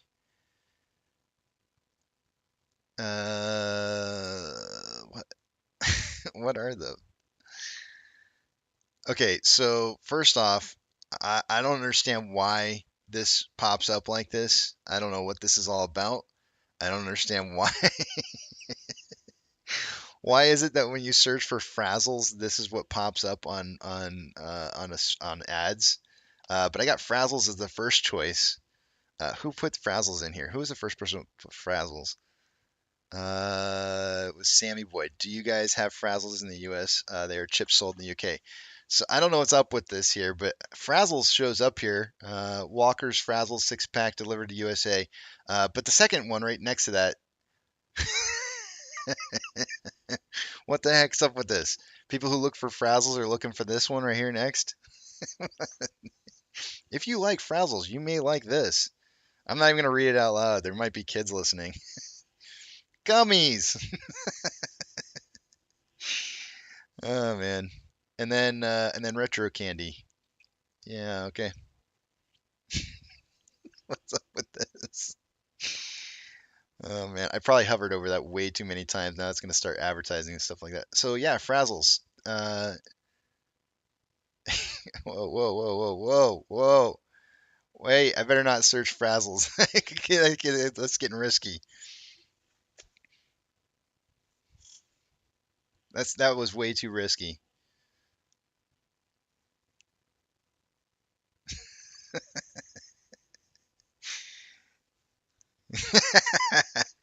Sammy Boy, it makes me want to order those now and give that to my wife for her. I hope she's not listening right now and give that to her. Don't say it out loud. Don't say I'm not gonna say it out loud because maybe I can still get it for her and then put it in her stocking. It's pretty funny. Myself says, click on it. It stays in your history. No, I'm gonna pass.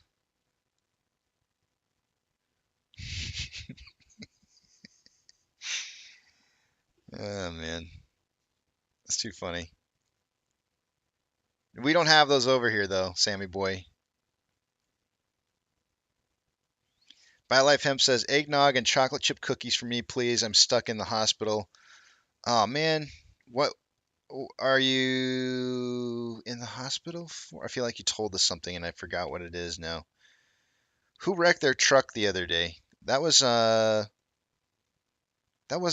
that wasn't you, BioLife. That was somebody else, wasn't it? That was Thor, wasn't it? Thor wrecked his truck the other day. I hope you're okay, BioLife. Yeah, Joe says it was Thor. Hopefully you're doing all right, Thor. I hope you're not sore. Well, I'm sure you're sore. It doesn't matter. Sore Thor. Anytime you get in an accident, it doesn't matter. You're always sore afterwards. It doesn't matter how minor it is. You could just do a fender bender and it still ends up hurting.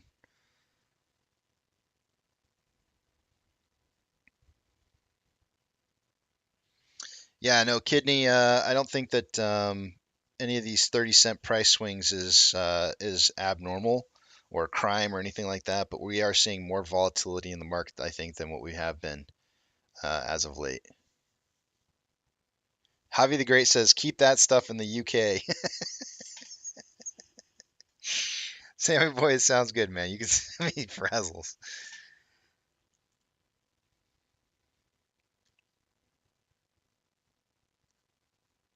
Laugh out loud. Definitely sore Thor on Tylenol. Hey, at least you managed to avoid the gore.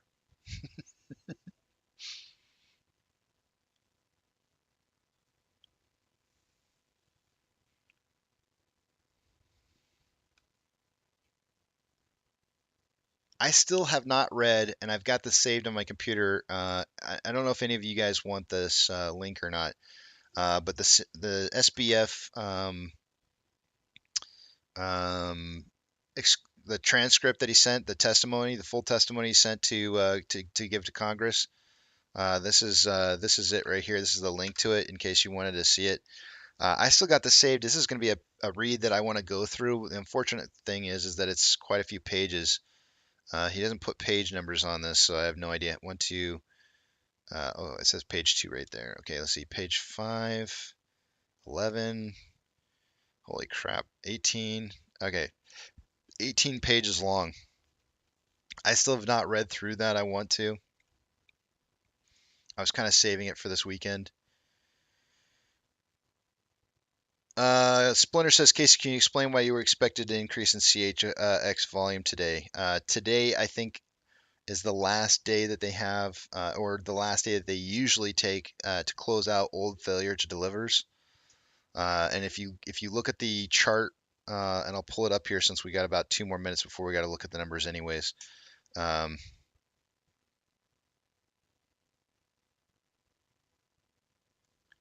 One second here.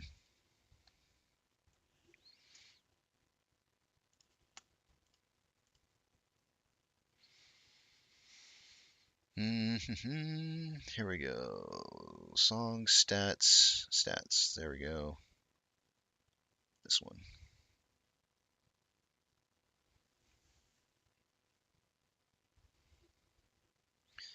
So the failure to delivers that occurred on the 14th of November. The T35 date for those would be on the 19th, and that there was 4.3 million shares in failure to delivers that occurred on that day on the 14th of November. And usually, not always, but usually they tend to return the last chunk of them the day before they're due, which would be today's date, the 15th. So I'm expecting the last portion of it. Now, when I say the last portion, you're probably going like, "What do you mean last portion?" If you look at the total amount of and add it up, and I actually already did this in Excel spreadsheet here. Maybe I can just show it to you in the Excel. That's not it. Let's see. Where's the Excel spreadsheet that I pulled up on this? No, that is not it. Maybe it was this one. Ah, yes. No, this is not it either. Dang it. All right, well, I'll just create a new Excel spreadsheet and just show you now. Let's do it here. Give me 1 second while I copy and paste something real fast. This. And so remember the 14th.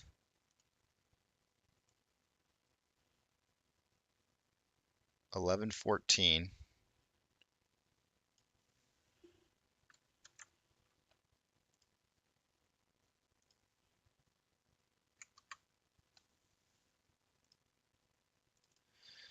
If you look at the CHX volume from the 14th to current,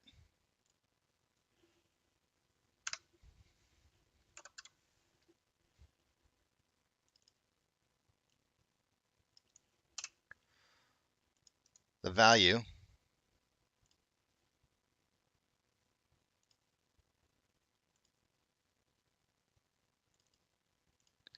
is 3.592 million shares, right? So I just got done showing you that the amount of shares that are due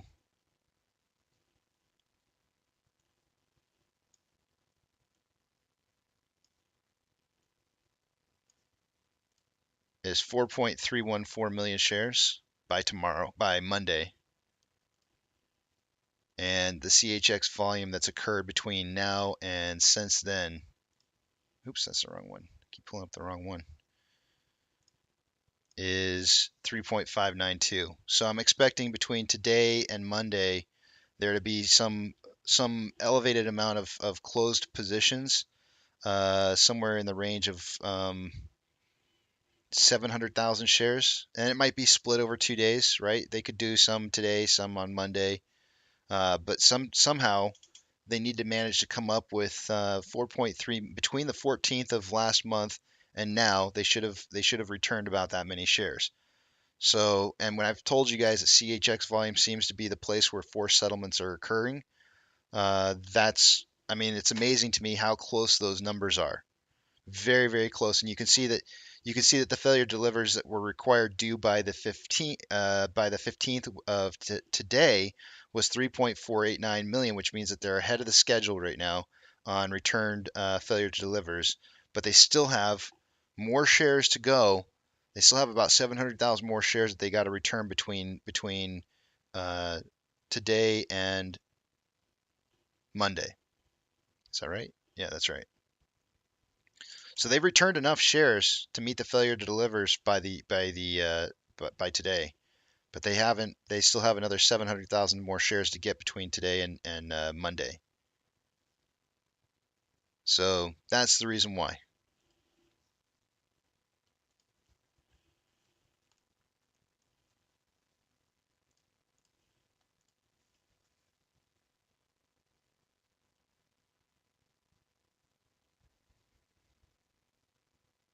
Yep, you're welcome.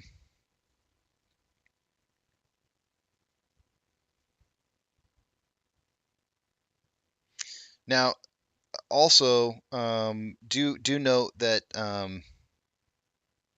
if those are settlements, it is possible that I might end up being wrong on that as well, Splinter. Like they may be able to do some portion of their settlements outside of CHX. In other words, like they may be able to return some of the settled shares through other means. I don't know. I don't know. I don't know the specifics behind this stuff, but I can definitely tell that there is a relationship, or at least there seems to be a relationship between settlement periods and CHX volume. So whether or not some of those shares could be returned through other exchanges as well, I have no idea. But I do expect to see a large portion of those shares coming back through CHX, and as I just showed you, um, seems to be the case.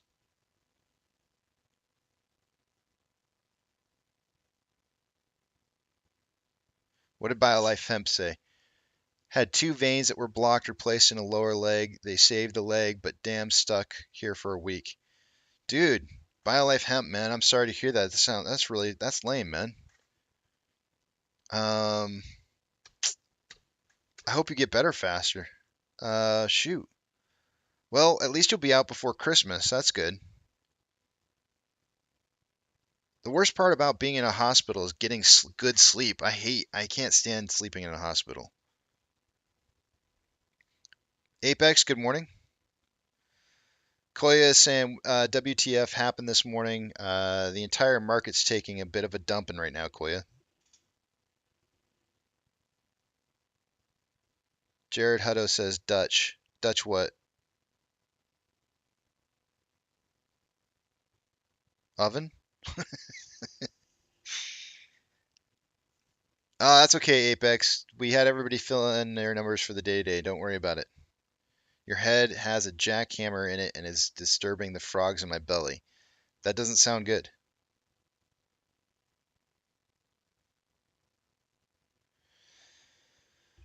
Um, well, it's time to take a look at the numbers. Um, Koya, so give me just 1 second. Let me look at something real quick here.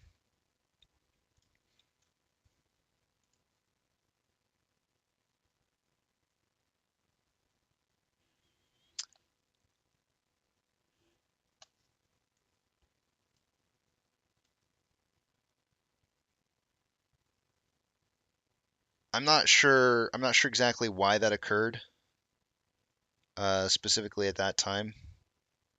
I don't know.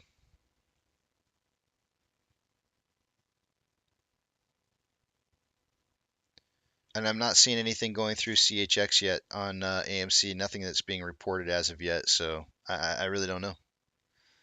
But let's take a look at our numbers and see what's going on, and maybe we can figure out something that might have happened.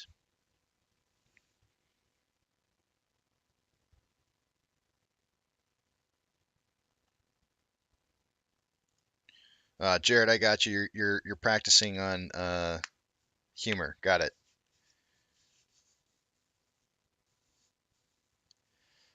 They were supposed to be a week away, Nana. I'm actually probably the I'm not the right person to be asking. There might be Lady Tahiti might be in here listening, and if she is, she might be able to answer that better.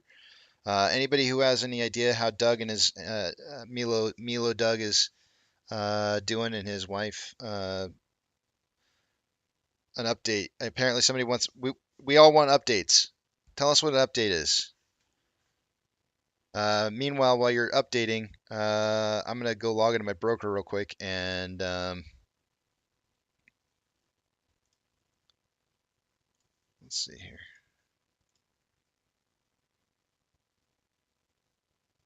Okay, cool.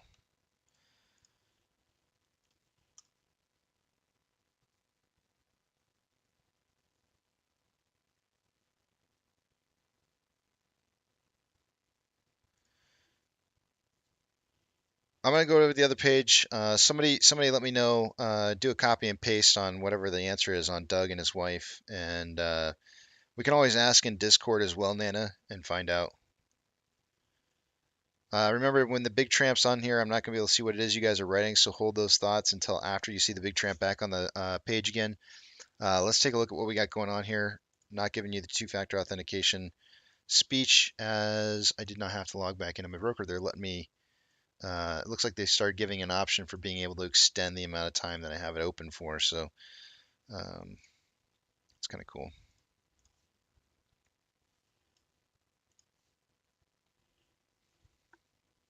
All right, let's take a look at what we got going on here. Starting with off exchange. Like I said, nothing unusual showing up on CHX volume for off exchange for AMC, so I don't believe that was a settlement that occurred. Off exchange volume currently at 55.3% and EDGX at 11.69. Normally by this time of the morning, I would expect to see about 49% through off exchange. EDGX would be somewhere between 11 and 12%. So that's just slightly elevated. The grand total between the two is 66.99%. That is, I guess we'll just go with 7% higher than what it should be by this time of the morning. Taking a look at Ape, 74.16% off exchange. EDGX we've got at 3.96. There is some unusual activity on the CBOE BZX. Have not seen that one before popping up on here. So the NYSE ARCA and the CBOE BZX are both elevated amounts of volume going through those exchanges on Ape. No idea why. We'd have to maybe try and figure out what's going on there, why that is particularly elevated. However, between off exchange and CBOE EDGX, we have a total of 78.12% of our volume going through those exchanges when it should only be about 60%. So we're looking at like 18.12% higher than normal. CHX volume, nothing unusual to report there. Let me pull up. I'm going to look up CBOE BZX here in just a little bit and see what that falls under. I'll do some investigating on that here in just a minute. GME CHX volume is elevated, or was elevated earlier this morning. Normally it sees about 0.2% of their daily volume going through there. It's at 0.25 right now. And HYMC, normal, nothing unusual to report. Taking a look at Ortex.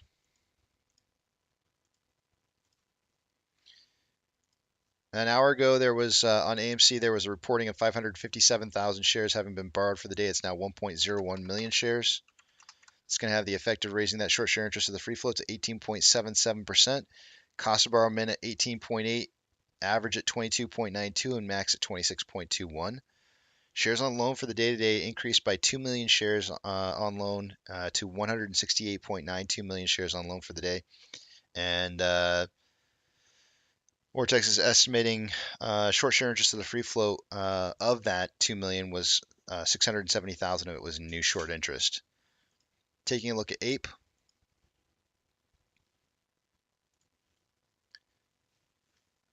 An hour ago, there was 34,000 shares having been borrowed. It's now 48,000 shares.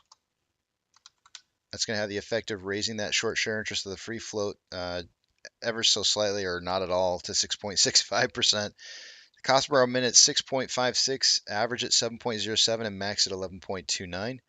Shares on loan for the day-to-day is down 300,000 shares, and short interest closed out and keep putting us at 24.11 million. Taking a look at what's next, options. I'm thinking this is maybe where we're going to see some kind of spike in volume or something. Oh yeah. This may or may not be part of the reason why we saw that big spike. I'm not sure what caused this exactly. But there was very normal amounts of volume earlier this morning on both the calls and the puts. For example, earlier this morning, the largest amount of volume we had was at a $6 strike with only 3.3 thousand contracts.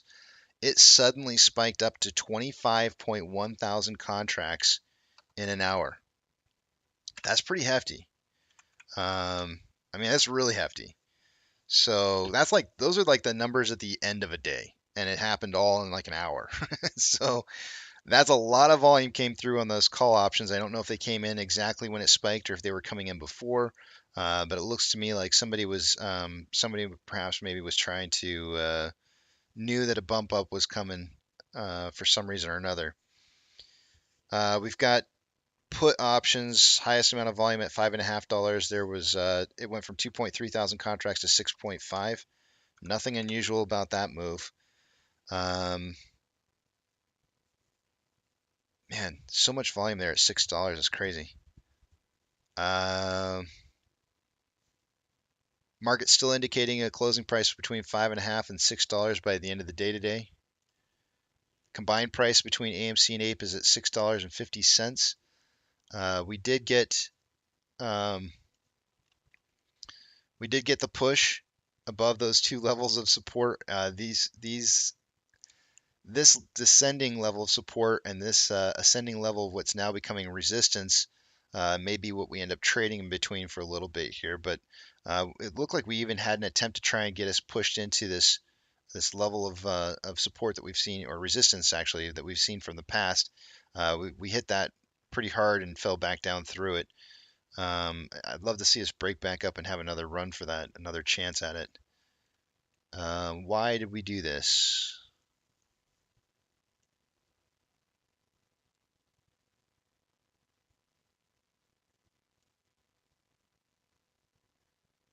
Let me do some quick math on this. Give me a second, guys. I just kind of want to see if something makes sense here.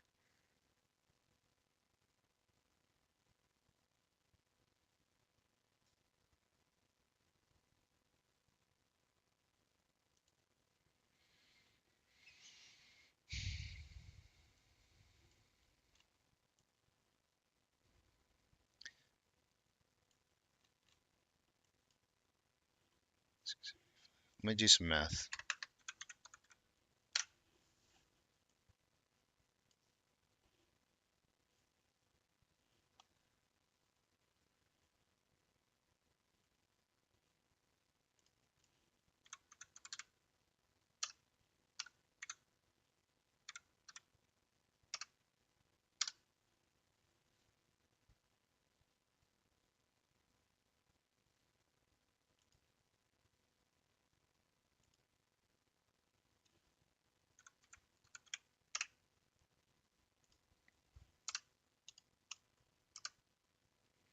$6.94. What did we get up to? Wow. Okay. You want to know why we got up there? There was a bit of a ascending, broadening channel that we were following that I just didn't see, and that's right here. I just outlined it by putting in this line here. So we had this ascending, broadening channel breaking down out of this, taking us back down to what should have just been the secondary touching point, which would have been right here. And we did go just ever so slightly down to the very bottom past that, and then quickly drove back up. This signal is supposed to give, based off the numbers that I just got, it should have 64% of the time it should drive the price up to 694. And the price on this looks like it got up to 690. So we were 4 cents off of completing the signal for this pattern. I don't know if specifically that's exactly why we did it, but it does appear to complete the pattern analysis that you would typically see for this. And I know I've got a lot of lines on this page right now, and a lot of them are kind of confusing, but just all I would really note right now is we do have this descending level of support that we're kind of holding right now, this rising level of resistance. So watching trading happening in between here. Hopefully we can get a breakout to the top side, as I do feel like we had kind of like a little bit of a double bottom in the last couple days here. Uh, so there's a very good chance we might see a little bit of upwards momentum pushing up. I'd like to see again us closing somewhere between 663 and 685 for the day today.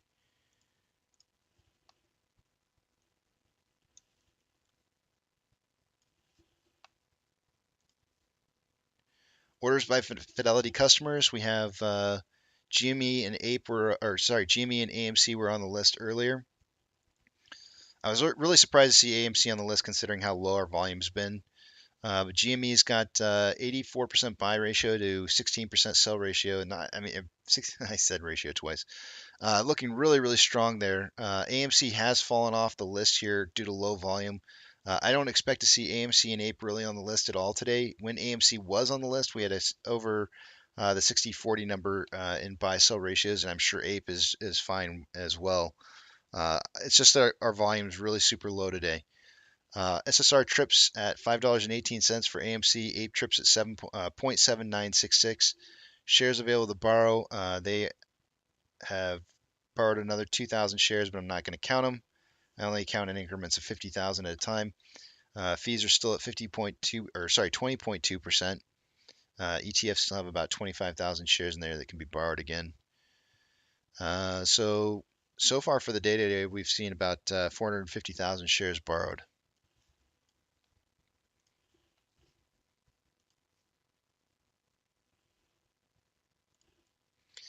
NASDAQ is down 2.88%, Dow Jones is down 2.11%, and S&P 500 is down 2.37%. Market's looking really nasty right now. Watch out, hot lava floor. You'll burn your feet off. We have 4,972 decliners to 1,540 advancers. The U.S. dollar currently showing up 0.56%. Finding a little bit of... Hold on a second here.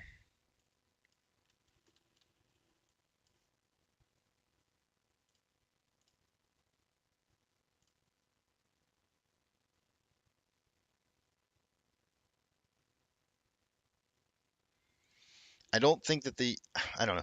My opinion is that this is going to continue down this falling level here, and we should be seeing the market continuing to rise as this falls.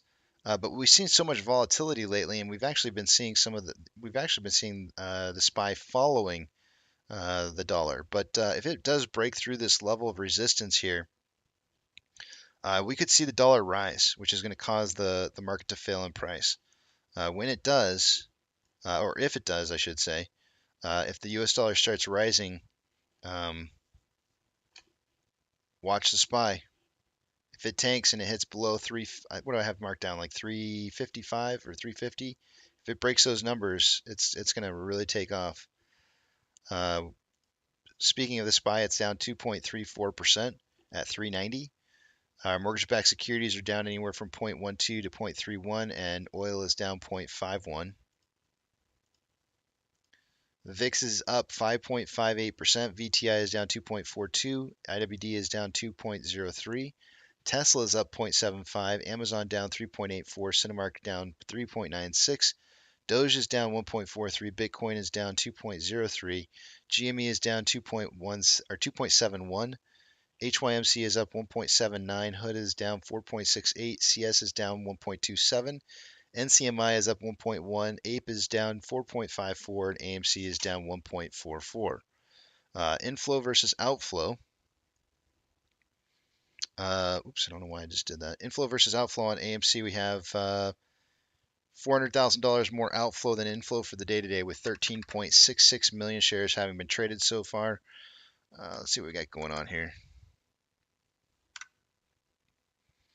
10:22 puts us at an hour and 12 minutes worth of trading. Or not an hour 12, but 112. We are on pace for 47.5 million shares traded by the end of the day today. We did have a little bit of a kick up in volume with that little spike in price earlier. But I'm still maintaining that we see somewhere between 10 and 30 million shares traded by the end of the day today. And I'm okay with being low. I don't like being high. But pre-market was suggesting very low volume. On the 1 hour time interval, we currently have More selling pressure than buying pressure with an RSI of 45.57, which is slightly below average. On a 30-minute interval, more selling pressure than buying pressure with an RSI of 46.9, which is slightly below average. I don't know why I stalled on that. I had a thought that went it went through my head. I'm not gonna say what it is, but I had a thought that passed through my head and it like completely just stopped my concentration. Let's see. That was you just witnessed. You just witnessed a Casey brain fart. Let's see. What do Vortex indicator on a 5-minute interval. More selling pressure than buying pressure with an RSI of 44.14, which is slightly below average. On Ape, on a 1 hour time, on Ape we have. I'm still laughing in my head. We've got $300,000 more inflow than outflow, with 3.58 million shares traded so far for the day today. Let's check out and see what kind of pace we're on here after 113 minutes of trading. We're on pace for 12.35 million shares traded by the end of the day today. That's a very normal average day to see about 12 million shares traded. So we're on target right now for an average pace day. I have a feeling it's going to continue to drop though some more. But in the pre-market, I suggested between 5 and 25. I think we'll hit that. On the 1 hour time interval, more selling pressure than buying pressure than RSI of 37.61, which is below average.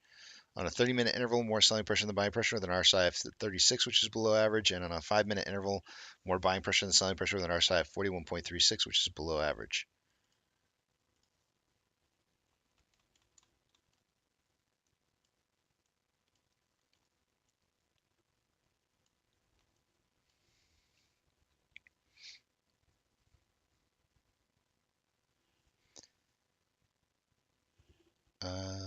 There was something I was going to do. Oh, yeah. Play that Senate FTX. Oh, look at that. Look at the Bollinger Bands on Ape. Getting a little tight there. Restriction, constriction, restriction.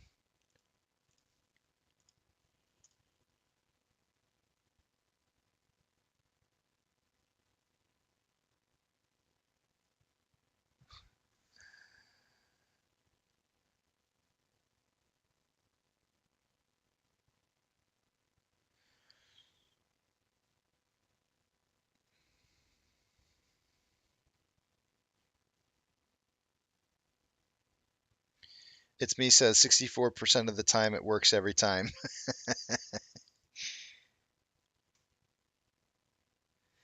Curtis, no, we've talked about the ascending broadening wedges.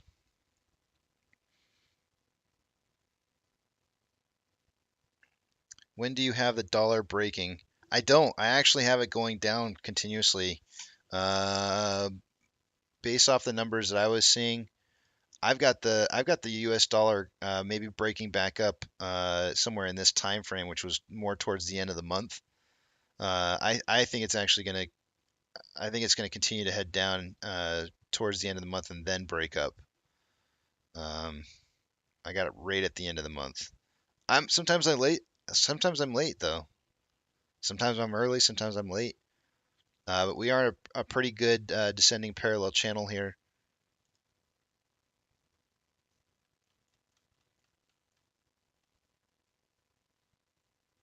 I don't know.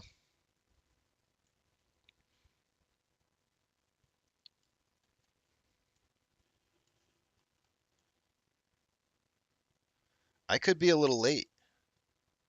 Because you know what, it's actually a wedge. It's not a descending. Well, it is. There is somewhat of a descending parallel channel, but also there's a wedge that's right here. So I've got a descending parallel channel with a wedge inside of it. Which way it'll break out of the wedge, who knows? But I would suggest that it's going to stay inside the descending parallel channel until it breaks up at some point. But I do have that box kind of drawn out here. I should probably draw it a little bit bigger, like that.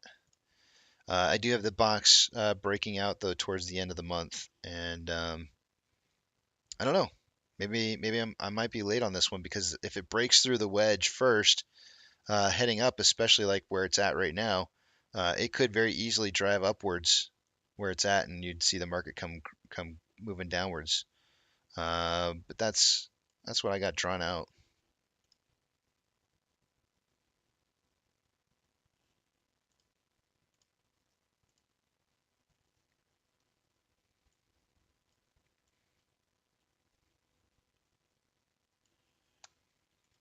All right. I want to see the FTX hearing.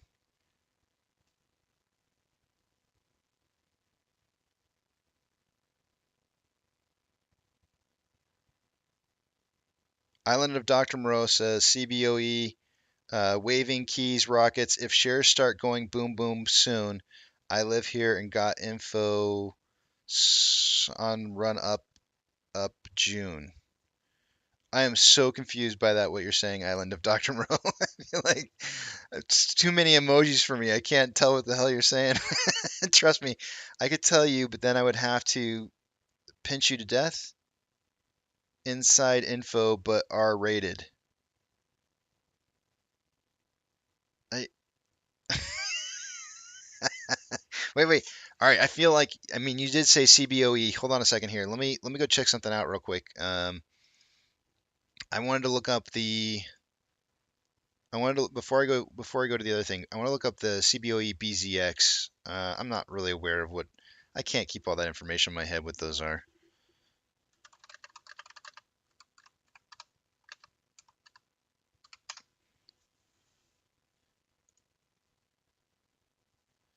All right, so it's the equities exchange for Chicago Board of Options. Hmm. Okay, so if the equities are blowing up, let me think about this.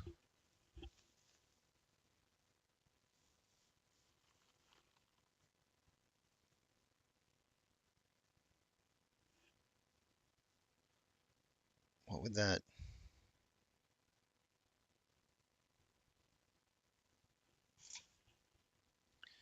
I gotta look this up here.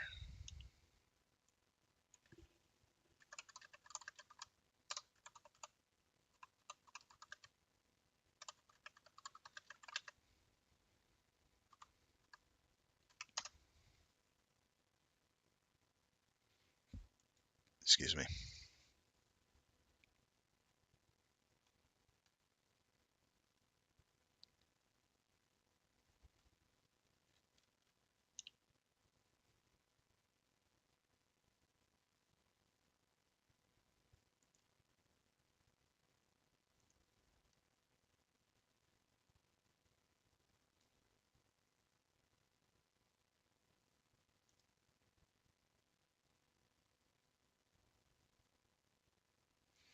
Sorry, I'm doing some investigating here.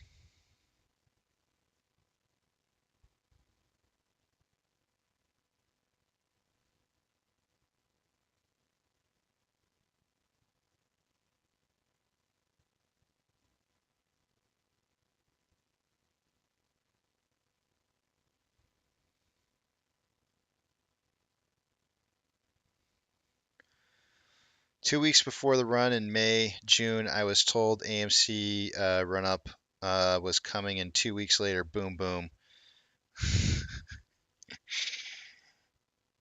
I knew for a certainty it was running up on the 20. I think it was the 25th, if I remember correctly. I'd have to go back and look at the actual date because it would have been a Tuesday. Let's see, we close because I would have worked Tuesday night, and I was thinking about quitting Tuesday night, and then decided to hold out until Sunday when I worked next. So let's see what those dates were. Yeah.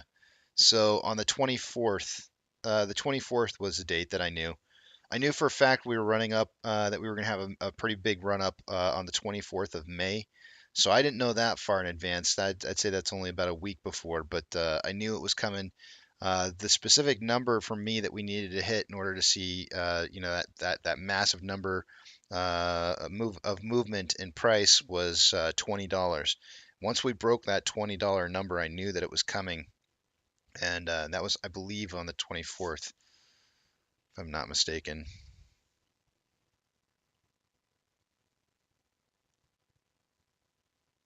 But I think those numbers have changed now.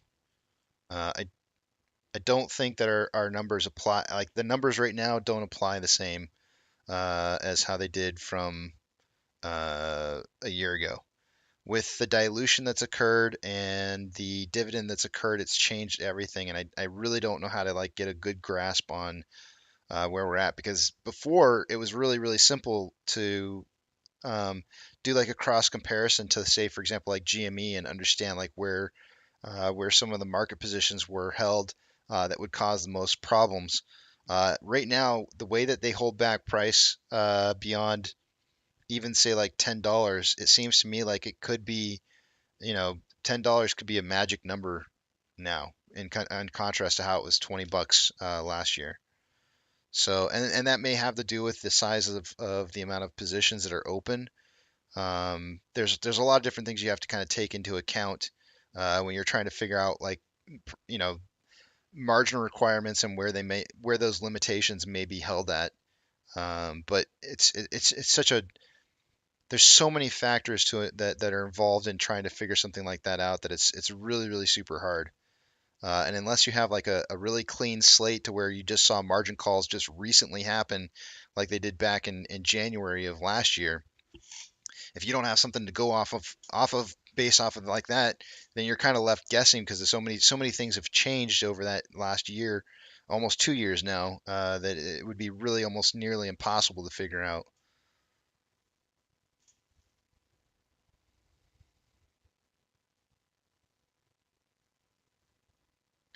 Okay, ex-mother-in-law was doing big shot boom boom at CBOE, telling you. All right, I got you. Enough said. You don't have to say anything else. It's all good, man. Don't no dates. 2 weeks. It's always 2 weeks.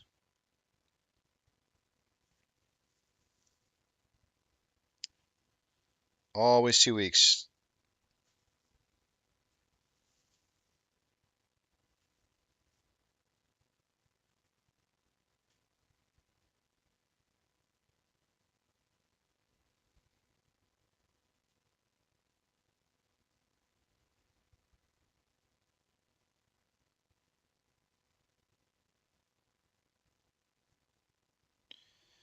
The whole market's getting clobbered today, Koya.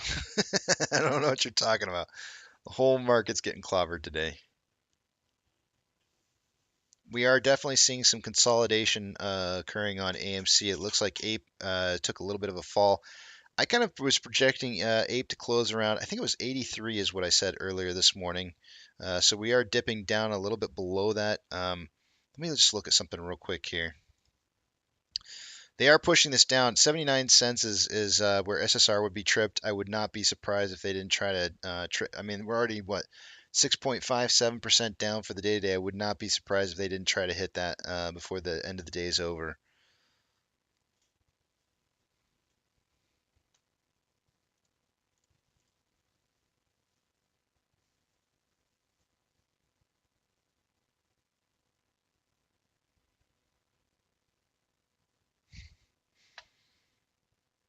Thank you. Oh, Pro Jeweler. Oh, Oh, yeah, yeah. I want to play. I want to play the hearing. I want to play the hearing. I was just getting ready to tell Pro Jeweler I forgot to do his thing, but I did do it yesterday. I forgot I did that. Let's take a look at this. I want to listen to this the Senate hearing on FTX. Let's see if I can minimize this down here.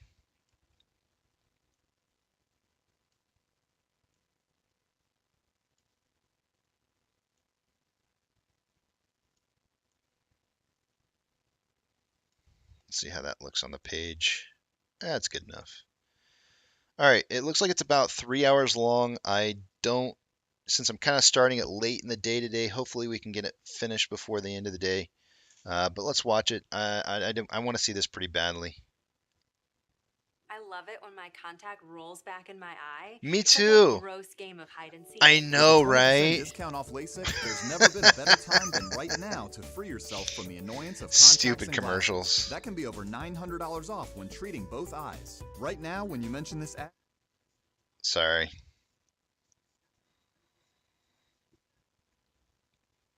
Sorry about that. I can't help what they put out for ads.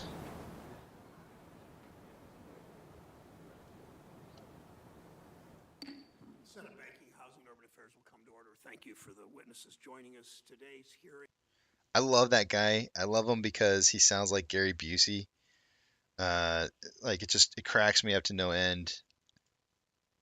I can't help myself.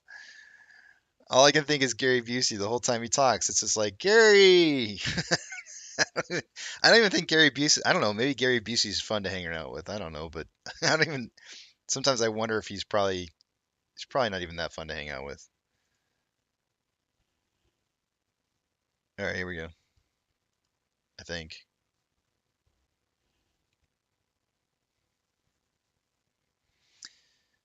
I think it will, Donald.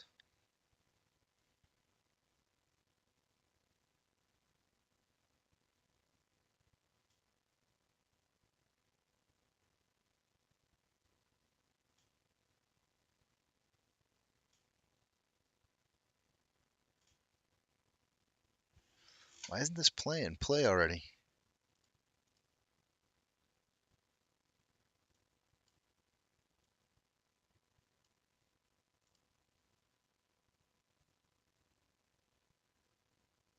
Really?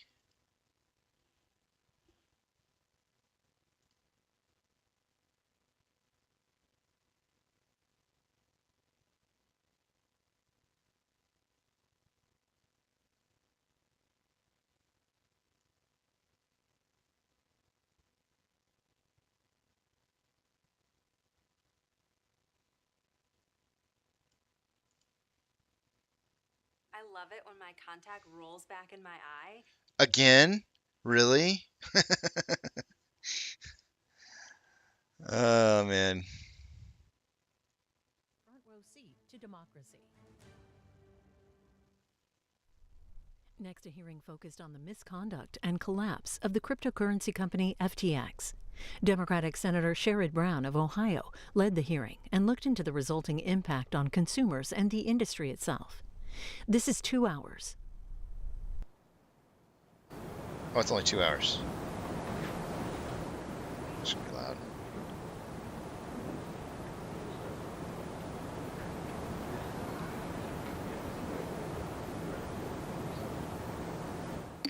Senate Banking, Housing, and Urban Affairs will come to order. Thank you for the witnesses joining us. Today's hearing, we believe, is in the hybrid format. That was the intent. We're having some problems, some technical problems that may be Senate-wide, and Cameron is a genius at this stuff and doing everything he can to fix it. So we are letting committee members who sometimes want to ask questions remote that they probably need to show up in person. So that's our issue, certainly not the witnesses. I want to express my gratitude to the Department of Justice, the SEC, the CFTC, and the Bahamian authorities for taking the critical step to hold Sam Bankman-Fried accountable for his misdeeds. I'd like to thank Ranking Member Toomey and his staff. Thank you for working with me and my staff to try to secure Mr. Bankman-Fried's testimony. I trust that he will soon be brought to justice. It's clear he owes the American people an explanation. Meanwhile, our job is to keep learning more about the collapses of FTX and other crypto firms, and I emphasize and other crypto firms, work with regulators to put consumers, not the crypto industry, first.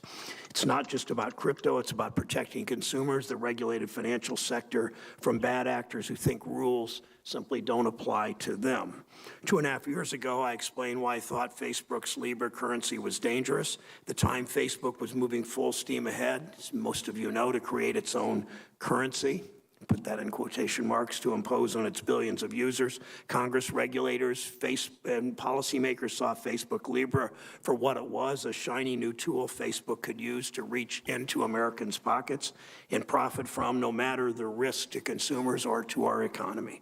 Members of this committee, others in Congress responded. Republicans and Democrats alike made it clear that Facebook couldn't be trusted. Our financial system was not to be played with. The risk of a company creating its own currency to compete with the U.S. dollar was obvious. Ultimately, Facebook shut down its crypto project, but the committee's work to protect consumers, of course, continues. Even though Facebook shelved its crypto plans in the last 2.5 years, the stablecoin market has grown 20 times to become a tool for rampant speculation. The number of crypto tokens has exploded, even as the total value of all crypto assets fell by two-thirds in the last year. I've noted in the past similarities that cryptocurrencies share with risky mortgage bonds and over-the-counter derivatives during the lead-up to the financial crisis. In all these cases, they told us how great innovation is and how derivatives make markets efficient. Wall Street made it easy for everyone to get a mortgage so bankers could create more mortgage bonds and increase profits. Making money in crypto seems so easy, too easy. Every crypto token could double or triple in value in a matter of hours or days. It didn't matter if it was created with vague details or as a joke, money still poured in. No one's laughing now. The weekend before our stablecoin hearing last Can I just throw this out there, and I don't mean to be disrespectful of the House versus the Senate, but why does it seem like House members are like, House members are like the Wish of the Senate? They're like the Wish version of senators. Like I don't know if it's just me, but I feel like for some reason or another, senators really just kind of I feel like they come with like a different level of experience or knowledge, or I don't know. they seem like way better informed. They seem more knowledgeable. I don't know what it is. I really feel like it's it's like House is like the Dollar General of politics. I don't know. It's just kind of my feeling. February, we saw crypto companies spending big money on Super Bowl ads to attract more customers and pump up crypto tokens. I appreciated the comments of one of you in this panel on public radio today about that. Crypto, like Facebook's Libra before it, was the shiny tool supposed to capture our imagination and revolutionize our lives. Wealthy celebrity spokespeople told Americans, if you're not buying crypto, you're missing out. Crypto platforms created dozens of investment products that look and sound like bank deposits, using words like lend and earn, or tokens that resemble securities and have a yield or governance rights. Yet these products had none of the safeguards of bank deposits or securities. Crypto firms, their backers argued that billions of dollars invested in lending programs or earning yield should be exempt from basic oversight and regulatory protections. That's not how regulation works. The things that look and behave like securities, commodities, banking products need to be regulated and supervised by the responsible agencies who protect the public and serve consumers. Crypto doesn't get a free pass because it's shiny and bright, or because venture capitalists think it might change the world, or its TV campaigns were witty and featured famous people. How many of you crypto guys, and I'm not trying to say crypto guys as like derogatory, but how many of you crypto owners out there are cringing right now with everything that it is that he's saying? I can feel you guys. I feel like you guys are getting like you're a bunch of slugs getting salt poured on you right now. You're getting super salty and shriveled up over hearing this guy talk. I can feel it. I can feel the shrivel saltiness happening right now just listening to him talk. It's not just because he's rough around the edges when he talks, but the things that he's saying about the amount of regulatory action that needs to go be in place for cryptocurrency. I think it's just like it. Apex is over here. It burns. I'm laughing. I'm not laughing at you. I'm laughing at the sheer saltiness of how this would potentially feel in this particular situation, and you know it's only funny to me because I'm an outsider standing from the outside looking at it and just watching it happen, and I can feel the salt. I can feel it. It feels rough. Especially when so many consumers are at risk of losing hard-earned money. And that's before we even consider how crypto has ushered in a whole new dimension of fraud and threats to national security. People are talking about that more and more because it's a central issue in this, that support dangerous nation states, embolden criminals, finance terrorists. North Korea uses crypto stolen in hacks to finance its ballistic missile program. Think of that. Human traffickers, drug cartels, gun runners launder their proceeds using crypto assets. Think of that. And some of these laundered funds end up bankrolling terrorists bent on undermining our nation and our society. Think of that. The ability of rogue states, cyber criminals, terrorists to use crypto for their own malign purposes is a feature of technology, and that's the point. Crypto also has made it easier for fraudsters and scammers to steal consumers' money.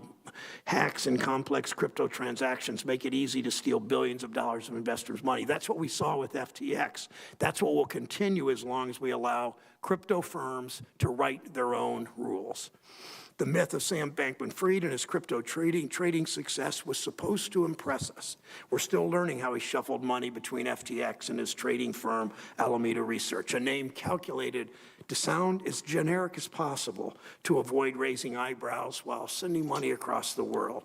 FTX and Alameda Research took advantage of the crypto industry's appetite for speculation. They were able to borrow and lend from other platforms and invest in other crypto firms, inflating the crypto ecosystem and growing their own profits. Even this summer, as crypto values crashed and platforms began to fail, FTX and Alameda found ways to benefit. In one case, FTX made a $250 million loan to a platform. Using its proprietary token, and Alameda borrowed client deposits worth more than twice that from the platform. All the while, venture capitalists and other big investors, shame on them, fell for it. They were caught up in the speculative frenzy, missed the red flags, and FTX showered Mr. Bankman-Fried with more and more money, and now it's most likely gone. It's no surprise in 2018, Alameda solicited investors by guaranteeing 15% returns with no downside. That's more than the guaranteed 11% that a guy named Bernie Madoff offered. With Madoff and with Sam Bankman-Fried, investors didn't ask questions for fear of missing out. It's a good reminder that most guaranteed investments are, in fact, too good to be true. In this story, Bankman-Fried was the shiny object. Now he's the villain, possibly worse. But this story is bigger than one person or one firm, and that's the point of this hearing. It's not just about misconduct at FTX, but about how to protect consumers in the financial system from unregulated crypto projects. For many investors, it might be too late. I've heard from far too many Ohioans who have money stuck at FTX. .us that they tried to get out before it filed for bankruptcy. But despite Bankman-Fried's assertion that the U.S. side of FTX should be fine, court proceedings are likely to drag on and on. If we're going to learn from FTX's meltdown, we must look closely at the risks from conflicts at crypto platforms that combine multiple functions. It means thinking about the kinds of disclosure that consumers and investors really need to understand how a token or crypto platform works. We can look to existing banking and security laws for time-tested approaches to oversee and examine entities that want Americans to trust them with their money. To protect consumers in the financial system, we need a comprehensive framework that looks at crypto products for what they are, not looking at these products the way crypto executives want them to be or want to tell us they should be. I look forward to working with Treasury Secretary Yellen. We've been working with her to step up and lead this government-wide regulatory approach, and the other financial regulators to ensure there's an all-of-government approach, just as we've done in the past. Anything less simply won't work. Senator Toomey. Thank you, Mr. Chairman, and I want to thank our witnesses for joining us this morning. We're here to discuss the fallout after the collapse of FTX, and some Americans very likely suffered significant losses from the bankruptcy of FTX and Sam Bankman-Fried's misconduct. On Monday, we saw the arrest of Mr. Bankman-Fried, and this came as a surprise to no one, with the possible exception of Mr. Bankman-Fried.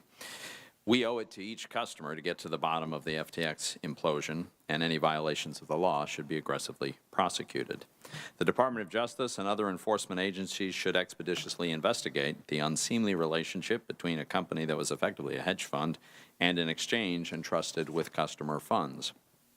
While all the facts have not yet come to light, we've clearly witnessed wrongdoing that is almost certainly illegal. There was unauthorized lending of customer assets to an affiliated entity, and there were apparently fraudulent promises to investors and customers about FTX's operations. These are outrageous and completely unacceptable. But yes, they're like. The SEC also believes that FTX committed fraud against equity investors. They're going to pursue that, as they should. But I want to underscore a bigger issue here, and that is that the wrongful behavior that occurred here is not specific to the underlying asset. What appears to have happened here is a complete breakdown in the handling of those assets. In our discussion of FTX today, I hope we're able to separate the likely illegal actions from perfectly lawful and innovative cryptocurrencies. Now, it's important to define this space. Cryptocurrencies are analogized to tokens, but they're actually software. The software protocols that are foundational to the crypto ecosystem are like operating systems, and then applications are run on top of these operating systems. Currently, there are many competing operating systems and many apps running on them. There's nothing intrinsically good or evil about software. It's about what people do with it. And with this analogy in mind, What we should all understand here is one simple thing. The code committed no crime. FTX and cryptocurrencies are not the same thing. FTX was opaque, centralized, and dishonest. Cryptocurrencies usually are open source, decentralized, and transparent. To those who think this episode justifies banning crypto, and I've actually heard that suggested, I'd ask you to think about several other historical parallels. The 2008 financial crisis involved obvious misuse of products related to mortgages. Did we decide to ban mortgages? Of course not. Nope. Commodity brokerage firm run by former New Jersey Senator John Corzine collapsed after customer funds, including U.S. dollars, were misappropriated to fill a shortfall from the firm's trading losses. So now all you salty crypto owners right now are listening to this guy going like, yeah, this is making the wounds a little less salty because this guy's right. This guy's 100% right. Like Broke Apes just wrote down there, 100%. This is right. This is true. What he's saying here, I agree with. I don't. It's more about whose money your cryptocurrencies are being held by. That's the problem. It's not necessarily the crypto's fault that any of this happened.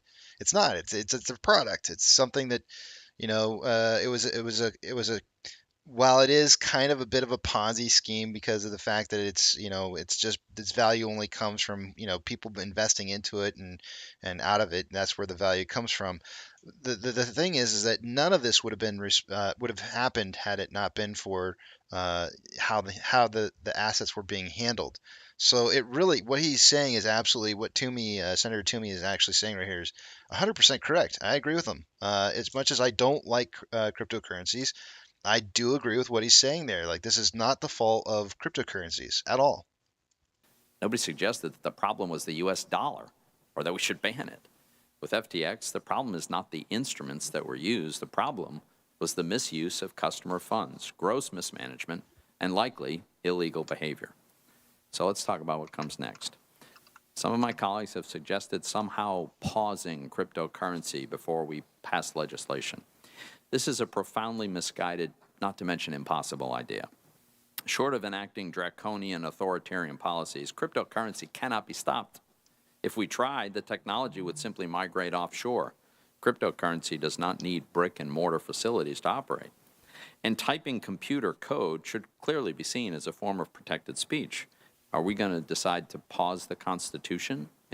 This guy did. I don't know if you're a fan of Toomey or not. I don't really care. I don't give one crap one way or the other. I don't know anything about Toomey. I don't. He could be a senator in the state I'm from, and I wouldn't even know. I don't know anything about Toomey, but I'm telling you right now, every word that's coming out of this guy's mouth, this guy is educated. He knows what he's talking about, and he's right on everything that he's saying right here.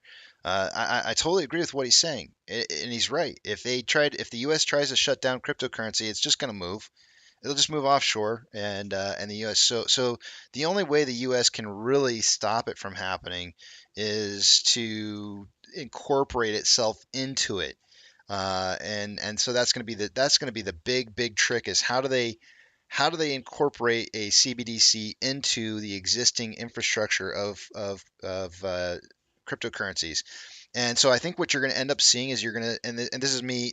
Hold on a second. I haven't put on the tinfoil hat in a while. Oh no, I'm bending it. There we go. All right, tinfoil hat on. So here's the deal. In the future, what I kind of suspect is going to end up happening is you're going to see a consolidation of cryptocurrencies, if possible. They're going to try and incorporate as many of the cryptocurrencies into maybe just 1, 2, or maybe even 3 cryptocurrencies.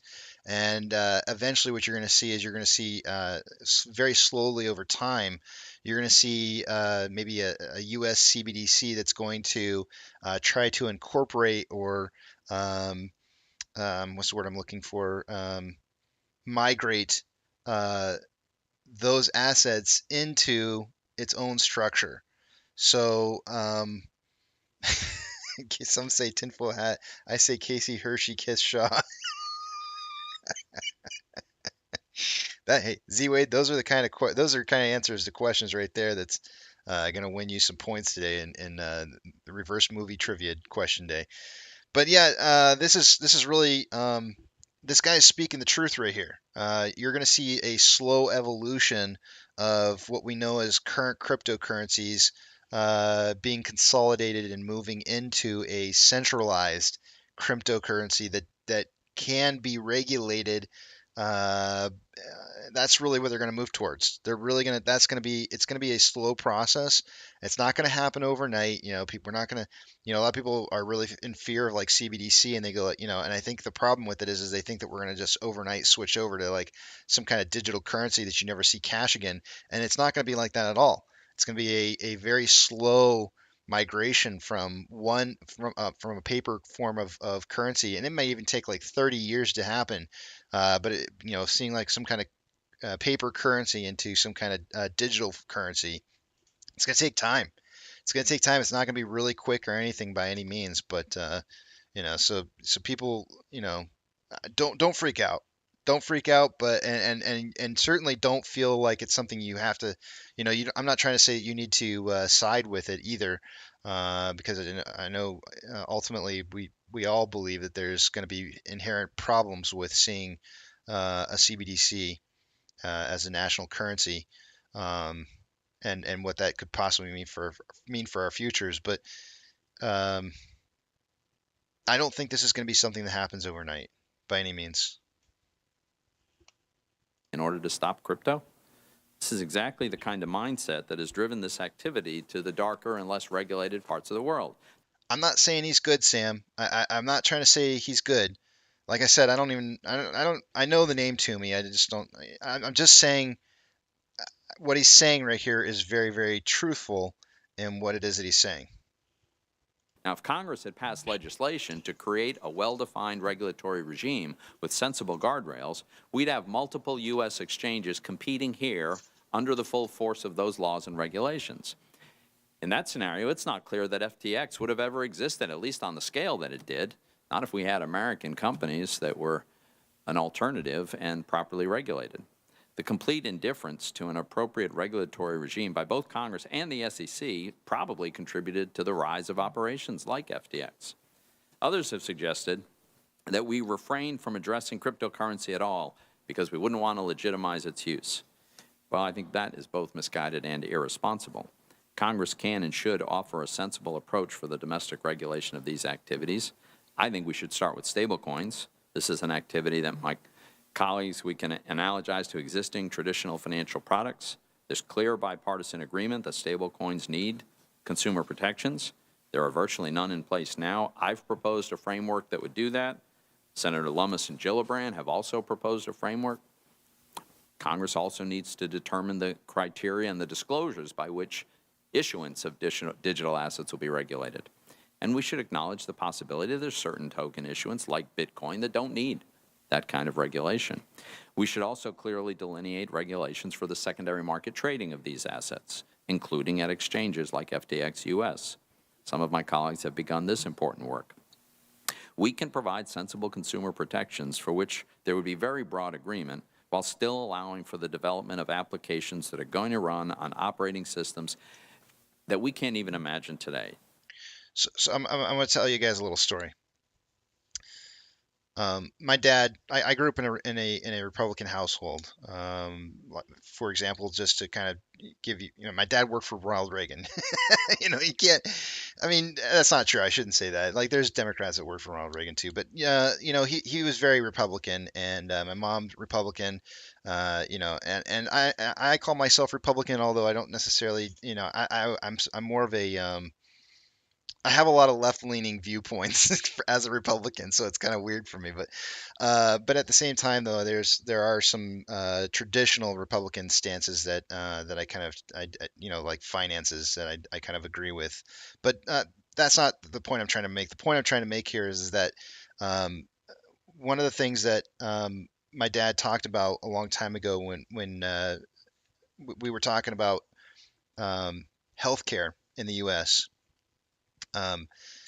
One of the things that he was pushing for, believe it or not, being a Republican that he is, one of the things he was pushing for was a healthcare system that was ran by the U.S. government, and the way that he envisioned it working out is that you don't just switch it overnight.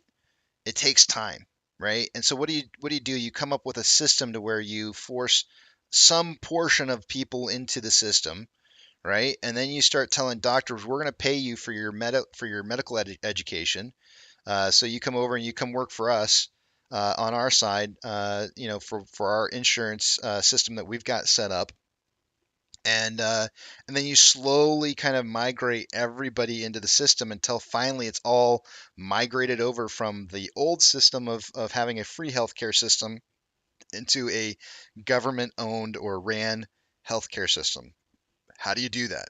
Right? It takes time and you have to take little tiny steps to get there, but it starts at one location. And the idea behind paying for people's educations to become doctors in order to get them to work for your specific um, insurance that you provide, or maybe forcing people who take government support to be on those healthcare plans. All those kind of things are the kind of things that those are the slow steps that you take on migrating the entire system into one thing. And the reason I'm bringing this up is because this is how you would do it with a cryptocurrency as well, right? You don't do this like really quick, action that happens really fast. You suck in a little bit at a time. You draw in a little bit, you take a little bit more and a little bit more until finally the government owns everything on it and is controlling the entire thing. They don't have to just come in and shut it all down immediately. They can just take little bits and pieces at a time until they finally own it all and control it. So these are the kind of things that you got to watch out for from our government, because this is how our government loves to take control. Little bits and pieces at a time turns into bigger pieces over time. And Ronald Reagan brought us no fault divorce and amnesty, so he's on my naughty list. Tex says. I'm just showing you guys though that this is how you take and control things from a government perspective, right? Nothing happens overnight, and it's a slow migration from little to no control to complete control. And so the question is how much control do we want our government to have over our choices and the things that we do, and that's something as a society we're gonna have to face at some point and decide at what point are we willing to lose complete control, or gain some, or have control over our lives and the things that we do. They're tough decisions. It doesn't matter which side of the aisle you're from. We have tough decisions ahead of us. We really do. Just as I don't think any of us ever imagined applications like Uber operating on iOS today. All right. Somebody says, can you do the numbers, please? I'm depressed. Down we go. Yes, it can. It's time to do the numbers anyway, so we'll take a break from this for just a second and see what's going on here. Let's see what we got going on. Take you guys over to the other page. I'm not going to be able to see what it is you guys are writing, so hold those thoughts, comments until after you see the Big Tramp show back up on the screen again.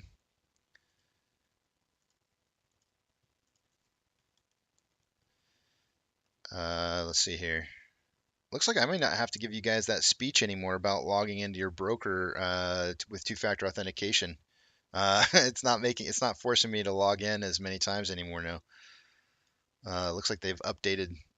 Fidelity must have updated their period of time that you can be logged out for. All right, let's see what we got going on here.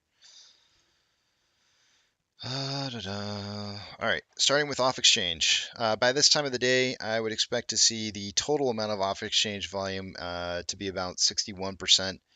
Off exchange and EDGX added together. For AMC, we're currently at 55.99% going through off exchange and 11.68 through EDGX for a grand total 67.67%, so about 6.67% higher than normal. CHX volume very, very normal. On Ape, we've got 71.63 million shares having been having gone through off exchange, and EDGX is at 3.96. Grand total on that 75.59%. That is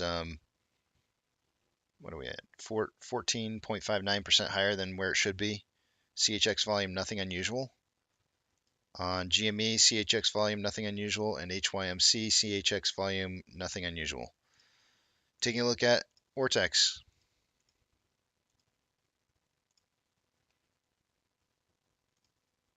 Hey, down we go. Sometimes, man, you just got to take a break and walk away. Go enjoy your day. You don't have to keep watching. Borrow change amount for the day today. By the way, I'll still be here when you come back. At least I hope so. Borrow change amount for the day today. We had 1.01 million shares having been borrowed. It's now 1.6 million shares. That's going to raise the estimated short-term interest of the free float to 18.81 million. Or sorry, percent, not millions, percent. I don't know why I said million. Cost per borrow min is at 18.8. Cost per borrow average at 23.18, and max is 26.21. Shares on loan for the day-to-day increased by 2 million shares. Vortex is estimating about 670,000 of that was in new short interest, putting our current shares on loan at 168.92 million shares. Checking Ape out. An hour ago, there was a borrowing of 48,000 shares so far for the day-to-day. It is now showing 48,000 shares, no change. That's going to leave the estimated short share interest of the free float at 6.64%. Cost per minute 6.56, average at 7.07, and max at 11.29. Shares on loan for the day-to-day is at 24.11 million shares. That is 300,000 shares less on loan today than there was yesterday. Taking a look at options.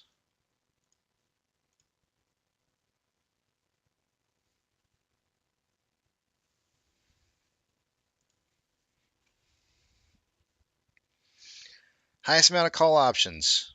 Currently at a $6 strike price. We had a huge amount of volume an hour ago. It went to 25.1 thousand contracts, and now it's at 28,000 contracts. So it's kind of slowed down a little now. Puts at $5.50 went from 6.5 thousand contracts to 7.8. Market still suggesting a closing price on AMC somewhere between 5.5 and 6 by the end of the day. Taking a look at combined price of AMC and Ape, we're currently at $6.38. We've got Keto's getting a little close to being on the risk side of not getting a point for the day today, but he's safe for right now. We are seeing a little bit more of a bottom than we had before, and I thought we wouldn't see too much lower than what the 40-ish pricing, and so we're a little bit lower than that right now. So I'm a little surprised by this, but I don't know. I have a feeling that we're going to be closing out the day a little bit higher than that. I think we'll be higher than 640 on a combined price by closing, but I'm not sure if they're just trying to drop price right now to trip SSR on Ape or not, but that probably is the case. So that's why we're probably continuing to see this drop further and further. We are getting some spikes of volume in here that you can see. Very, very high levels of spikes of volume that I don't think we've seen since 8th of December at the end of the day, where it had some high spikes of volume.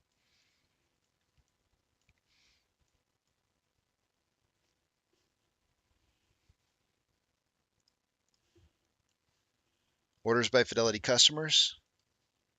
Only GME has been on the list due to the low volume that we've been having on AMC and Ape. So GME is still on the list here with a 87% buy to 13 or 14%. No. Yeah, 87% buy to 13% sell ratio. AMC's still not back up on the list again.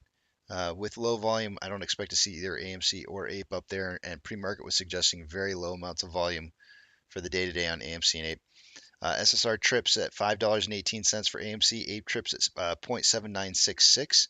Shares available to borrow, nothing new borrowed so far for the day. There was a very quick return of, this is something that I had mentioned in the pre-market this morning. I said if they have a problem with controlling price at some point, or they really need to push shares back out and borrow them right back really fast again to help try and continue to drive price down, you're going to see that happen. And here's an example of that right now. 250,000 shares returned and then suddenly loaned back out within less than 15 minutes. Actually, just about 15 minutes.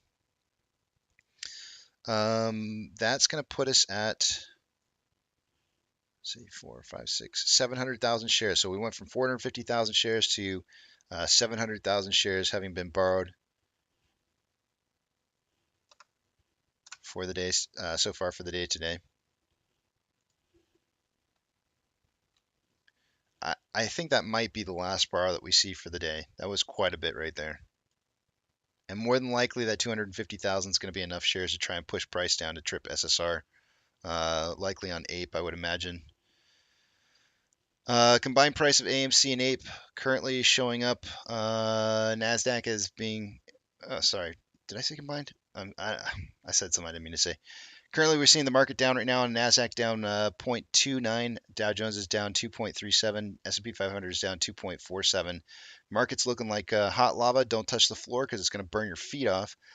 We have 4,912 decliners to 1,644 advancers. US dollar up 0.74. Oil is down 1.44. SPY is down 2.43. Mortgage-backed securities, we've got one's up 0.07. The other one is down 0.15. So kind of mixed on that one. We've got the VIX is up 8.18%. These are those volatility swings that I told you guys were going to be monstrous, and really these are the kind of things that lead towards instability in the market to where you see failures. So the VIX is up 8.18%, VTI is down 2.46, IWD is down 2.12, Tesla up 0.47, Amazon down 3.69, Cinemark down 2.67, Doge is down 1.65, Bitcoin is down 2.29. Getting back close to breaking back past 17K again. GME is down 3.1 or 3.06. HYMC down 0.38. HUD down 3.96. CS down 1.63. NCMI down 0.13. Ape down 7.32, and AMC down 3.22. Inflow versus outflow on AMC is currently $300,000 roughly more outflow than inflow. 17, let's see, what time is it? 11:15. We've traded for 165 minutes so far, putting us on pace for 40.39 million shares traded by the end of the day today. In pre-market, I said somewhere between 10 and 30 million. I'm going to stick to it. I think we might still see that. It could be a little bit higher based off of these numbers than that 30 million. On a 1 hour time interval, more selling pressure than buying pressure with an RSI of 41.31, which is below average.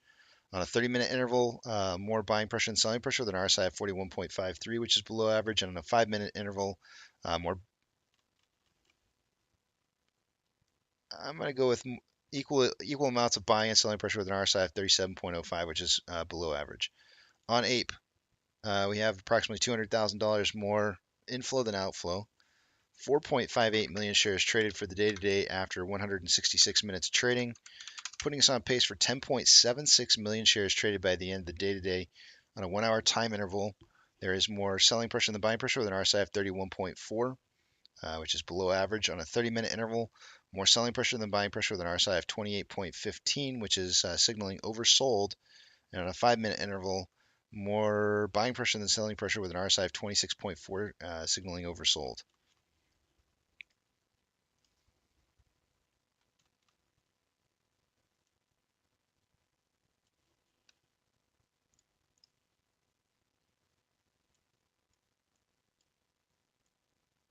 So on the Bollinger Band for Ape, it is starting to restrict again, similarly how it did before, and then it broke down. We'll probably see the same thing happen at least once, maybe even twice more before it trips that 0.796.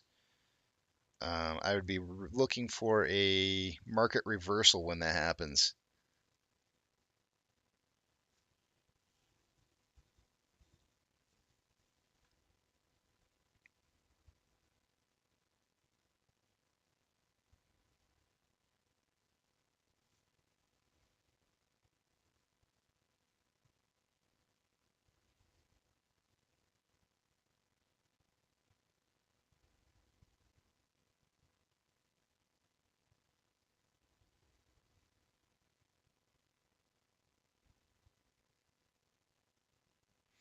All right, I'm going to put up the Senate hearing again on FTX. Let's see here. What do we got going on? And then I'm actually going to go take a break here, but I'm going to probably come back and watch it with you guys as it's playing. I do want to try and get through this 2-hour Senate hearing before the end of the day is over. Just get that out of the way. I want to hear what they have to say. So let me conclude with this. It's absolutely essential to investigate any fraud and violations of existing law and prosecute those who are committing those crimes. Congress owes it to the American people to do so. But this is fundamentally not about the kind of assets that were held by FTX. It's about what individuals did with those assets. Individuals can be tremendously empowered by the use and access to cryptocurrencies. Cryptocurrencies can protect against inflation when governments irresponsibly manage their own currencies. They can provide useful services without the need for a company or a middleman. And they can let individuals preserve the freedom to transact privately. Mr. Bankman-Fried may well have committed multiple crimes. The SEC and DOJ will determine that. But let's remember to distinguish between human failure and the instrument with which the failure occurred. In this case, the instrument is software, and the code committed no crime. And while Sam Bankman-Fried very well may have, it's important we not convict the code of anything but preserving and protecting individual autonomy. Thank you. Thank you, Senator Toomey. I'll introduce today's witnesses. Starting on my left, we'll hear from Professor Hillary J. Allen from the American University Washington College of Law. She has testified in this committee remotely last year, I believe. Mr. Kevin O'Leary, an investor, television personality, and founder of several companies. Mr. O'Leary, welcome. Ms. Jennifer Schulp, the Director of Financial Regulation Studies at Cato Center for Monetary and Financial Alternatives. Ms. Schulp, welcome. And Mr. Ben McKenzie Schenken, an actor, writer, director, is co-writing a book on cryptocurrency and fraud. Mr. Schenken, welcome. And Professor Allen, please begin. Chairman Brown, Ranking Member Toomey, and members of the committee, thank you for inviting me to testify today. My name is Hillary Allen, and I'm a professor of law at the American University Washington College of Law, and I'm the author of the book Driverless Finance, FinTech's Impact on Financial Stability. I would like to make 3 points today. The first is that FTX's failure was not an isolated incident, but is symptomatic of many broader problems in the crypto industry. FTX is just the latest in the series of major crypto industry failures of centralized crypto intermediaries like Celsius, and failures of DeFi offerings like Terra Luna. These failures arose in large part because of a feature that is unique to the crypto industry. Crypto assets can be made up out of thin air. When assets can be made up out of thin air, that generates leverage that makes the whole system more vulnerable to booms and busts. When assets can be made up out of thin air, they can also be used to obscure financial realities, as was done with FTX's FTT tokens, which were used as collateral for the FTX customer assets loaned to Alameda. How can you have any reliable check on the valuation of an asset with no productive capacity behind it? The attestations and proofs of reserves offered by the crypto industry are poor substitutes for rigorous and independent audits. Such an environment is highly conducive to fraud. Sam Bankman-Fried may have engaged in good old-fashioned embezzlement, as it was put yesterday, but the embezzlement was able to reach such a scale and go undetected for so long because it was crypto, shrouded in opacity, complexity, and mystique. To be clear, decentralization won't protect us from future crypto frauds, because even if DeFi is technologically decentralized, it is not economically decentralized. If one person owns 90% of the governance tokens that control the software, which is quite common in DeFi, then they could cause it to perpetuate shady behavior. The second point I want to make is that when we talk about regulating crypto, we're often not being specific about the type of regulation we mean to apply. There are several different options. A ban on crypto, for example, would be the most straightforward way of protecting both investors and the financial system. And because crypto isn't really decentralized, it is possible to enforce such a ban. If policymakers don't wish to proceed with a ban, then they will need to be careful to ensure that any laws that they do adopt don't inadvertently make crypto too big to fail. Crypto should not be regulated like banking products, because that would give crypto access to the government support that we afford to banking because of its critical role in providing credit and processing payments for the broader economy. Banking regulation should, however, continue to keep actual banks away from crypto. The harm from FTX's collapse has been limited to those who invested in crypto, but allowing crypto to integrate with the rest of our financial system could cause a broader financial crisis that would hurt those who never even invested. Investor protection regulation, as opposed to banking regulation, doesn't come with any deposit insurance or lender of last resort. It doesn't signal that an investment is a good investment or that an investment won't lose value.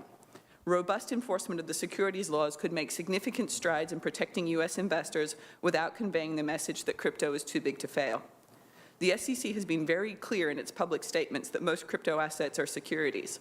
But Sam Bankman-Fried and the rest of the crypto industry weren't looking for this clarity on the current law. They were looking for changes in the law that would accommodate the industry. In particular, they wanted to be regulated by the CFTC and not the SEC. I respectfully submit that Congress should not adopt legislation to that end that was endorsed by Sam Bankman-Fried. In particular, because the proposed CFTC self-certification regime for crypto assets would allow the unlimited supply of crypto assets to continue to proliferate. Energetic enforcement of the SEC's existing securities registration requirements, on the other hand, would make it a lot harder to make crypto assets up out of thin air. If Congress wishes to provide more clarity and certainty to the crypto industry, they could adopt legislation that categorically provides that all crypto assets are indeed securities. The final point I want to make is that if we have little to lose from limiting the growth of the crypto industry. The underlying blockchain technology can never deliver on the industry's promises, both because the technology itself is not very good and because technology is only a tool. After 15 years without a killer app, it is time for policymakers to listen to the technologists explaining why blockchain technology is fundamentally not fit for purpose. Even if it were good technology, though, it would not fix the underlying political and structural problems that limit access to financial services. In many ways, relying on the crypto industry to improve access to financial services is like adopting a policy to open more casinos in underserved communities. And to those who say that crypto investment is a matter of personal choice, crypto creates problems even for those who choose not to invest in it. It facilitates ransomware attacks, sanctions evasion, tax evasion, has significant environmental consequences, and, as I've already discussed, could cause financial crises if allowed to integrate with the traditional financial system. I would submit that the United States should not want to be a world leader in the worst kind of innovation that allows its suppliers to profit handsomely but offers little benefit to society and, in fact, inflicts a multitude of harms. Thank you, Professor Allen. Mr. O'Leary, welcome. Thank you very much. Chairman Brown, Ranking Member Toomey, and members of the committee, thank you for inviting me to testify about crypto and the collapse of FTX. I'm the chairman of O-Shares, an ETF indexing firm, and also a private equity and venture investor. I support entrepreneurs at every stage of their journeys. I have dozens of family-run businesses in our investment portfolios. My extensive social media platform enables me to tell the stories of their products and services to help reduce their customer acquisition costs. It's a model that has worked well for over a decade and helped support so many small American businesses, which create over 60% of the jobs in the American economy. In 2017, I was a public critic and skeptic of crypto and blockchain technology. As the global regulatory environment began to open up in 2018, I began to invest. Now I am a shareholder in multiple companies involved in crypto technology, including WonderFi BitBuy, the largest and first regulated broker-dealer crypto exchange in Canada, Immutable Holdings, the developer of NFT technology, and Circle, the company that brought USDC stablecoin to market. I've also invested in multiple crypto tokens, infrastructural level 1 and level 2 blockchains. I am of the opinion that crypto, blockchain technology, and digital payment systems will be the 12th sector of the S&P within a decade. Many of these technologies are going to disrupt the existing financial services sector with faster, more efficient, more productive, and more secure ways of investing, paying, transferring, and tracking assets. As you are aware, Bitcoin, a store of value, is not a coin. It's software. Ethereum is software. Blockchain is software. In the last 30 years, every American enterprise has driven major efficiencies using various versions of enterprise software, and crypto is no different. The potential of these crypto technologies is astronomical in scale. In August of 2021, nearly 3 years after I started allocating capital to the crypto sector, I entered into an agreement with FTX to be a paid spokesperson.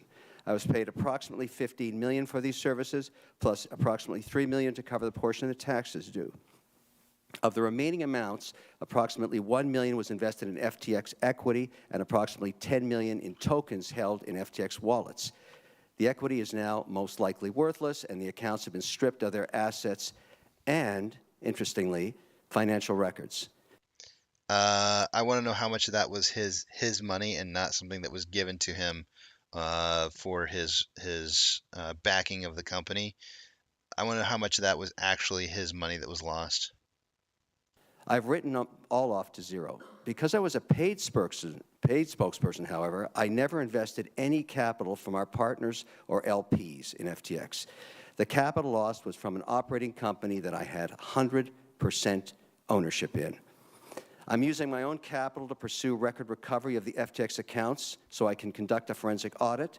The truth of this situation will be discovered by following the transaction trail after obtaining the records. I've applied for membership on the FTX Creditors Committee in connection with the bankruptcy proceedings because I feel obligated to pursue the facts on behalf of all stakeholders and believe my perspective of this situation will be helpful to the other creditor committee members. The collapse of FTX is nothing new. While this situation is painful for shareholders, employees, and account holders, in the long run, it does not change this industry's promise. Enron came and went and had no impact on the energy markets. Bear Stearns, Lehman Brothers' demise had no impact on the long-term potential of American debt and equity markets. I'm only one of many investors that have experienced this loss. However, this changes nothing in terms of the potential of crypto. In fact, the recent collapse of crypto companies has a silver lining. This nascent industry is culling its herd. Going or gone are the inexperienced or incompetent managers, weak business models, and rogue, unregulated operators. Hopefully, these highly publicized events will put renewed focus on implementing domestic regulation that has been stalled for years. Other jurisdictions have already implemented such policies and are now attracting both investment capital and highly skilled talent. In the U.S., we are falling behind and losing our leadership position. I understand why many leaders in the banking industry are open skeptics, calling for the banning of these new crypto software technologies. Disruption is always uncomfortable at first, and entrenched businesses abhor new competition. But it has been proven time and time again that disruption is absolutely necessary in advancing the economy. There is the risk of investing in crypto, and then there's also the risk of not investing in it and letting others accrue its benefits first, essentially gifting them a competitive advantage that could be very, very hard to recapture. So where to start? We need to clear policy and regulation for the crypto industry, its entrepreneurs, its developers, and its users. Congress should start by passing bipartisan legislation that creates a sensible regulatory framework for digital stablecoins backed by the U.S. dollar. Why? A well-regulated stablecoin backed by the U.S. dollar and other high-quality liquid assets could become the global default payment system over time.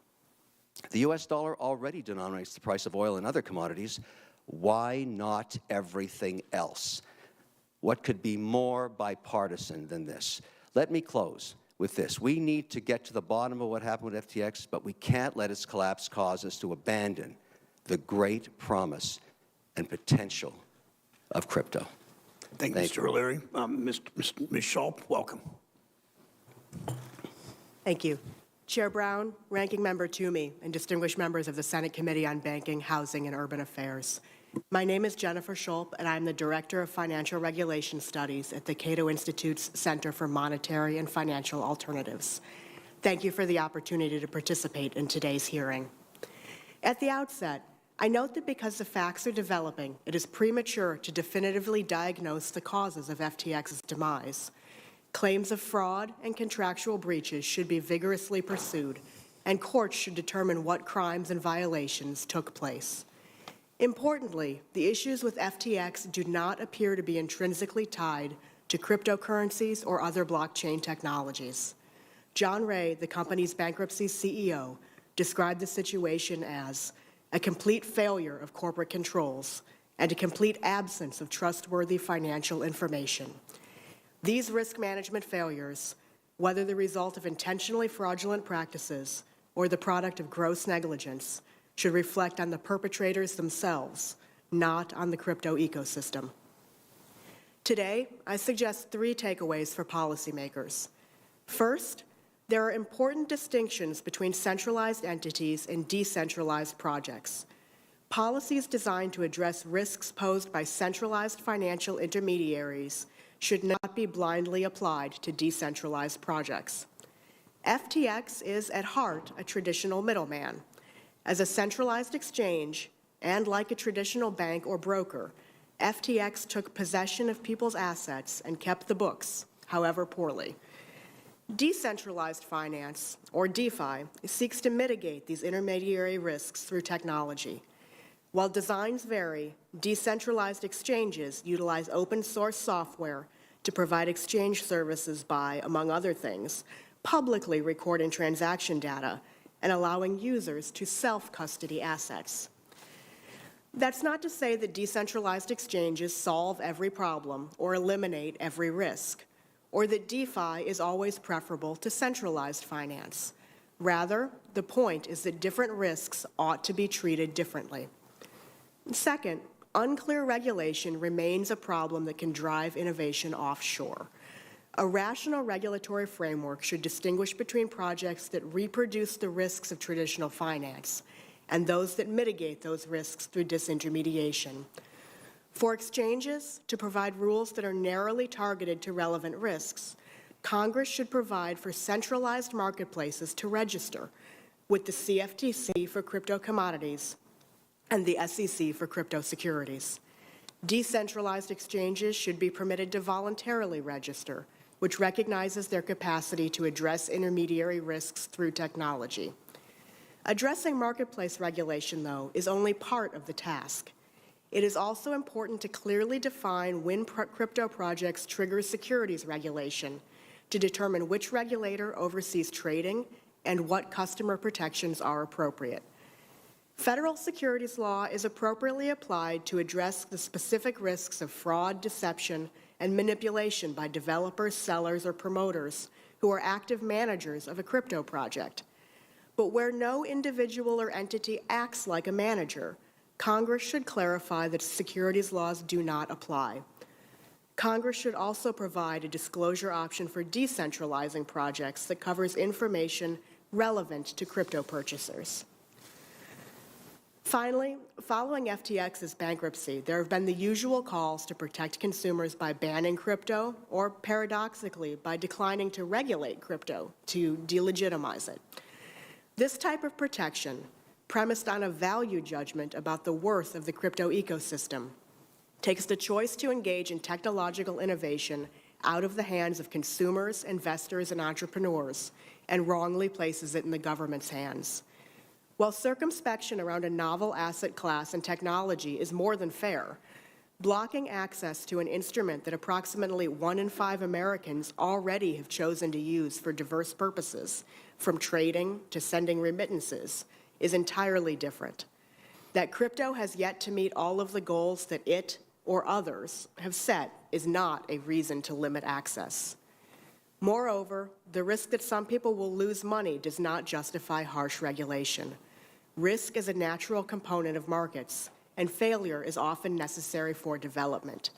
Americans should be able to participate, for better and for worse, in that process. Thank you, and I welcome any questions you may have. Thank you, Ms. Schultz. Mr. Schenken, welcome. Thank you, Mr. Chairman. Chairman Brown, Ranking Member Toomey, members of the committee, thank you for inviting me to testify before you today. This hearing has been called for 2 reasons. The first is to examine the spectacular collapse of the crypto exchange FTX and its sister company Alameda Research, both owned by Sam Bankman-Fried. These companies, valued at more than $32 billion earlier this year, are today worth less than nothing. In fact, they are $8 billion in the hole. The demise of FTX and Alameda represent the most spectacular corporate downfall since Bernie Madoff's Ponzi scheme imploded in the wake of the great financial crisis.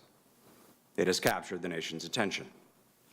Like Madoff, FTX and Alameda owe enormous sums to supposedly sophisticated investors such as venture capital firms and hedge funds. And like Madoff, they also owe a lot of money to regular people. However, the carnage at FTX is far more widespread. Madoff defrauded some 37,000 clients, FTX claims 32 times that amount in the U.S. alone. According to FTX, some 1.2 million retail traders, aka regular folks, and 5 million worldwide have lost access to the money they entrusted to FTX. It is unclear when, if ever, they will get any of that money back.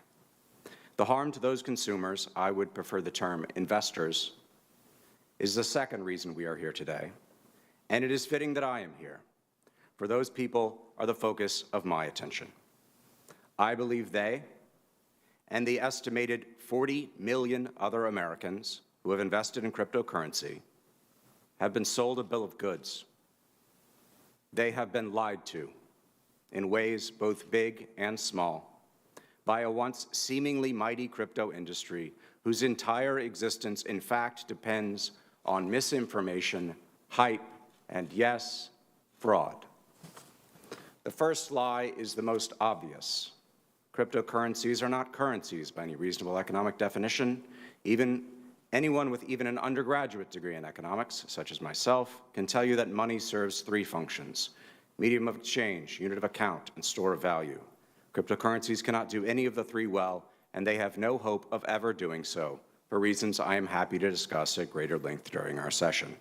But in the interest of time, let's keep it simple for now and focus on the present. If cryptocurrencies are not currencies, then what are they? Well, what do they do? How are they used? Via FTX, Binance, and a host of other exchanges, usually domiciled overseas, millions of Americans have used real money to purchase some of the over 20,000 cryptos in existence today. According to a recent Pew study, they are doing so as an investment, a way of making money. So, what do we have in the eyes of the law? We have an investment contract, more precisely, a security, an investment of money in a common enterprise with the expectation of profit to be derived from the efforts of others. To my mind, the four prongs of the Howey test are easily satisfied by every coin, token, or whatever nonsense words the crypto industry attaches to lines of code stored on ledgers called blockchains in an attempt to convey legitimacy or technological sophistication to them. But if these cryptos are securities, they are bizarre ones. They offer no products, no services, no revenue streams. The projects they represent accomplish almost nothing in the real world that cannot be done better by other means and add no overall value to our economy or any other. They are best a vehicle for speculation, an exercise in a zero-sum game of chance, much like online poker. At worst, they are an instrument of crime. Surveying the cryptocurrency mania during the summer of last year, I came to a terrifying conclusion. The supposedly multi-trillion-dollar industry was nothing more than a massive speculative bubble bound to pop. Worse than that, I had myriad reasons to believe that the crypto bubble was built on a foundation of fraud. Investment contracts that are effectively valueless are often described as Ponzi schemes, which are regulated under American law by the Securities and Exchange Commission. In my opinion, the cryptocurrency industry represents the largest Ponzi scheme in history. In fact, by the time the dust settles, crypto may well represent a fraud at least 10 times bigger than Madoff. The fact that it has roped in tens of millions of Americans from all walks of life, as well as hundreds of millions of people worldwide, should be of concern to us all.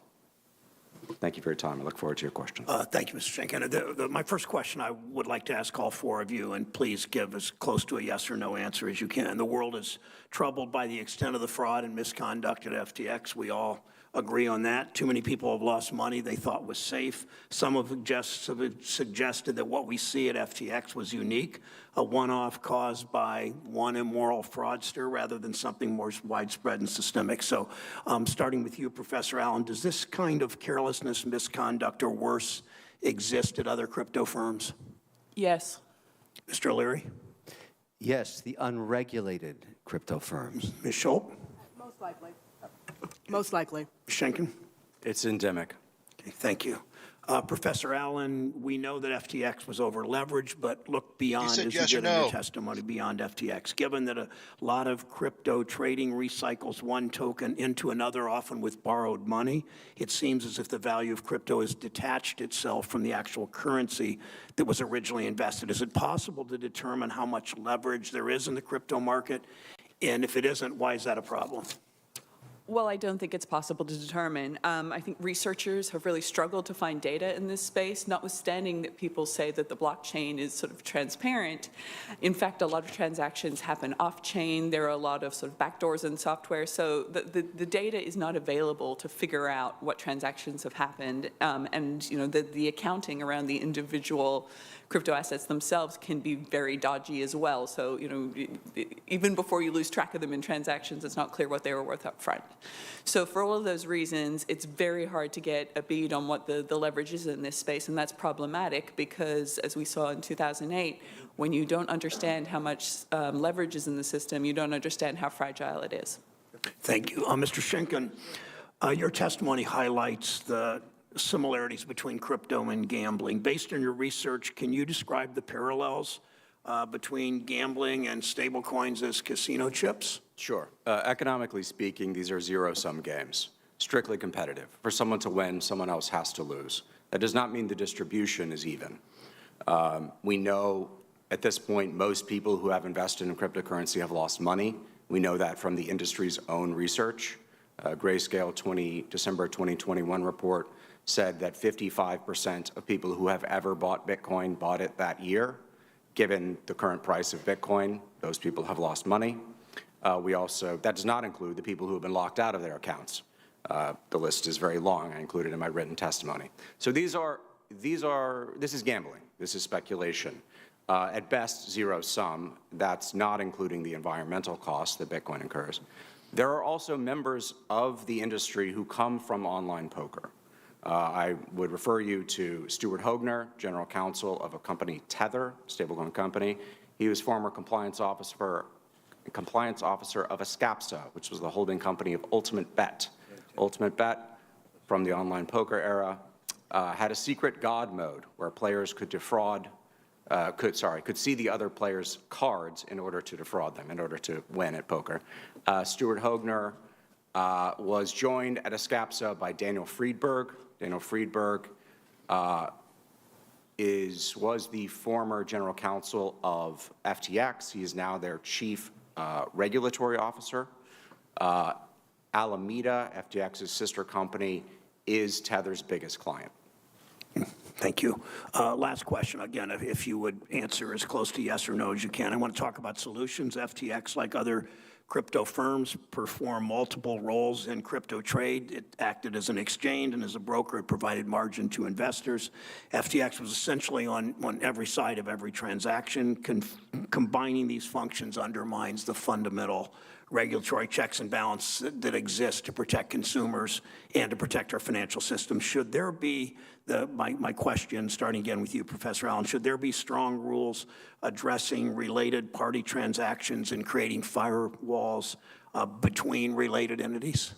Absolutely, to address conflicts of interest. Thank you. Mr. O'Leary. I find the analogy of crypto to be that of gambling and speculation interesting. That was exactly what we described the New York Stock Exchange 150 years ago. And what happened was, because of the nature of the risk, we regulated it. We did it for bonds. We called them securities now. Back then, they were speculations, no different than this nascent industry. The reason this is happening over and over again, and we'll be back here again soon when the next one blows up, is the lack of regulation. That's why we regulate stocks and bonds. They are speculations too. You speculate the profits of the companies underlying those securities. We need to regulate this. I mean, this premise that it's some kind of different issue, it's not. It's just unregulated Wild West, and it will go on and on and on. It's the definition of madness is expecting a different outcome. I mean, that's just, it needs regulation. That's it. I take it that's a yes, that there should be strong rules addressing related party transactions and creating firewalls. A long yes. Okay, a long yes. Ms. Schulp? I also have a longer answer, but I'll still keep it short. I do think that conflicts of interest are something that need to be examined and addressed, whether that results in strong rules banning certain types of transactions or whether it is simply that disclosures must be made is a different question. So while I agree that there are potential issues there, I'm not sure I will agree with the outcome that you're looking for, Mr. Brown. Thank you, Mr. Schenken. Yes. Thank you, Senator Toomey. Thanks, Mr. Chairman. Let me start with Ms. Schulp. Mr. Schenkman indicated his opinion that I think he said every cryptocurrency or virtually every one easily meets the Howey test for the definition of a security. The Howey test includes the investment of money in a common enterprise with the expectation of profit through the efforts of others. So in Bitcoin, we have no corporation that controls it or issued it. We have no individual. We have no committee. It seems to me purely decentralized. Isn't it hard to establish that there's a common enterprise when there is no central authority that controls and operates it? I agree. I don't think for Bitcoin you can meet the elements of the Howey test in multiple respects. Right. So, would you say as a general matter, a truly decentralized protocol, it's pretty hard to establish the common enterprise? I completely agree. The securities laws were evolved in no small part in order to deal with questions of information asymmetry coming from managerial bodies that are doing that. Right. Where is that asymmetry? Look, I think there's a case to be made that there should be a regulatory regime on disclosure requirements for an issuer, that there should be a regulatory regime for secondary market trading, but I think we ought to make it specific to this sector, because to try to shoehorn it into decades-old legislation that deals with different instruments, I think is very problematic. Mr. O'Leary, it seems to me that tokens are very often the tool or mechanism to incentivize people to validate and maintain a distributed ledger. Now, you can gamble with them. You can speculate as to what a given token is going to be worth. But it seems to me that underlying blockchain technology is potentially extremely powerful, is actually already being used in a variety of ways. Could you address this notion that the only possible use is a zero-sum gambling enterprise? No, I don't agree with that at all. It's preposterous to say that. The potential of blockchain technology in authenticating physical assets and contracts and tokens, as you suggest, is incredibly powerful. In fact, I think what's going to happen as we peel the onion on FTX over the next year or two is the shining outcome of the success of the blockchain to track these assets will become the focus of everybody. We will realize every security or token that left FTX, left Alameda, got traded between shareholders, all tracked irrefutably on the blockchain. The power of this technology is very harnessable, very powerful, and of course we should lead the world in it because so much of it is developed here. The hottest hands coming out of MIT right now, where do they want to work? A third of the class. They want to work on the blockchain. You can't take that much potential and not expect extraordinary outcomes. This is a remarkable technology. Yes, it requires regulation, but if you just ask where the hot hands are going, the great engineers, this is where they're going. So, we train them here, and then we kick them out of the country so they do their work somewhere else. So let me ask you directly. You are an investor in FTX, and I know you've spoken frequently with Sam Bankman-Fried over an extended period of time. Why do you believe FTX failed? I have an opinion. I don't have the records. Here it is. After my accounts were stripped of all of their assets and all of the accounting and trade information, I couldn't get answers from any of the executives in the firm, so I simply called Sam Bankman-Fried and said, "Where is the money, Sam?" He said he had been refused access to the servers. He no longer knew. I said, "Okay, let's step back. This is a simple case in my mind of where did the money go?" And I said, "Sam, walk me back 24 months. Tell me the use of proceeds of the assets of your company. Where did you spend it?" And then he told me about a transaction that occurred over the last 24 months, the repurchase of his shares from Binance, his competitor. I didn't know this at the time, but at some point, CZ or Binance, who runs Binance, purchased 20% ownership in Sam Bankman-Fried's firm for seed stock. And then, over time, and I asked him, what would compel you to spend $2 billion was the number he was giving me at that time. Later, in a subsequent conversation, about 24 hours later, he told me it could have been as much as $3 billion to buy back the shares from CZ. I asked him, what would compel you to do that? Why wouldn't you keep your assets on your balance sheet? And why would you offer this to just one shareholder? He said, because every time we went to get licensed in different jurisdictions, because you must understand the prize of crypto is to get regulated. For all the talk we say about Bitcoin and everything else, no institutions own this. I work for the sovereign wealth and pension plans. They don't touch this stuff because it's unregulated. Between these two, let's call them frenemies, because they obviously were potentially the two largest shareholders in the firm, they had a disagreement. They had a falling apart. Apparently, according to Sam Bankman-Fried, CZ would not comply with the regulator's request in these different geographies, these different jurisdictions, to provide the data that would clear them for a license. He withheld it, according to Sam Bankman-Fried. The only option the management and Sam Bankman-Fried had was to buy him out at an extraordinary valuation of close to $32 billion, less apparently a 15% discount. That stripped the balance sheet of assets. You ask me why it went bankrupt? Go to the last week. All of a sudden, in social media, CZ is asking for another $500 million. He wants to do a block trade of FTT, or the proprietary token of FTX. Wants it converted back to fiat. Why would you put that out there? You know it's going to push down the pressure. It's going to push down the value of that coin dramatically, and that's exactly what happened. Every trader knows that if you have a large block trade, you go negotiate a clearing price with other buyers, and you do the transaction. In my view, my personal opinion, these two behemoths that own the unregulated market together and grew these incredible businesses in terms of growth were at war with each other. And one put the other out of business intentionally.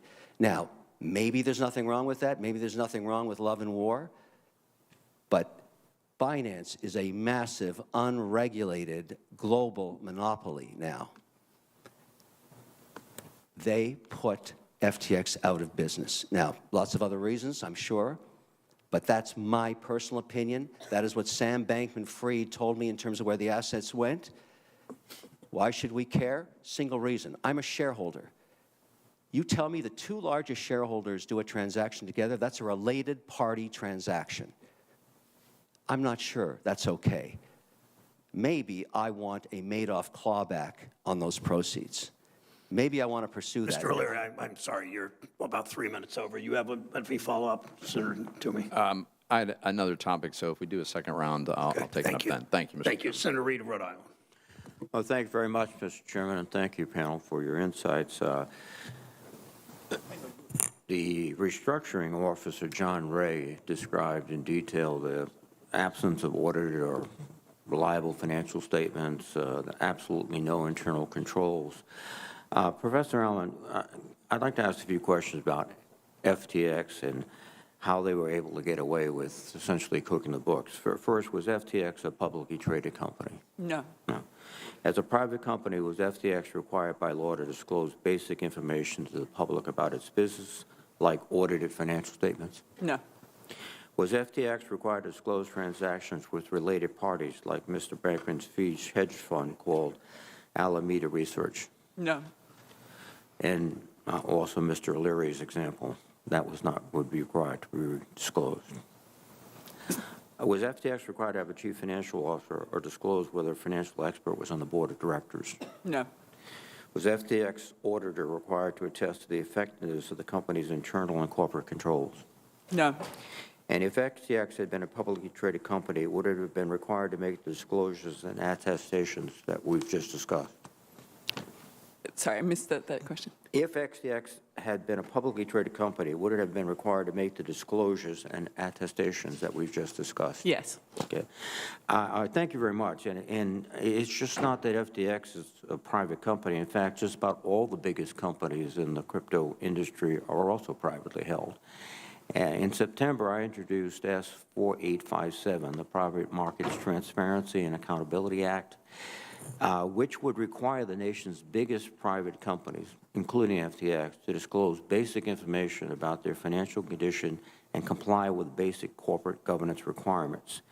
And according to a letter from the North American Securities Administration, this legislation, in their words, would have made it easier for all of us to spot or prevent the alleged fraud and other misconduct at FTX earlier.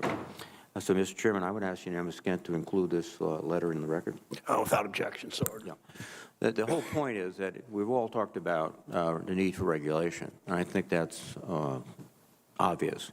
And we have many mechanisms pending here in the Senate and the House to do that. We just have to move quickly. I would suggest this is a good place to start.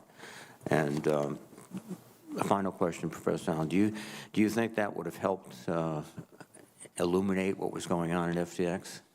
Yes, I think so. I mean, attestations and proof of reserves and other forms of accounting disclosures common in the crypto industry, they don't include the rigor, the independence, and the professional skepticism we get from auditors. But I would note that we should be wary of FASB's moves to implement fair value accounting for crypto assets, because accepting market valuations from the crypto industry could potentially undermine the value of the audit function, and that's something to be wary of. Thank you very, very much. When we talk about crypto tokens, in fact, it's reported that FTX held about $900 million in liquid assets and $9 billion in liabilities when it failed. And the vast majority of FTX assets were illiquid cryptocurrencies created and promoted by FTX and Alameda. And the company held them at wildly optimistic valuations that turned out to bear little resemblance to reality. Can you explain how aggressive valuation practices contributed to the failure of FTX and put customers at risk, Professor? Sure. As I outlined in my written testimony, many crypto assets are created out of thin air, and there's no real basis for their valuation. There's simply no way to perform a sanity check on the valuations that are provided, as those assets trade entirely on sentiment. And so when assets trade entirely on sentiment, meaning what other people think they're worth, that creates a space where significant amount of leverage can be created and fraud can easily go undetected. Thank you very much. Again, I think the one theme that seems to be consistent is that the need to regulate not just this industry, but private entities that are controlling a huge amount of funds that are investing in ways that are not obvious to the public or even to their own shareholders or equity owners. And we have to move, and I would suggest as a starting place, the legislation I proposed. Thank you, Mr. Chairman. Thank you, Senator Reed. Senator Menendez of New Jersey is recognized. Thank you, Mr. Chairman. A lot of securities regulation essentially comes down to one thing: what actions are and are not permissible when one person is handling another person's money. And by and large, we in Congress, the securities industry, and the general public have agreed on the major principles that should guide that activity. For instance, as you point out in your testimony, Professor Allen, brokers are not permitted to use customer funds to finance their business. They are required to fully disclose conflicts of interest. And when dealing with retail investors, they are required to go further and mitigate certain conflicts. FTX didn't seem to have done any of this, and if they had, it seems like a lot of harm would have been prevented. So, Professor Allen, is there any reason why we shouldn't apply the same broad regulatory principles that are now in place with the traditional financial sector to digital assets? I see no reason. The reason we typically hear is that crypto is different because it's decentralized, but in fact, it's not decentralized. At every level, there are people controlling things. So, we heard that that Bitcoin was decentralized. Well, Bitcoin is controlled by a few core software developers, fewer than 10, and they can make changes to the software, and then that software is implemented by mining pools, and there's just a few of them. So in all these spaces, there are definitely people, often a very few people, pulling the strings, but the fact of the matter is that they are unidentified and unregulated, and that is not an ideal space to be in. Yeah. Mr. O'Leary, in your testimony, you said you hope that the events at FTX would, quote, put renewed focus on implementing domestic regulation.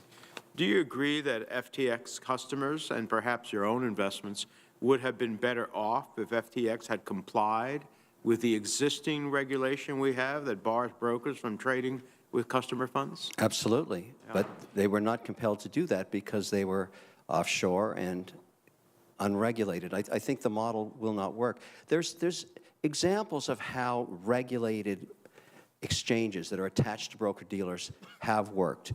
You only have to look up to Canada, the OSC order, where bit-buy wallets are controlled by the regulator. They limit the number of tokens. They limit the margin. They limit the lending. They do an exhaustive test of proof of reserves. We need, and that's just the rules they implemented that they just copied from their own exchanges. Right. We need to do the same thing here. It works. It's been proven to work. There's millions of Canadians that have accounts that are working under a very strict regulatory environment. We can implement the same. Well, I agree. We already know what should and should not be allowed when one person is handling another person's money. Whether we're talking about a new celebrity-endorsed coin or an index fund, I think we'd be well served to keep in mind the basic principles that have largely saved and served investors and the markets well for decades. As I was listening to some of your testimony back in my office, it all seems like you looked at this as more of a security than a currency at the end of the day, and that makes it pretty clear for me. In the wake of FTX collapse, many crypto firms have attempted to reassure the public of their soundness by hiring outside auditors to provide proofs of reserve. However, the quality of these audits are inconsistent and oftentimes provide an incomplete picture of the company's assets and liabilities. Professor Allen, can you explain some of the flaws in these reports and why they are not as helpful to investors as the crypto industry claims?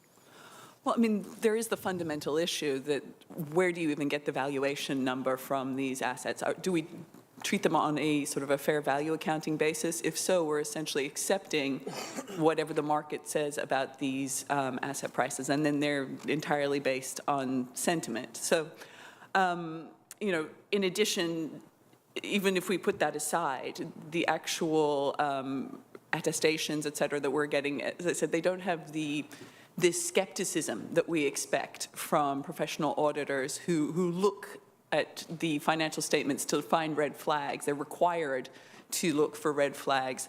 In these attestations and proof of reserves, it's basically just the accountants sort of reporting what they've been told by the industry. No. One of the things I'm concerned about is the extent that cryptocurrency becomes integrated with the financial system, and therefore the risk to the financial system, which up to now has been pretty stable.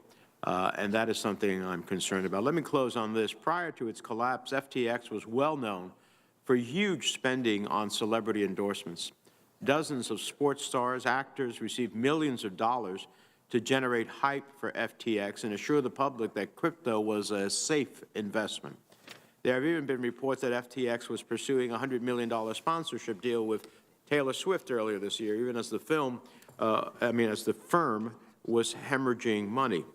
So FTX isn't the only firm doing this.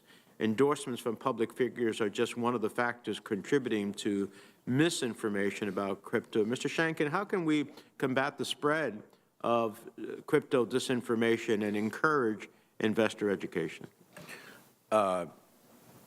Use words that are accurate. The cryptocurrencies are not currencies. We need to classify them as securities properly. I also think that we should consider treating crypto like gambling and having potential limitations on advertising and disclosures. Thank you, Mr. Chairman. Thank you, Senator. And Senator Tester from Montana is recognized. Yeah, I want to thank the chairman and ranking member for having this hearing, and I want to thank the folks who testified today for being here to testify. I appreciate it. I am concerned that we're signaling to people that this is a credible and sound investment. But as we've seen lately, there are clearly bad actors. Crypto has been peddled everywhere from the internet to the Super Bowl as get-rich schemes or safe places to put your retirement savings. But things look pretty uncertain right now, and that's a best-case scenario. Ultimately, I want to make sure the taxpayers aren't left holding the bag. These may be interesting technologies, but I've yet to see how it can be useful in a real world without substantial risk to for Americans. I'm skeptical, but I'm here to hear from both you, the proponents and opponents, and that's why I'm glad you're all here today. Professor Allen, when you were in front of this committee about a year ago today, as a matter of fact. Exactly. You discussed similarities with synthetic products, and you highlighted concerns that, unlike 2007, these products are targeted at institutions and individuals. As we've seen larger and larger issues play out in this industry over the past year, how has your concern that you expressed a year ago played out? So in some ways, I've been heartened by the fact that the banking regulators have really kept this stuff out of the banking system, and I think that's why we're talking about the investors of FTX being harmed rather than everybody being harmed. But still, I mean, I think the idea that crypto is trying to disrupt banking is inaccurate. Crypto and banking would love to merge, and it's the regulators that are keeping them apart. And so as we look at the banking industry trying to dip their toes into this water, I think there are a few causes for concern. Bank of New York Mellon is custodying crypto. JP Morgan is doing trades on permissionless blockchains. So I think we need, to firm up this separation between crypto and banking in order to protect the broader financial system. But as I said, I think, banking regulation has held up pretty well so far. For you again, Professor Allen, the new bankruptcy-appointed FTX CEO has warned that the U.S. entity is not solvent. American customer accounts are in doubt. What does this mean for the consumers who are utilizing FTX?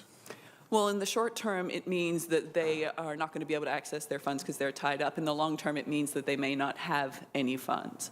So that is, really devastating. And we have to think about how much of this we're willing to tolerate in the name of innovation. This is not a great innovation. I would point out that the Australian Stock Exchange spent years trying to use blockchain technology to restructure it, and it's just given up entirely because the technology was not fit for purpose. I think we need to think really hard about the costs of what's going on. So could you tell me what this could have meant for taxpayers if legislators had gone further with blessing this industry? Sure. The size of the subprime mortgage market in 2007 was estimated to, and I don't have my figures here, but I think it was about 1.3 trillion. And, we've just talked about a crypto industry, and as I said, the valuations are crazy in crypto, but we've talked about an industry that's shrunk, apparently from 3 trillion to under 1 trillion.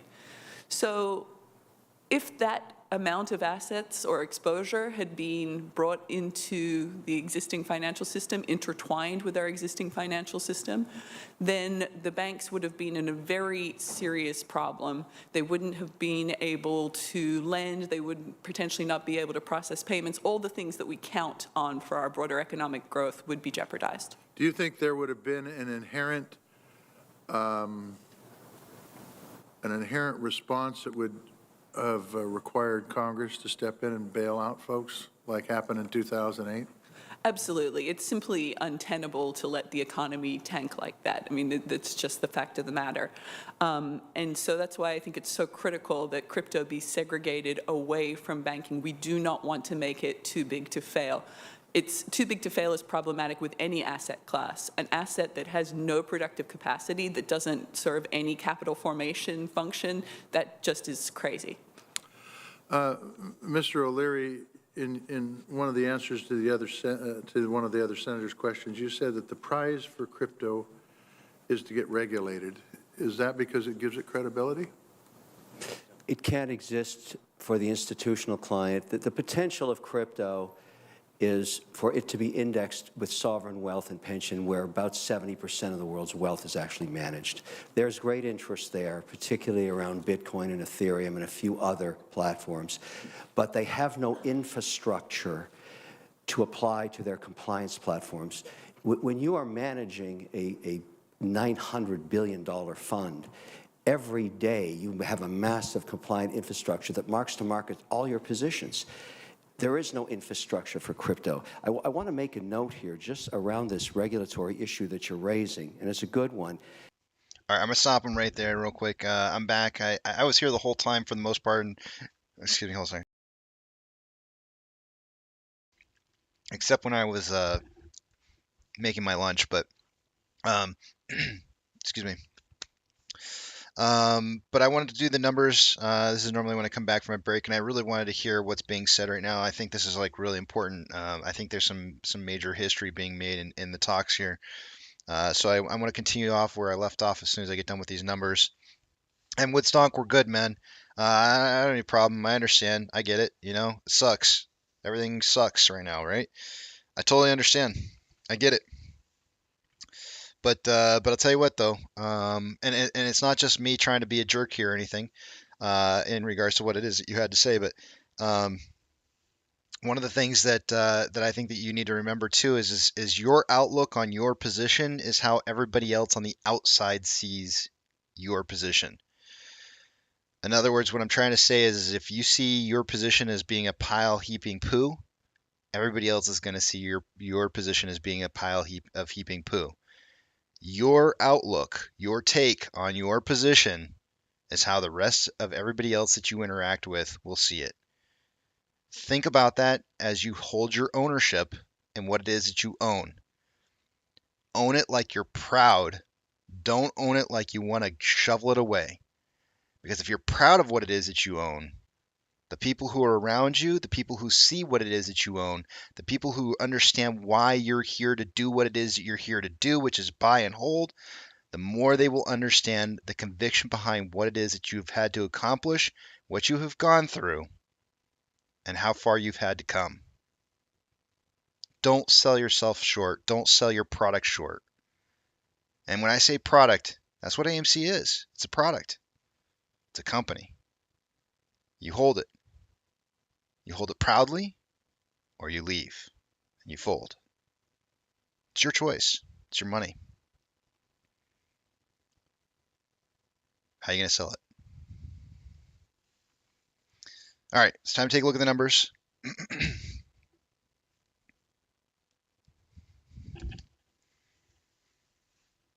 I'm not going to be able to see what it is you guys are writing, so hold those thoughts or comments until after. You're like, dude, Case, you can't drop bombs like that and then freaking go to the other screen and not see what we write. Yes, I can. All right, let's see what we got going on here. I'm gonna go ahead and move a couple screens around real quick. I'm sorry I do that. I do to you guys all the time. I get on my soapbox, I talk, and then I leave and don't even see what you guys say. Half of it is I probably don't want to read what it is you say because maybe I'm right, maybe I'm wrong. I don't know, but I'd rather be convicted in what it is that I say than I don't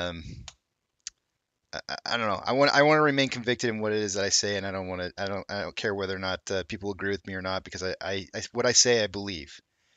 I'm not I'm not trying to sell you on anything.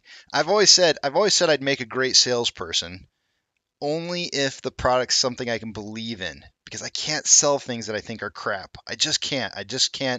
Throw me on a Hyundai parking lot to sell cars, or throw me on and if you like Hyundais, I'm sorry, but I just could never sell those.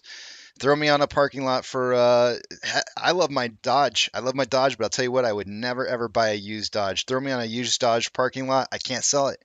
I couldn't legitimately walk up to people and be like, "This is a great buy."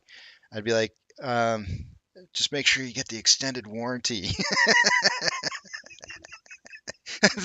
You're not going to get any sales like that, right? Like that's not how you're going to get sales. Throw me on a Honda dealership. And I will sell you every dang car on that dealership. I don't care who my boss is. It's going to be easy sales. Why is it easy sales? Because it's an easy car to sell. It sells itself. AMC sells itself, guys. This is a money-making company. This company can make money, and they've proven it. If you don't understand what it is that you hold, then you just don't understand. If all you're doing is looking at price of the stock market, then you're not getting it. You just don't understand what it is that you're holding. You're just looking at stock price. Have conviction in what it is that you hold. Understand that you're holding a royal flush, and that's not changing. Just because people are trying to convince you that that's changing through price and time doesn't change it. Doesn't change it at all. In fact, over time, it's getting better. What may have used to look like a pile of a poo isn't looking like that anymore. And the amount of things that can be used against us as shorting positions shorting theses are down to one and one thing only left. And they know that everything hedges on that one thing. And they're absolutely screwed if it changes. Screwed. Really bad. Remember that. It's not like you're holding on to a company that can't make money, because you are. You're holding on to a company that can make a lot of money. All right, let's see what we got going on for these numbers here. Starting with off exchange.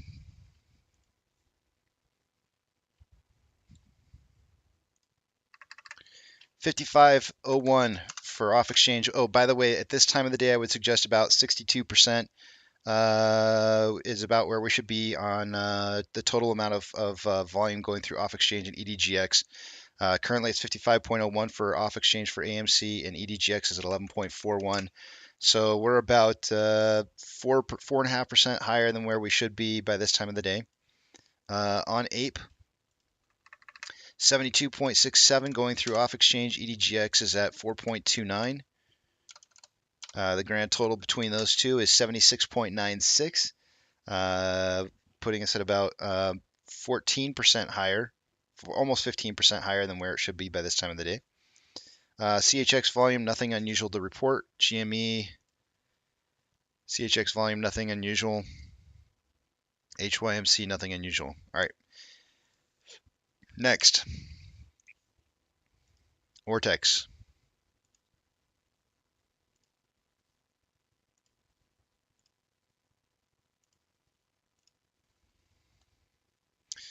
An hour ago on Ortex, it was saying 1.6 million shares having been barred. It's now 1.67. Not too much of a change there.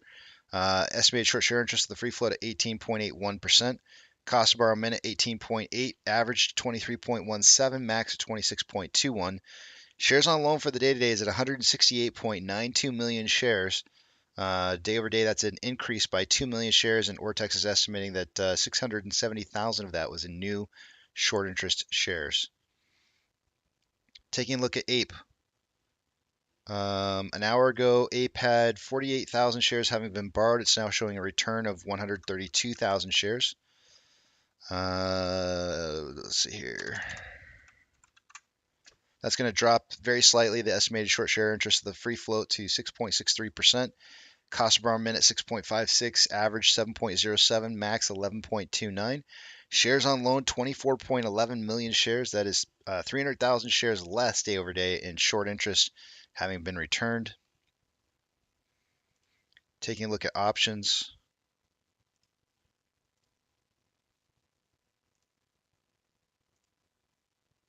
Oh, so Nuggets. I don't know what I was going to say. I don't know what I was going to say, but it wasn't going to be good, so I had to change it real quick. Give me 1 second here while I log back into my account. Apparently, when I clicked on whatever it was I clicked on earlier, it told me I was logged in, but apparently I wasn't. So I'm going to use this as an opportunity to say two-factor authentication. If you don't have it, you may want to get it. Ooh. Hold on a second.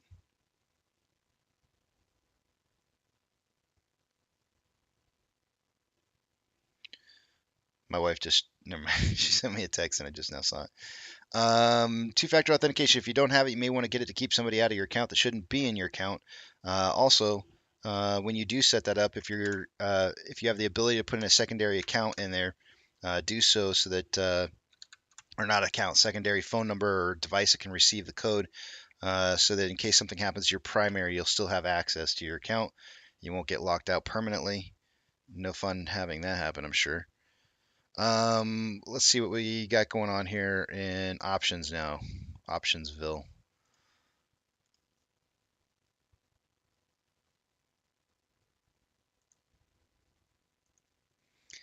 Alrighty.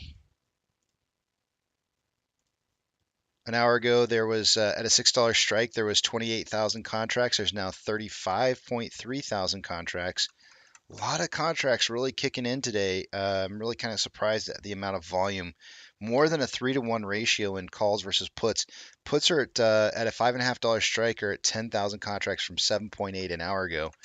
But I mean, just huge amounts of call volume. Currently, actually, let me just say the market's kind of suggesting a closing price somewhere between $5.50 and $6 by the end of the day today, and then the combined price of AMC and Ape right now at $6.38. We are kind of holding support down here, this fib retracement at 635. We'll see. I'd love to see this get back up to closing price of no more than, or right around 659 before the end of the day combined between the two. I don't know if we're going to get there or not. We'll see what the end of the day looks like.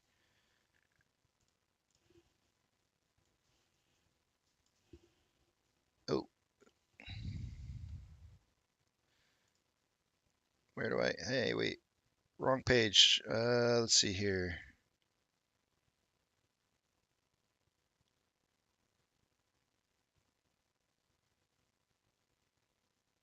There we go. What is that? How's that? Where is that going? Oh, there we go.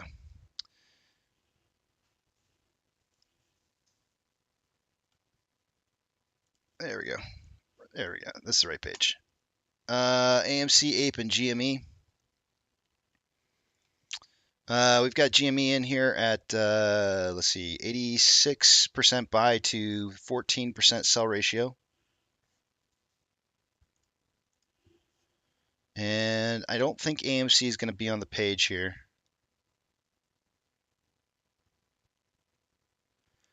Ape and AMC have very low volume today, so we're not seeing those on the list. SSR trip price is at $5.18. Ape would trip at 0.7966, and right now there's currently 0 shares available to borrow. I did tell you guys earlier this morning that I felt that they would probably borrow some shares and then return them at some point in the day if they needed the shares really badly to help drive the price down. They did that once. I don't think they'll do it again because the total amount of shares borrowed for the day-to-day is at 700,000 shares, and that's kind of around the amount that they've been borrowing over the last couple days. So I don't think we'll see that happen again. But if price does start, driving upwards in the later portion of the day, I would expect that to happen at least once more. We have fees are 20.2%.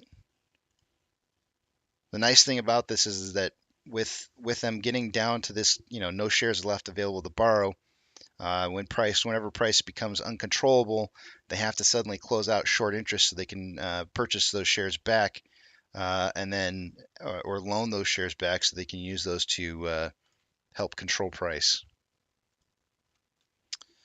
Taking a look at, let's see here. NASDAQ is down 3.44. We have the Dow Jones down 2.75, and the S&P 500 is down 2.85.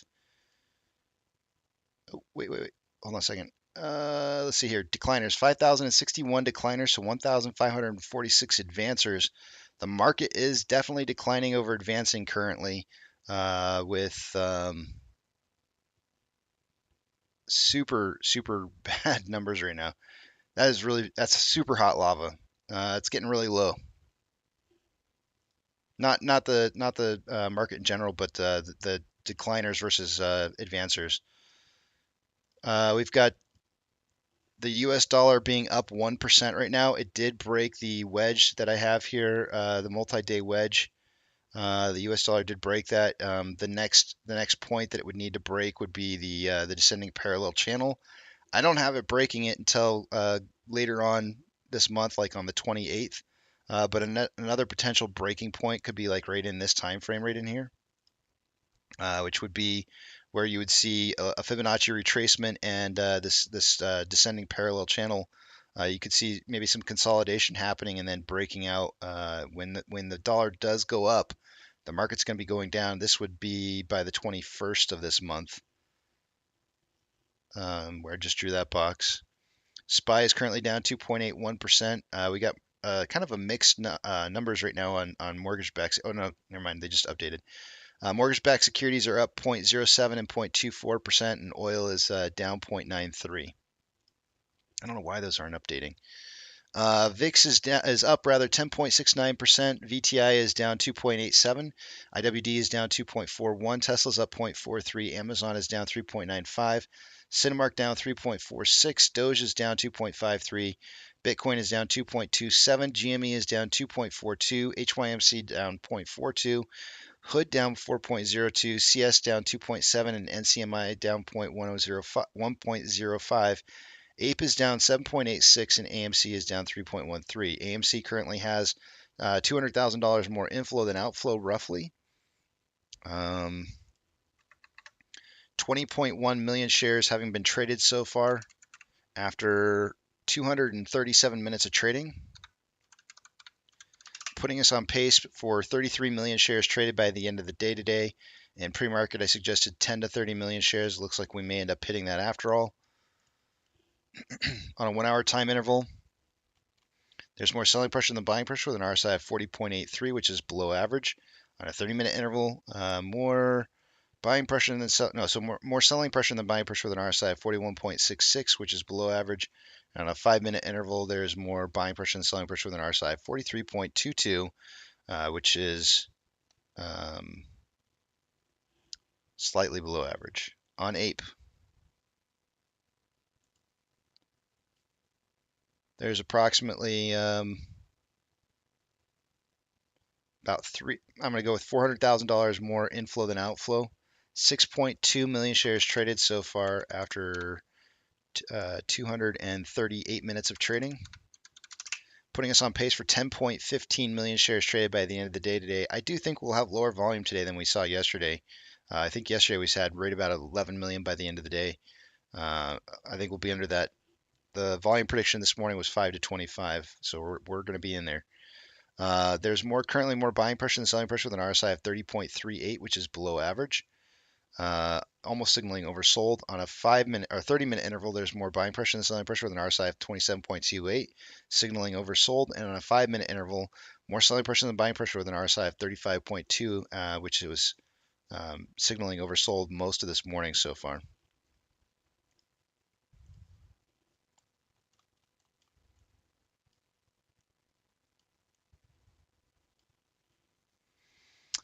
And I think with that,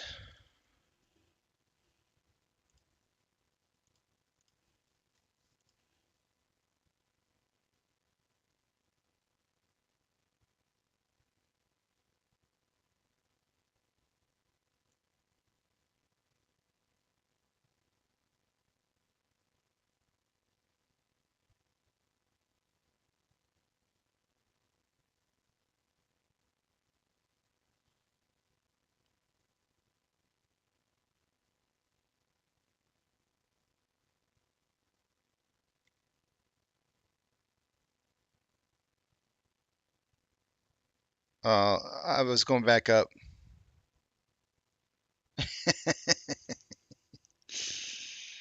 I was going back up and reading some of the stuff you guys are saying here. Let's see here.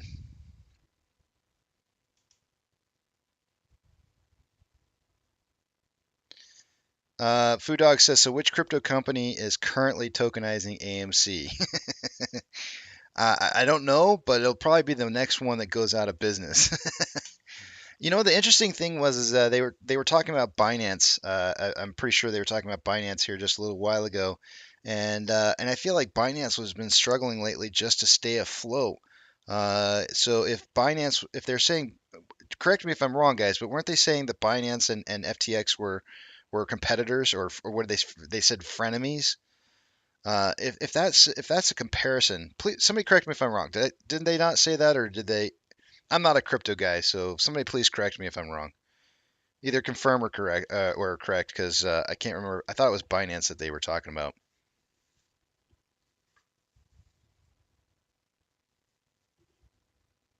Okay, Jabib says yes. All right, so you've got Binance and you got FTX. FTX failed, and then Binance next thing we know is looking for over the weekend funds just to stay alive.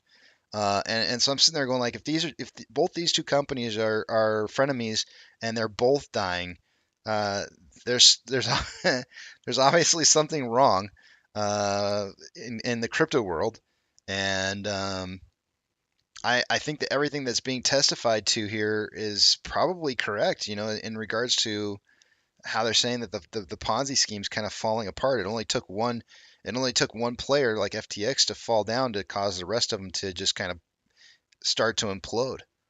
And it's very, very similar to what we would see uh, in a regulated market where, somebody who might be hedging against positions, or short positions, and not hedging appropriately, start failing one after another. Reverse repo for the day today is slightly down to 2.123 with 98 counterparties.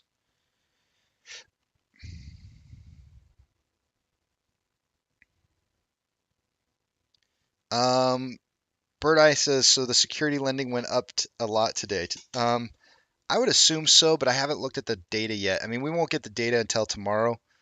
It doesn't report the security lending volume, but I would assume that it's going to be up today. It seems like it's higher. The security lending volume.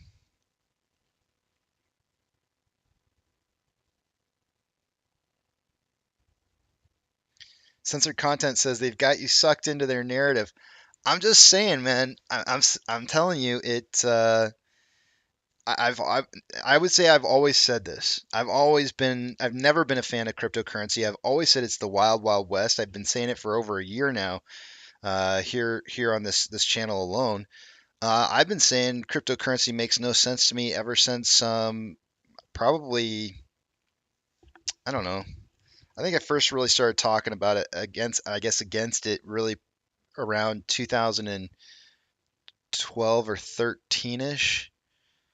But that was only because of what I experienced through the gambling world with Black Friday.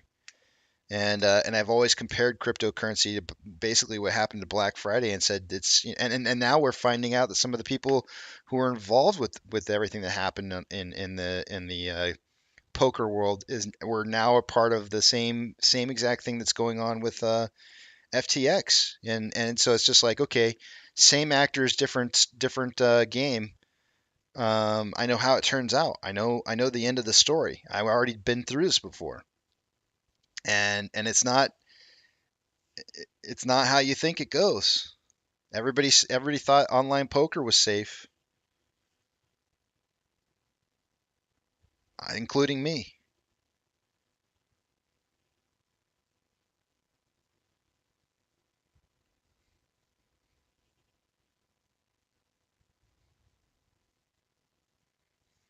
Jim says 3 billion withdrawn from Binance after FTX. I also noted that the Feds transferred a huge amount of digital dollars to Coinbase, and I got an ad from Coinbase touting its availability. We actually, Jim, somebody came in. I want to say it might have been Bird Eye, who actually came in and put in an unusual whales report on the movement of all of that. So yeah.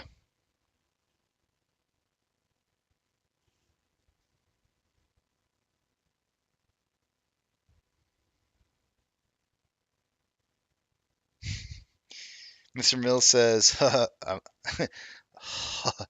I'm gonna make you laugh during trivia. What's the backing in crypto? That's the whole point. There really isn't. I mean, it depends though, right? There are some cryptos that supposedly have a backing. But we just saw Luna, which is supposed to be a stable coin. It's a stable coin. What happened to it? What happened to Luna? And it's like, wait a minute. Okay, so it's back to a coin. It's supposed to be stable. It has some kind of value that it's attached to or something, and then what does it do? It goes belly up. And it's like, I just don't. It's the Wild West, man. It's the wild, wild west, and I've been saying it long. I'm pretty sure I've been saying it longer than Mr. Handsome or whatever the hell his name is. I don't, Mr. Beautiful, or I can't remember what his nickname is. O'Leary. I'm talking about O'Leary. Oh, Wonderful. Mr. Wonderful. That's what it is. You guys didn't type it in yet. I got it before you guys typed it. I got it first, Bularke. I beat you to it.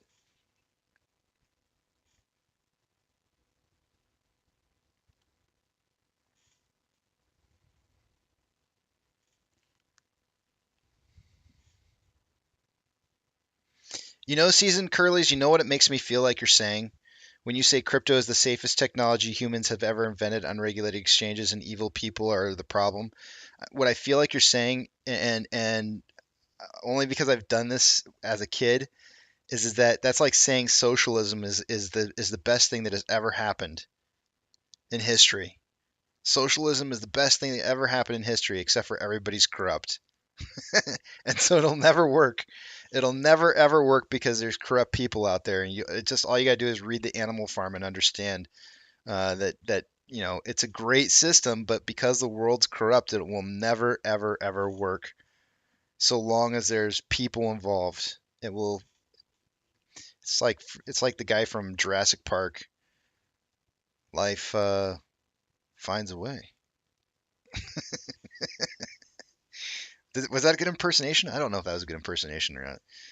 All right, I'm gonna go back to the. I've got only like 20 more minutes here before I got to do the next reading of the numbers, and I want to get this. I want to get this Senate hearing over. Well, not over, but I just want to get done with it. So let me go back to it and start back up again. See, here we go.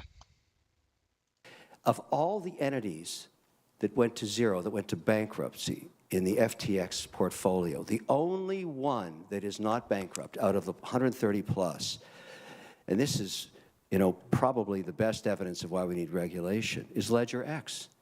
Why? It's regulated by the CFTC. 100% regulated. It is not bankrupt. Had the other entities been regulated wherever they were, they would too not be bankrupt.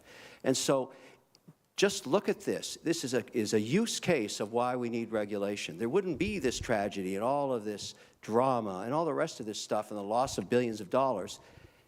The lack of regulation has caused some problems here and will continue to. And the evidence is right here. The only entity that didn't go to zero in the FTX portfolio, CFTC forced the scrutiny, forced the transparency, forced the proof of where the assets were held and the reserves, forced the lack of commingling with the assets. They forced it. They did it. Proof positive that you can regulate this asset class. I want to thank you all for being here today. We'll have some questions for the record, but I appreciate the hearing, Mr. Chairman. Thanks, Senator Chester. Senator Haggerty of Tennessee is recognized. Thank you, Mr. Chairman. Ranking Member Toomey, thank you for holding this hearing. To all of our guests here today, I appreciate your being here. I'd like to touch on something that has been troubling me for some time. We know that FTX's collapse as the second largest exchange is continuing to have ripple effects throughout the entire digital asset industry. But if you look back to even early November, FTX didn't appear to have the necessary scale to cause an industry-wide systemic meltdown. Binance, on the other hand, is the largest global crypto exchange, nearly 7 times larger than FTX by trading volume. At least it was in the month leading up to FTX's collapse.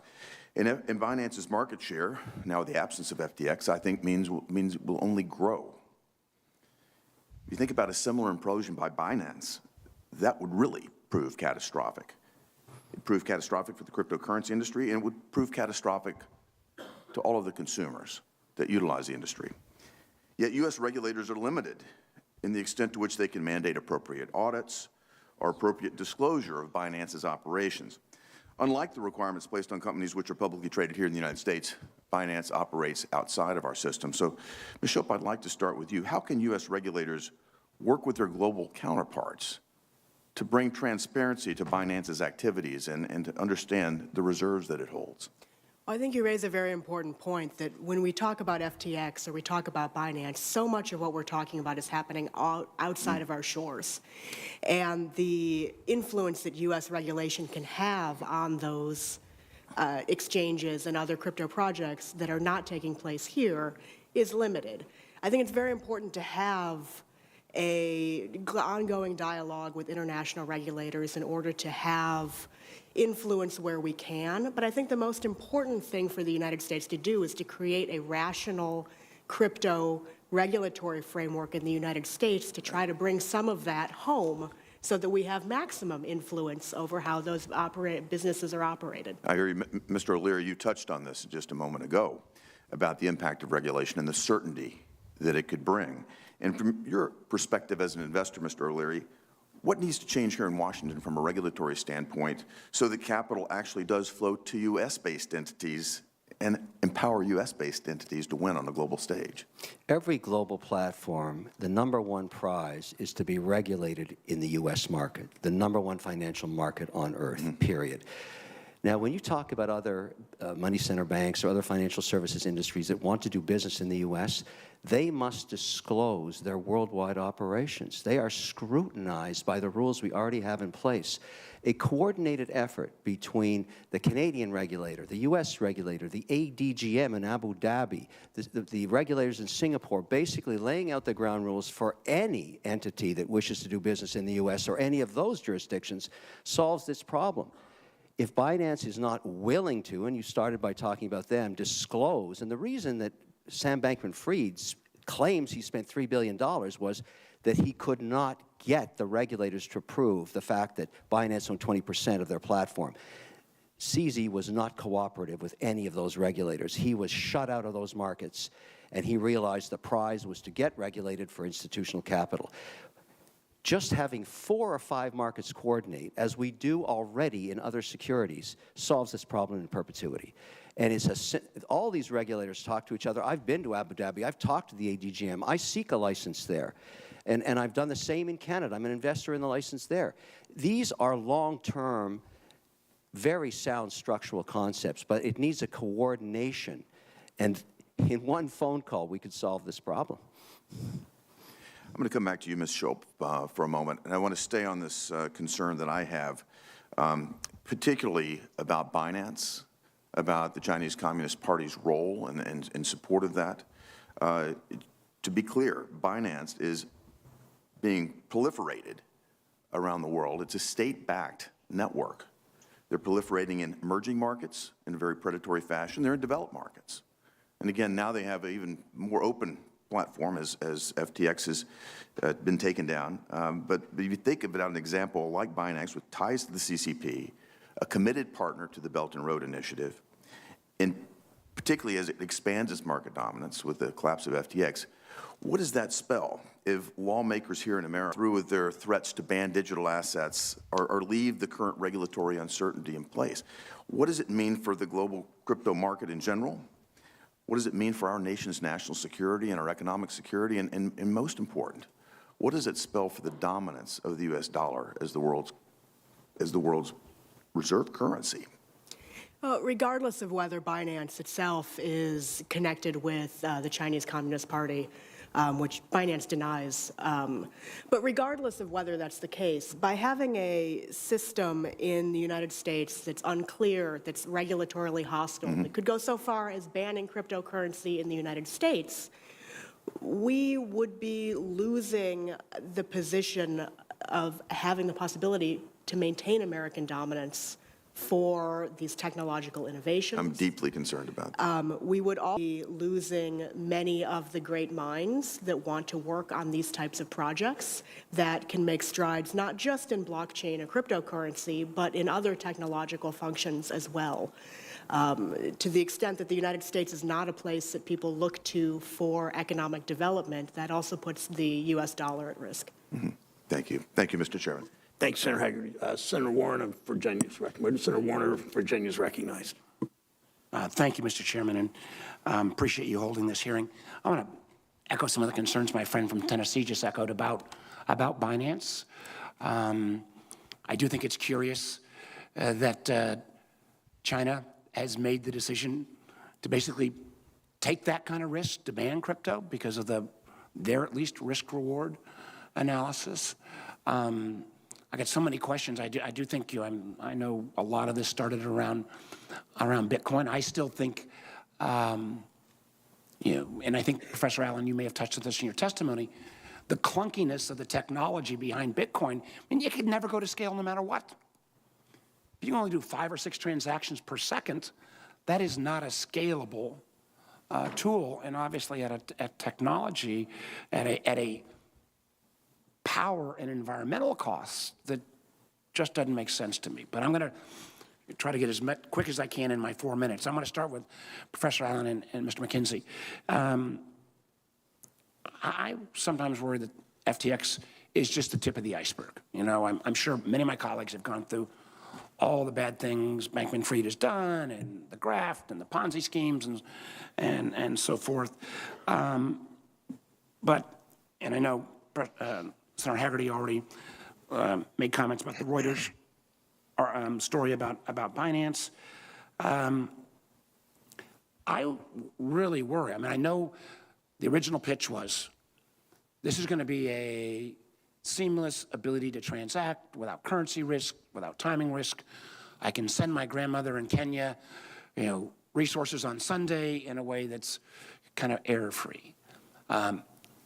Sitting where I do on the Intelligence Committee as chairman, we've seen virtually no examples of that kind of use case. I know, Mr. McKenzie, you've gone down to El Salvador where they tried to make that as the case.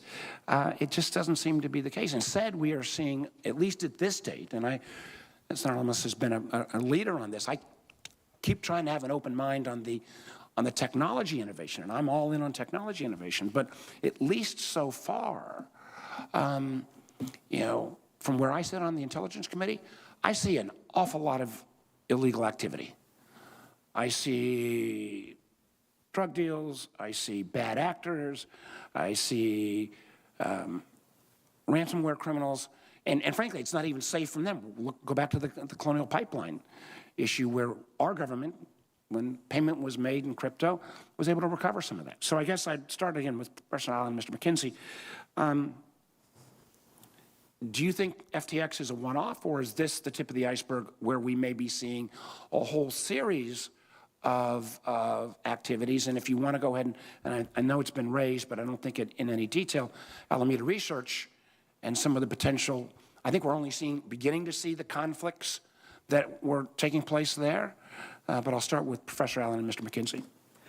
I think we saw the tip of the iceberg a couple of months ago, and then this is sort of moving further down the iceberg, you know, with the earlier rounds of Terra Luna and Celsius.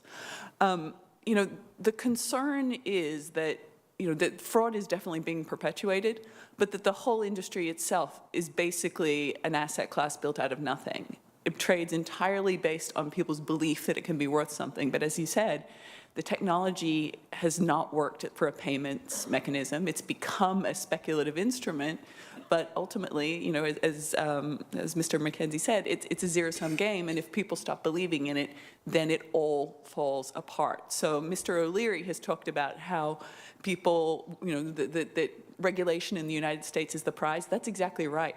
Without that regulation as the prize to legitimize crypto, there is nothing there, and it could all go to zero.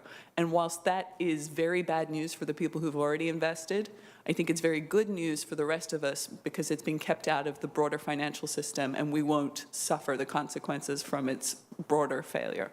Mr. McKenzie? Thank you, Senator. Yes, I just want to echo what Professor Allen is saying. One of the many, many seemingly limitless ironies of cryptocurrency is that the supposedly decentralized nature of it is, it's in fact highly centralized. I know this. I wrote an article with my colleague Jacob Silverman for the Washington Post about Binance this spring. Binance is incredibly murky, but Binance, as Mr. O'Leary, as other senators have pointed out, Binance is in communication with FTX. They were an early investor in FTX. There was apparently there's a private Signal chat group entitled Exchange Coordination that CZ is on. Yes, this is publicly reported. I believe Mr. Bankman-Fried submitted it into the congressional record, if I'm not, yeah. And so they're all talking to each other. The crypto industry is actually really, really small amongst the people that count. In a zero-sum, strictly competitive game, there's winners and losers. In an unregulated zero-sum, strictly competitive game, you're either a scammer or a mark. If you don't know which one you are, you have a problem. Oh, do you want me to answer the remittances question? I'm sorry, sir. Well, if you want to just touch on Alameda as well. Sure. So Alameda is Tether's biggest client. That's according to reporting from Protos from last year. Supposedly, Alameda purchased, I believe, $36.7 billion worth of tethers. Given Alameda FTX's insolvency, I think one question might be, where'd the money come from? Yeah. Let me just, I know my time, but Mr. O'Leary, I have a great respect for you as an entrepreneur. Spent a long time as an entrepreneur. I'm trying to sort this through as well. I get your point, but I guess what I'd raise for the chairman and the ranking member is, I'm still trying to wrestle with this in my mind, whether we need a crypto set of rules or whether we frankly, what are we, 14 years after Dodd-Frank, ought to take a bigger step backwards and realize we got this bright, shiny problem over here around crypto, but the amount of financial activity, if you look at the fact that over 50% of the mortgage origination now is outside the regulated banking sector. I've been a big advocate for fintech for a long time, but there are a whole series of lending entities out there, again, that have no regulatory protections around them at all, and nothing would be worse than doing a relatively good job. We may overdid in certain parts on Dodd-Frank, but put a structure around our regulated industry and suddenly see this huge escape of financial activity going outside any kind of regulatory envelope at all. I'm all for innovation, but Lord knows if crypto was suddenly followed by a whole series of fintech entities that were coming back saying, hey, I need my money back as well. I didn't get my lending that was taking place on this platform. We could have a problem. Thank you, Mr. Chairman. Senator Lummis of Wyoming is recognized. Thank you, Mr. Chairman. I also want to thank Senator Toomey for his wonderful leadership on this committee, just in the event this is our last hearing. Thank you for your service. Hearing tomorrow. We're conflating topics today. Digital assets are not on trial. Fraud and organizations are on trial. So let's separate digital assets from corrupt organizations. FTX, as I've been saying for the last few weeks, is good old-fashioned fraud. And what they did is separate from digital assets. Now, we've all heard that FTX lent its executives hundreds of millions of dollars in commingled customer funds for personal use, and customers who tried to wire money to FTX were instead given Alameda's routing number. That is fraud. That's fraud whether it's conducted in US dollars or euros or digital assets. That is fraud.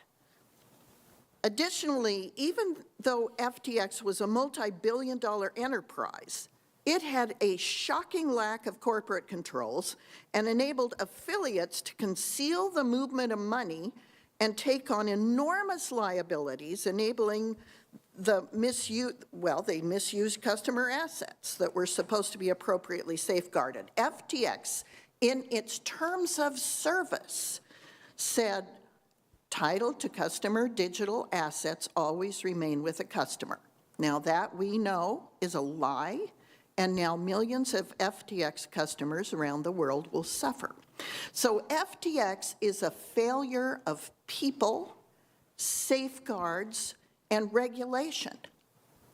It's not a failure of technology. The people of the digital asset industry need to get really serious about risk management and compliance with things like anti-money laundering laws, and that's why we've seen a failure of a number of firms engaged in riskier practices, even for the digital markets this year. So one question people should ask themselves is how FTX grew so quickly. They were founded in 2019.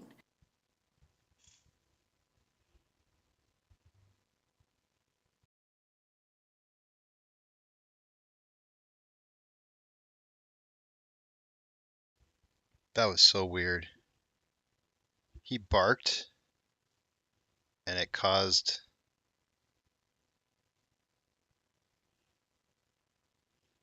What the hell?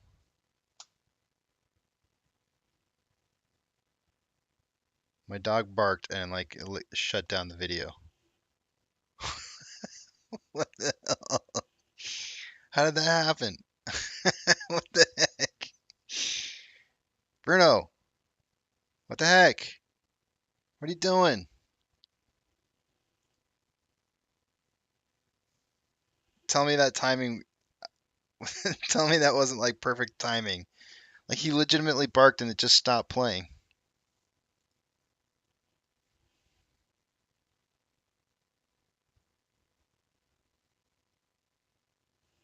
That was so weird. And grew to be one of the largest digital asset exchanges in just 2 years. So you look at other companies like Kraken, Coinbase, and Bitstamp, they've been around for a decade. They've grown organically. This committee needs to be focused on putting legislative solutions in place that would have prevented FTX's collapse and other firms like it. This means things like regulation of digital asset trading, providing consumers with adequate bankruptcy protection, disclosures, and stablecoin regulation. So let's not conflate topics here. Mismanagement, failure of people, inadequate controls is what's on trial. We need to regulate this business and lay digital assets on top of our existing financial regulatory framework. Questions? Ms. Schulp, why do digital assets and distributed ledger technology have the power to make our capital markets safer and more efficient? Well, there's multiple ways that they can do that, and one of them is by removing the intermediaries that we've been talking about, where there are potential for such things as an FTX to take customer assets and misuse them. When those intermediaries don't exist in digital asset systems, then you don't have the same risks. You can also have faster, cheaper payment systems than we currently have, and more global payment systems which allow people to send money cross-border in a way that should be very important for a country like the United States, which sends a lot of remittances across the world. I know I'm out of time, but I want to make a plug for the Responsible Financial Innovation Act that Senator Gillibrand and I have co-sponsored, that we've been talking to our colleagues about.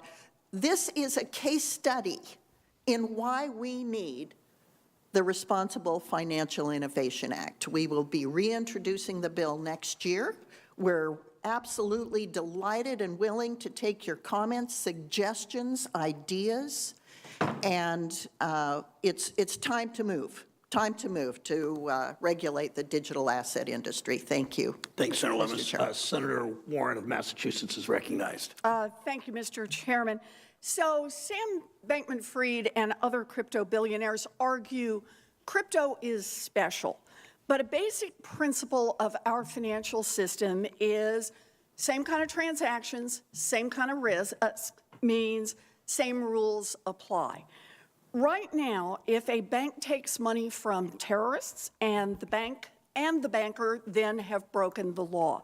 And that's why banks spend so much time and so much energy identifying who their customers are and reporting suspicious activity to authorities. A lot of crypto firms are not doing these kinds of checks. So crypto has become the preferred tool for terrorists, for ransomware gangs, for drug dealers, and for rogue states that want to launder money. In 2021, at least $14 billion in digital assets went to criminals. Now, that's a lot of drugs and a lot of ransoms and a lot of bombs and a lot of nuclear materials, but it is likely only the tip of the iceberg. A new report finds that one crypto exchange alone helped launder over $10 billion for criminals and countries like Iran. Even so, the crypto industry continues to take the position nothing should change. Professor Allen, the crypto industry claims that it doesn't need to do all of the know your customer and other anti-money laundering checks that banks do and stockbrokers do and even Western Union does, because crypto is uniquely transparent. Everything is on the blockchain, so criminals and rogue states that try to launder money in crypto will quickly be found out. Does the fact that the blockchain is public mean that it is more difficult for criminals to launder money using crypto? In many ways, the blockchain is the worst of all worlds. For everyday people, the blockchain is a permanent public record of all their transactions, which is a privacy nightmare. But for sophisticated players with a vested interest in hiding their transactions, there are all kinds of tools available, mixers, tumblers, et cetera, that can hide the provenance of their crypto assets. And far from being difficult for criminals to use crypto to launder money, the fact that there aren't KYC checks is the point. Okay, so crypto is actually easier to do money laundering. Let's look at another crypto industry argument. Professor Allen, the crypto industry claims that it would be too much trouble and maybe even technologically impossible for them to check customers the way that banks and stockbrokers and even Western Union does. But let me ask, do banks and stockbrokers in Western Union have to invest money and resources to make sure that they're set up to conduct those checks? Yeah, I mean, KYC requirements are simply part of operating a financial services business. But avoiding those requirements, as you say, is critical to many crypto business models. Blockchain-based transaction processing, as we've discussed, is very clunky and expensive. Ms. Schulp has just told us that it can be more efficient. The only way it's more efficient is if it actually avoids the KYC checks that can slow things down. So this crypto business model is in many ways a regulatory arbitrage play. Right. So actually, it's an interesting question. If banks and Western Union said they shouldn't have to follow any money laundering rules so that they could make more money, they could improve their profitability, what would our country say, and what does every country around the world in the financial system say? No. Right. Okay. So, Mr. O'Leary, I know that you are a big supporter of crypto, even after you lost $10 million in FTX's collapse. But you are an experienced investor. So let me ask you, do you believe that the potential benefits of crypto are so promising that we should accept weaker anti-money laundering rules and weaker compliance from crypto firms than we require from banks, from brokers, and from Western Union? No, I think we should apply the same regulatory structure that we apply to existing trading of stocks and bonds on exchanges tied to broker-dealers. That is not complicated. It's already been implemented in other countries. And I take issue, Senator, with your concept that it makes it easier to do money laundering. Currencies have been used for drug trafficking since the 60s in the American dollar, when it was thrown out of a Piper aircraft in a duffel bag. The American dollar is also used by bad actors all the time. Mr. O'Leary, I appreciate your point that everyone tries to engage in money laundering. That's what terrorists do. That's what drug dealers do. And that's what states like Iran and North Korea have done. The only point I'm trying to make is, should the same rules against money laundering apply to crypto in the way that they apply to banks, to stockbrokers, to credit card companies, to Western Union? And I think your answer to that was yes. Is that right? No. Mr. O'Leary, you have 30 seconds. Keep your answer short. It's not yes. I'm just saying, if you know your client rules on both sides of the transaction and use a crypto such as USDC that is regulated, you solve this problem, Senator, overnight. Well, I appreciate that you want the same kind of rules to apply to everyone, and we can talk about what's needed to make that happen. You know, the dark underbelly of crypto is its critical link She didn't like his to answer. financing terrorism and human trafficking and drug dealing and helping rogue nations like North Korea and Iran. Crypto doesn't get a pass to help the world's worst criminals, no matter how many television ads they run or how many political contributions they make. All right, I'm going to stop her right there. That was so funny, man.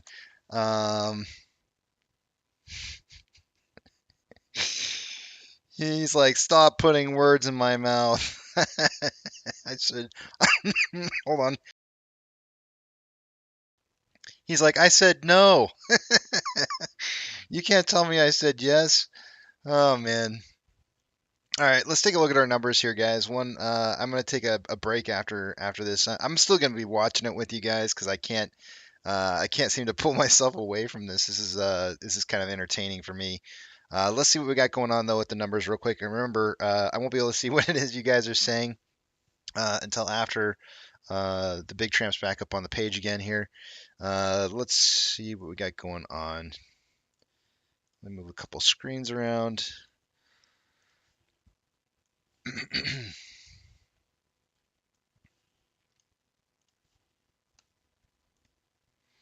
All right, starting with off exchange.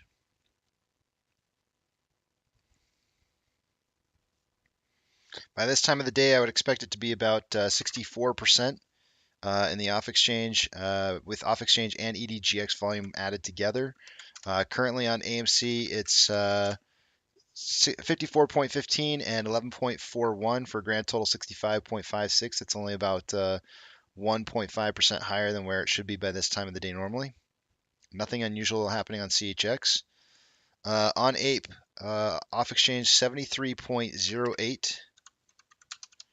And EDGX at 4.67, grand total between the two 77.45. That's about 14.7% higher than it is normally. GME is nothing unusual going on with that one. Nothing with HYMC either for CHX volume. Those look pretty normal. All right, looking at Vortex. An hour ago, there was 1.67 million shares having been borrowed for the day. It's now 2.04. It's going to have the slight effect of raising the short share interest of the free float to 18.84%. Cost to borrow min at 18.8. Cost to borrow average at 23.33. Max at 26.21. Shares on loan for the day today is at 168.92 million shares. That's 2 million more shares on loan today than yesterday. Ortex estimating about 670,000 of that to be in new short interest. Taking a look at Ape. An hour ago, there was a return of 132,000 shares. That's still the same. Leaving the short share interest of the free float at 6.63%. Cost per min at 6.56. Average 7.07. Max 11.29.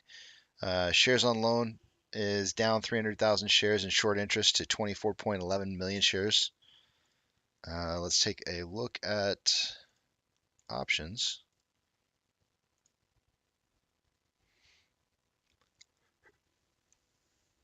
Oh, excuse me.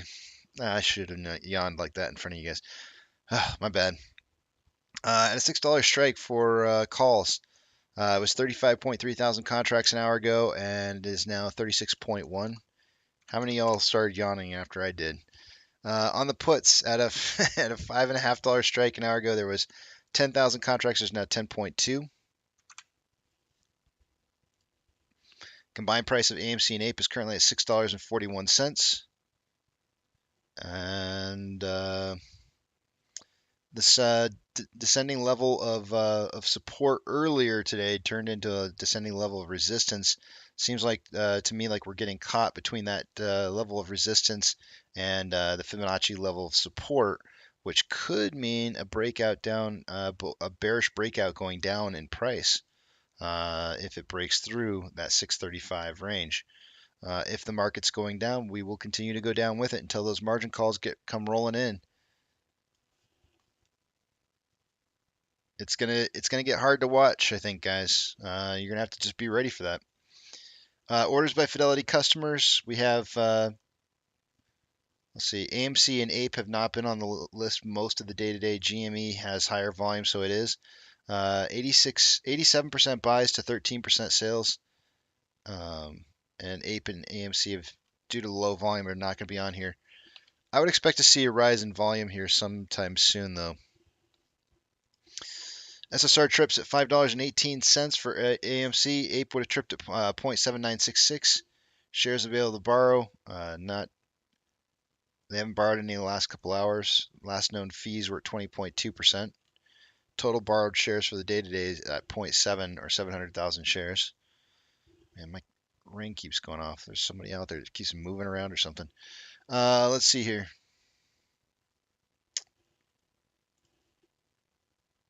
NASDAQ down 3.41, Dow Jones down 2.64, S&P 500 down 2.79. There is currently 5,062 decliners to 1,562 advancers. The market's on fire. Hot lava. Don't touch the floor. It'll burn your feet. Look out. Look out. Let's see what we got going on here. U.S. dollar was up 1% an hour ago. It's now down to only being up 0.8%. SPY down 2.81. WTI or oil is down 0.93. The mortgage-backed securities are up anywhere from breaking even to being up 0.18. VIX up 11.26. VTI down 2.84. IWD down 2.37. Tesla down 0.08. Amazon down 3.93. Cinemark down 3.46. Doge down 2.8. Bitcoin's down 2.28. GME is down 3.09. HYMC is down 0.6. Hood is down 3.85. CS is down 2.38. NCMI is breaking even. Ape is down 7.12. And AMC is down 2.7. Inflow versus outflow on AMC. We have approximately $800,000 more inflow than outflow. 22.42 million shares traded so far after an hour and 13 minutes. Or not an hour, what am I saying? 290, let's see, minus 7, 283 minutes of trading. Oh, that's not right. Hold on a second here.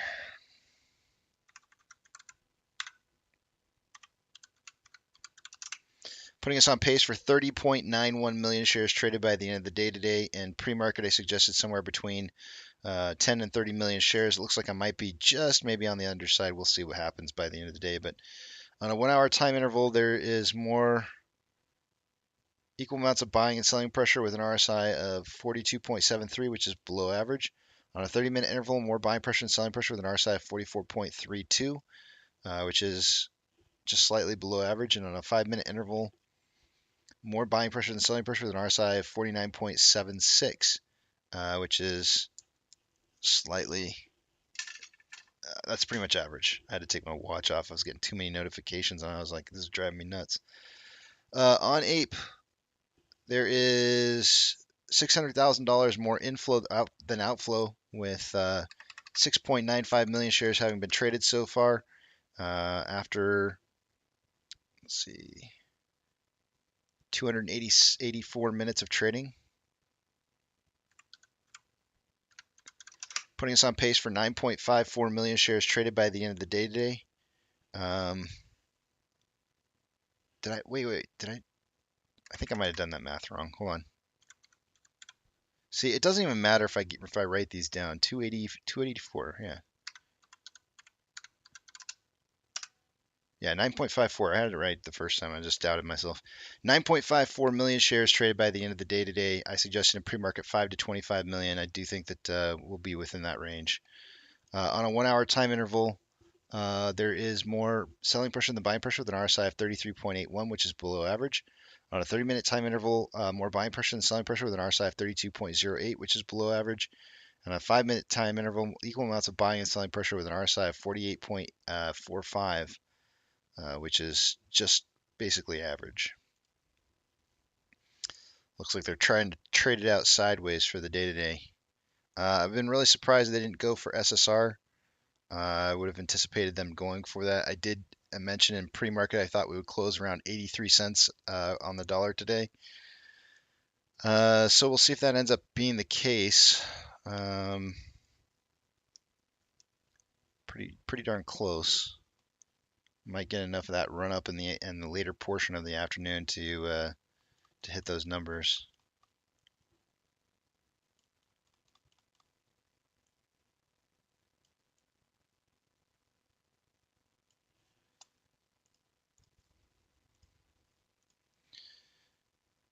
Alrighty.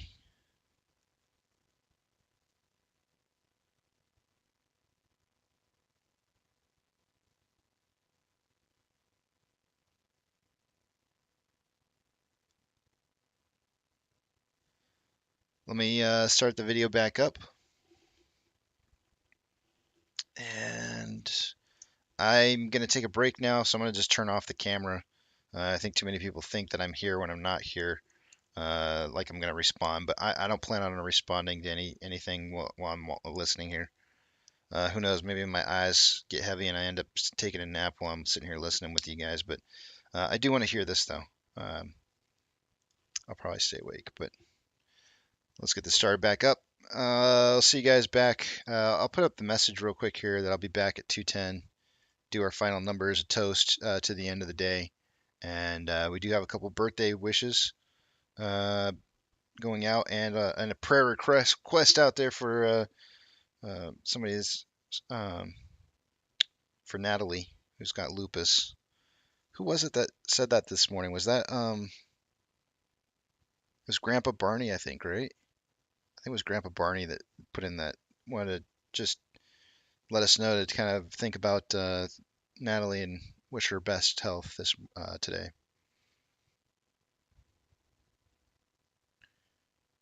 Casey Shaw AMC drive-through. Please pull forward.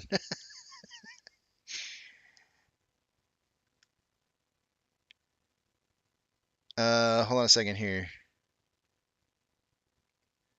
Hillbilly Investor says, do you see 3? You said be ready. What's ready, you think? Do you see 3? 3 what?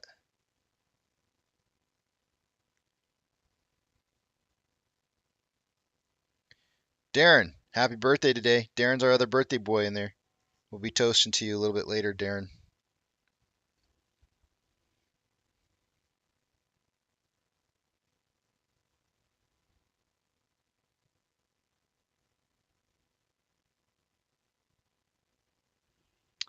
Hold up a second here. I gotta write some. There's something I was writing down. I can't remember what it was I was gonna write down. Oh, I think of the other birthdays.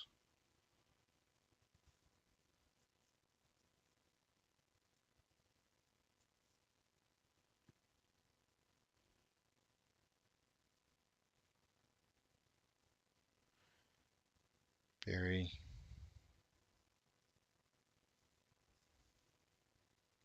Bo. Holy crap, that's weird. We've got all the birthday wishes today are all B's. My mom says Bo's birthday. Yeah, I said Bo. We got Bo, Barry, and Belarkey. All B. All 3 of the people with birthdays today are all named with the letter B. That's kind of funny. All right, let's get this started back up here again, and I'll see you guys at 2:10. It is time for Congress to make the crypto industry follow the same money laundering rules as everyone else. That is why Senator Marshall and I introduced a bipartisan bill today that requires crypto to follow the same money laundering rules that every bank, every broker, and Western Union all have to follow today. Thank you, Mr. Chairman. Senator Van Hollen of Maryland is recognized.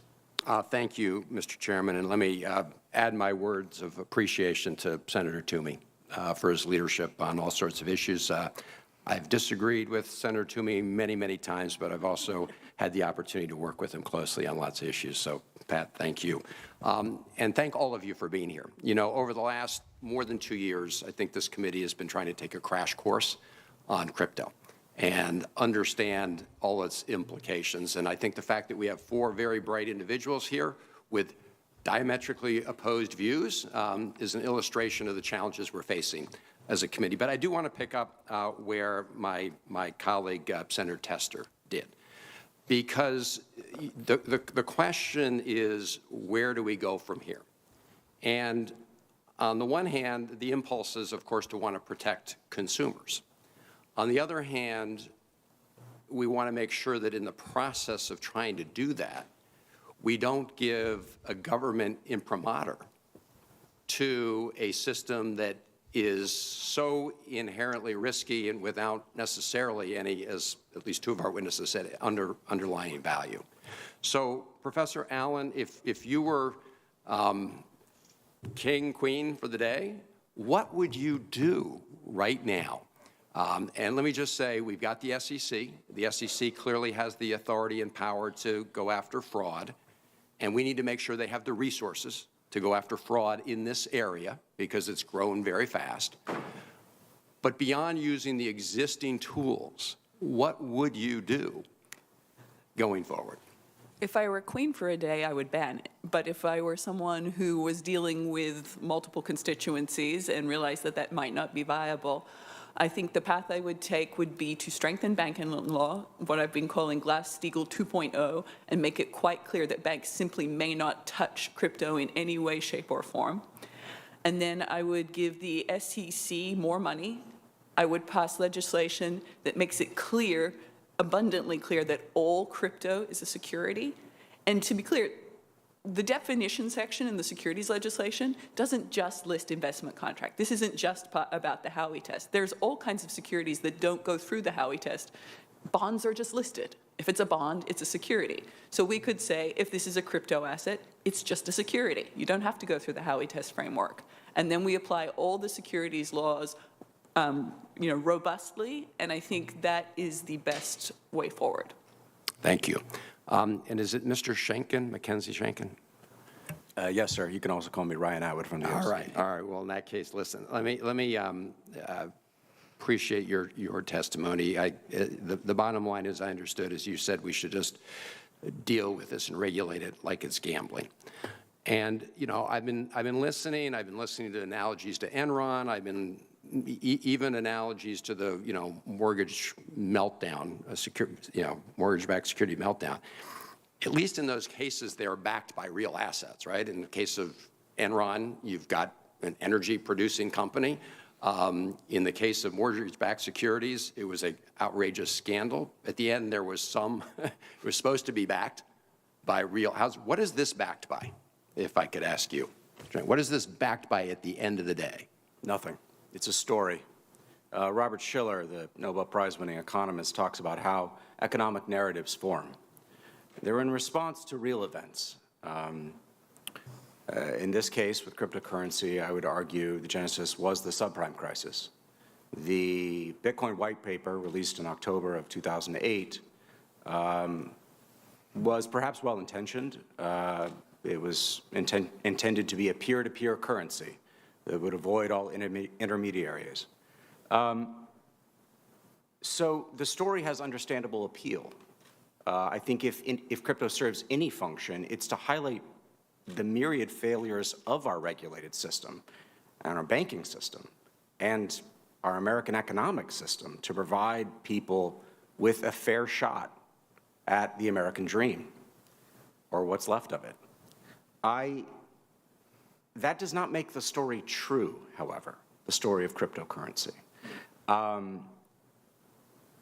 What it does is lend it enormous power. And these stories spread, as Shiller describes, like viruses, infecting one person to another, much like a multi-level marketing scheme, but for the digital era, instead of a 5-hour Tupperware party, you get a 60-second TikTok video. And you're encouraged to invest because you see other people investing. They call it FOMO, fear of missing out. We used to call it greed. People get very excited. These bubbles build up very big, but then they collapse very swiftly. And I think that's what we're seeing now today. Thank you. Thank you all. Thanks, Senator Van Hollen. Senator Cortez Masto of Nevada is recognized. Thank you, Mr. Chairman. I, too, want to, my kudos to our ranking chairman. Thank you so much. It's been a pleasure to work with you. I, too, we've not agreed on everything, but you are a gentleman, and I do always appreciate the opportunity to have an open line of communication with you, so thank you.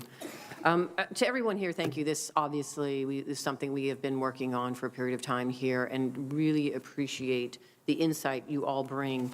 I do want to follow up on my colleague, Senator Van Hollen's line of questioning with Professor Allen. I want to ask the rest of you. Clearly, she's supporting banning it. If we don't ban it, how do we regulate it? She put forth a proposal, which is isolate it from the banking system and then define it as a security. Does anybody disagree with that or have any other ideas about how it would be regulated? Mr. O'Leary. The concept of passing legislation that would ban banks from integrating cryptocurrencies and crypto technology, if that were to happen as an investor, I would short every American bank stock because it would make it the most uncompetitive financial services sector in the world. The innovation that is coming forward, once regulated, is going to be profound in terms of how it changes the cost, the efficiency, the auditability, the productivity of the banking sector. Just look at things as simple as ACH transfers, how archaic they are. Look at the Fed wire. So let me just stop you there. I only have so much time. So you do not agree with isolating it from the banking system? That's insanity. Okay, Ms. Schultz? No, I also don't agree with isolating it from the banking system. I do think that if I were queen for a day to regulate, I would ask Congress to make some clear lines here with respect to what is and is not a security. And I think a lot of crypto tokens do fall under the category of security, but it's not always clear. I also would ask Congress to draw clear lines as to which market regulator handles secondary trading, giving the commodities segments to the CFTC and the securities segments to the SEC. That should put good guardrails in place in order to apply similar risk frameworks to similar risks. Thank you. Mr. Shankman. If we allow cryptocurrency to infect our banking system, we will be back here. Thank you. We will be back here, not in a good way. And Professor Allen, anything else to add? So I'm going to ask you, because I also appreciate your conversation with Senator Tester, and it's really focuses on why we should isolate it from the banking system. But let me ask you this. Many crypto advocates have taken this scandal that we are talking about today as an opportunity to suggest that the failure of FTX was due to its centralization and argue for decentralization finance, or DeFi. Can you talk a little bit, would that have made a difference? And what impact would DeFi lead to possible greater centralization of wealth? I mean, can you talk a little bit about what that means, if anything? Sure. So DeFi stands for decentralized finance, but that's a marketing term because it's not actually decentralized. As I mentioned earlier, technological decentralization and economic decentralization are not the same thing. First of all, DeFi is highly integrated with the centralized crypto ecosystem, and it's not sure that it can survive without it. And then even within DeFi, there are so many intermediaries. At the underlying blockchain level, you're trusting the core developers of the software that runs the blockchain and the validators who implement the software changes. On the next level up, you're trusting the people who program the application that runs on that blockchain. Now, the people who program that are controlled by the people who own the DAO governance tokens. So you may have heard about these DAOs, these decentralized autonomous organizations. They're basically like creating a partnership on the blockchain. The ownership of those tokens, it's meant to be decentralized and dispersed, but that's not the reality. The economic reality is that for a lot of these things, like 90% of the tokens plus are owned by a single person. So, saying that I could, me having one governance token in a DAO is like me buying a share in Tesla and trying to tell Elon Musk what to do, right? So economically, it's very centralized the whole way up and down. And so, much like many of the stories that Mr. Shenkin's been talking about, it is a story. I really get why people want these things. Wouldn't it be nice if we could create a world where we didn't have to trust intermediaries who have made so many mistakes so many times? But the reality is that economic power concentrates in these places, and we can't avoid intermediaries. So what's the point of DeFi? Thank you. I know my time is up. Thank you, Mr. Chairman. Thanks, Senator Cortez Masto. Senator Smith of Minnesota is recognized. Thank you, Chair Brown. I'm going to direct my first question to Professor Allen. So the collapse of FTX is shocking, but it's hard to say that it's surprising, right? I mean, it's hard not to conclude that this crypto exchange and its related firm, Alameda Research, completely failed to safeguard the money of the people they entrusted their money to there. And we shouldn't lose sight of the fact that millions of dollars disappeared overnight, and that this is money that belonged to people who couldn't afford to lose their money. So, Professor Allen, I want to get at this question of consumer protection pretty quickly. So people are free to invest their money pretty much however they want to, but they deserve to know that the market is fair and that there are rules that protect them from bad actors, so they're not getting ripped off. So exchanges and firms that buy and sell stocks and commodities are required to keep company money separate from their customers' money. They don't get to gamble with their customers' money without asking permission first. Is that correct? Yes. And that's not the case with what we saw with FTX, what we see often in crypto. Is that true? I mean, they often say in their terms of service that they won't do it, but they do it anyway. Yeah, I think that's right. And when a firm is being paid to give advice to their customers on how to invest their money, they have to put their customers' interests first, right? That's the basic fiduciary responsibility. Is that the case in crypto right now? So, I mean, I think there's a big concern here about crypto being incorporated into things like pension funds and also into 401k plans. So the Department of Labor has been very clear that they don't think that this is the type of thing that belongs in any kind of sort of retirement saving. Unfortunately, Fidelity has made the move to allow people to invest in Bitcoin through their 401k plans, and I think that's highly problematic. Yes, and Senator Warren and Senator Durbin and I have sent letters to Fidelity and have urged the Department of Labor to follow up on this because they have this highly volatile asset that does not appear to be, it seems to be exactly the wrong kind of thing to put in a retirement account where you're looking for more stable, more stability over the long term, right? Right. And let me just ask, just following up on what Senator Warren was focusing on, banks and other financial services firms have the responsibility, the duty to know who their customers are. That's how we protect against money laundering. Is that the case? They often say in their terms of service that they won't do it, but they do it anyway. Yeah, I think that's right. And when a firm is being paid to give advice to their customers on how to invest their money, they have to put their customers' interests first, right? That's the basic fiduciary responsibility. Is that the case in crypto right now?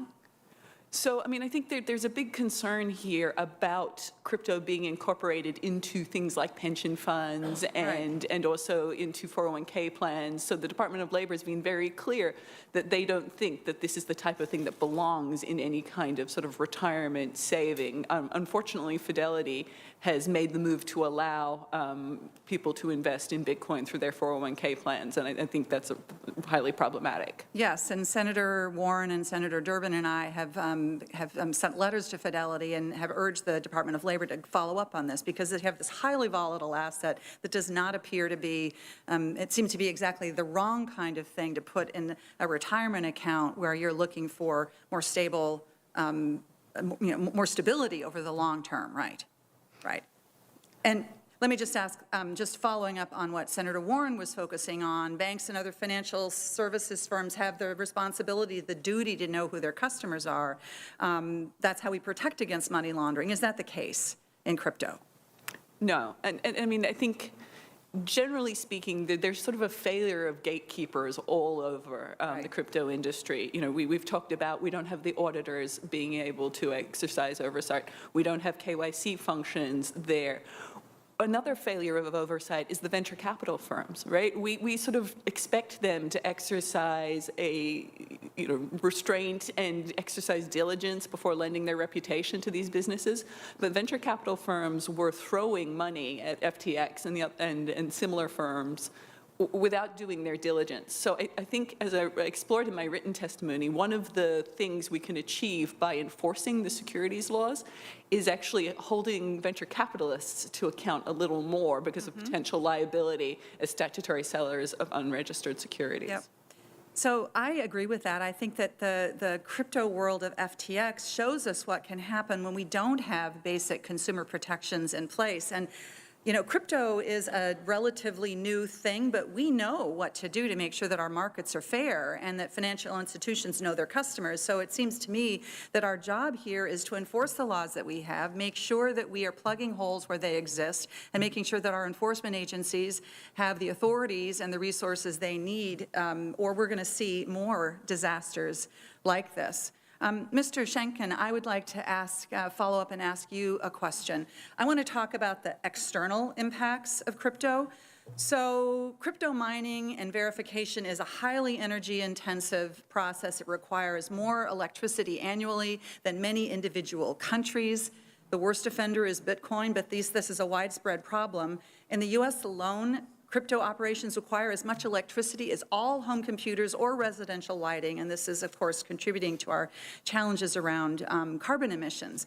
And then there's the issue about crypto mining exacerbating local noise and air and water pollution as well. So lots of externalities, as we say. So as I understand it, crypto mining is built on a process that becomes more and more energy intensive over time. Is that correct? Yes. So it's inherently inefficient. Is that Yes. correct? The technology is bad. And so where is the benefit of this kind of innovation, and how should we think about the impacts of this when it comes to the climate and energy use impacts? Because in fact, when crypto mines are located in communities, those communities often see their energy prices go up, their energy rates go up. Is that correct? That's right. I visited the largest crypto mine in the country, Whinstone, which is in Rockdale, Texas, just outside of my hometown of Austin, Texas. Local citizens are upset. It raises the cost of electricity for all citizens, and it also uses an enormous amount of energy. It took over a former Alcoa aluminum smelting plant that had been abandoned, and now we are using it to mine ephemeral digital assets of no productive value. I think that says a lot. Thank you. Thank you, Mr. Chair. Thanks, Senator Smith. My understanding is Senator Sinema is joining us remotely. Senator Sinema from Arizona. Thank you, Mr. Chairman, and thank you to our witnesses for being here today. You know, Arizonans are always interested in investment opportunities that allow them to build better lives for themselves and their families, especially in the last few years in conversations at the grocery store, the gym, the coffee shop, or the kitchen table. Arizonans have been talking about cryptocurrency, the hype, the skepticism, the questions of how it works and how it will work going forward. Like most Arizonans, I'm a skeptical optimist. I believe in the future and the potential of this technology, that it can be a force for good, and that it can ultimately make people's lives better. But also clear-eyed about what's happening right now, how technology and anonymity can be misused and abused, and how people are being deceived and defrauded. The collapse of FTX is just one of many recent market events that have shaken investors' faith in the ecosystem. Some will say that this is about the ecosystem as a whole. Others will say this merely applies to centralized entities and that this criticism should not apply to more decentralized projects. But even in the context of decentralized projects, we need to understand how dispersed ownership truly is. So this is a complex issue, but I want to put the focus where it should be, on everyday Arizonans, many of whom put their faith in a technology that appeals to our independent leanings and our natural skepticism of government and centralized control. So I believe we have some obligations to everyday Arizonans. First, to make sure they have the information they need to understand risks and opportunities, and ultimately to make investment decisions that work for themselves and for their families. Second, to grow the U.S. economy and protect the integrity of our capital markets. Third, to provide a regulatory framework that responsibly promotes innovation here in the U.S. while increasing funding for enforcement to ensure that any bad actor is pursued quickly and harshly. So protect investors, protect the economy, promote innovation, go after the bad guys. It's pretty fundamental. So I'd like to turn to Professor Allen and thank him for being here. Your testimony cites a Financial Times article entitled, "Let It Burn," that calls for crypto to do just that, to burn down as a fully unregulated business. So let's be specific. In the cases of FTX, Terra, Luna, Celsius, and others, who exactly got burned? It was the investors. That's right. And I also want to apologize, Professor Allen. I misnamed you there for a moment. I apologize. In other words, it was investors, right? Everyday Arizonans, people who work hard for the money they make and are just trying to provide for their families, save for their kids' college, or take that vacation they've always dreamed of. The founders didn't get burned, even if ultimately they got arrested. It's regular people who got burned. And that's why it frustrates me when people say flippantly, "let it burn." Because that's the hard-earned savings that everyday people invested in good faith with promises of big returns. And for FTX customers, all of that is now gone. Now, most people had no idea they'd find themselves as unsecured creditors, unlikely to get back the investments they'd entrusted to Mr. Bankman-Fried and others. And they're last in line behind banks, lawyers, other lenders, and venture funds. For months, I've had people in Washington tell me and my staff that new legislation isn't necessary here. They say that there's sufficient regulatory authority and that the regulator should just handle it unimpeded. But my question is, where were the regulators? I was encouraged to see fraud charges pressed against Mr. Bankman-Fried and his subsequent extradition and arrest. But let's be serious, that was reactive, not proactive. And frankly, it's the least that government could do. And perhaps most importantly for all those regular Americans, it's not going to get them their money back. And others will say that this is a classic case of buyer beware. It's clear that due to murky jurisdictional issues, unanswered legal questions, and a lack of regulatory clarity, investors are having a difficult time accurately pricing risk. In finance, we learn that the return on your investment should be related to the risk that you bear. But if you can't price the risk, it's hard to understand what return you should expect. And that cuts at the core of how a healthy market should function. Professor Allen, your testimony highlights a number of ways that greater regulation enforcement can be valuable for investors. And I'm interested in identifying specific ways that we can assist investors in quantifying the risk they may be taking on. Are there specific disclosure or registration requirements that you believe may assist investors in more accurate price discovery? Thank you, Senator. So first of all, I want to point out that the let it burn argument may seem harsh, and it's not one that I advocate for this reason, but it may seem harsh to the individual investors, but it's advocated in the sense of trying to protect people who haven't invested in crypto from broader financial failure. So it's not as harsh as it might seem.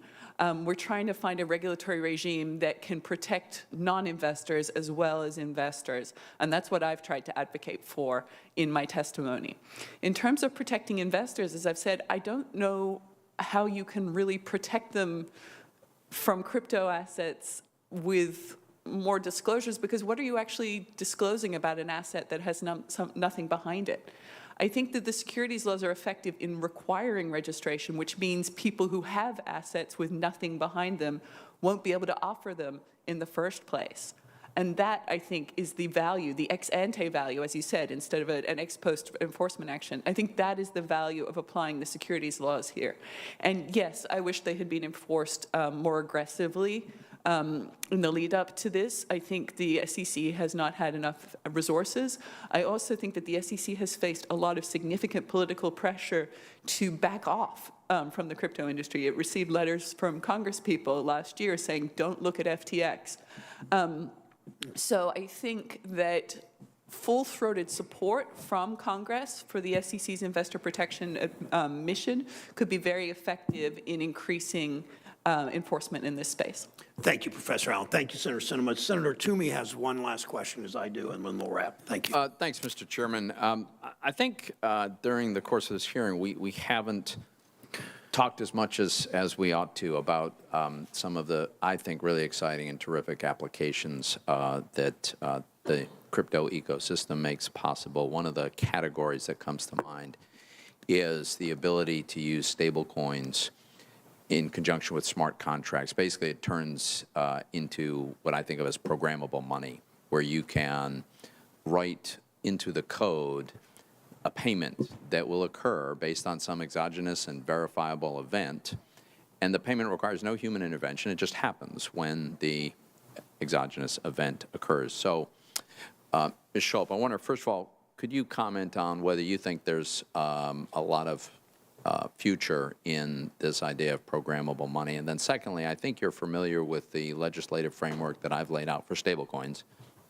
I think the heart of that is the requirement that we have 100% cash and cash equivalents as a backing for a stablecoin, and oversight by the OCC, but not the Fed. And I wonder if you would comment also on whether you think that is the right approach to regulating stablecoins. Of course.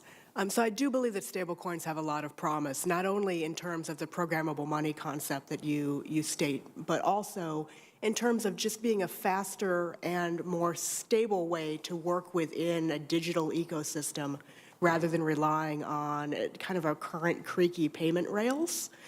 Stablecoins can offer a lot of alternatives in that space where we have truly digital money.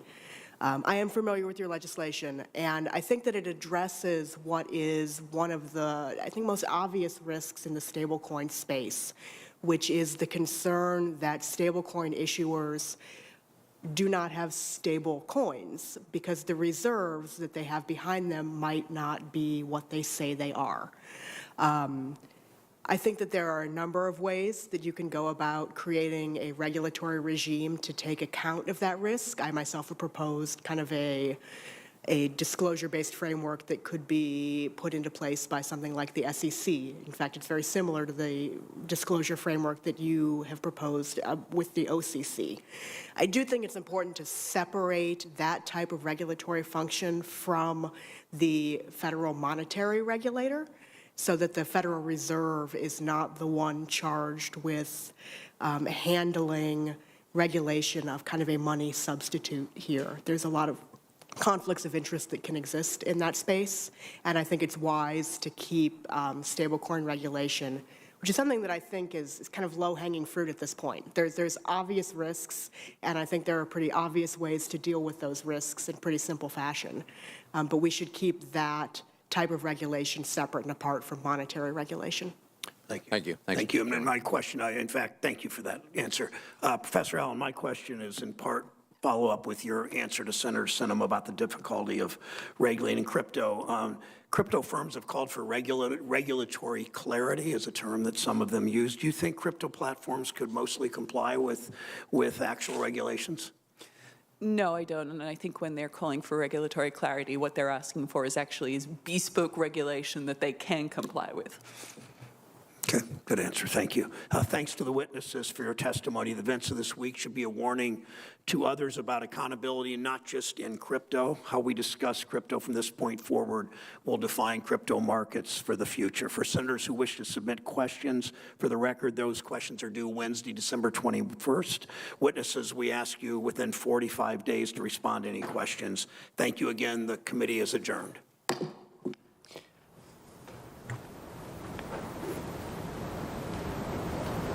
Thank you all four of you very much.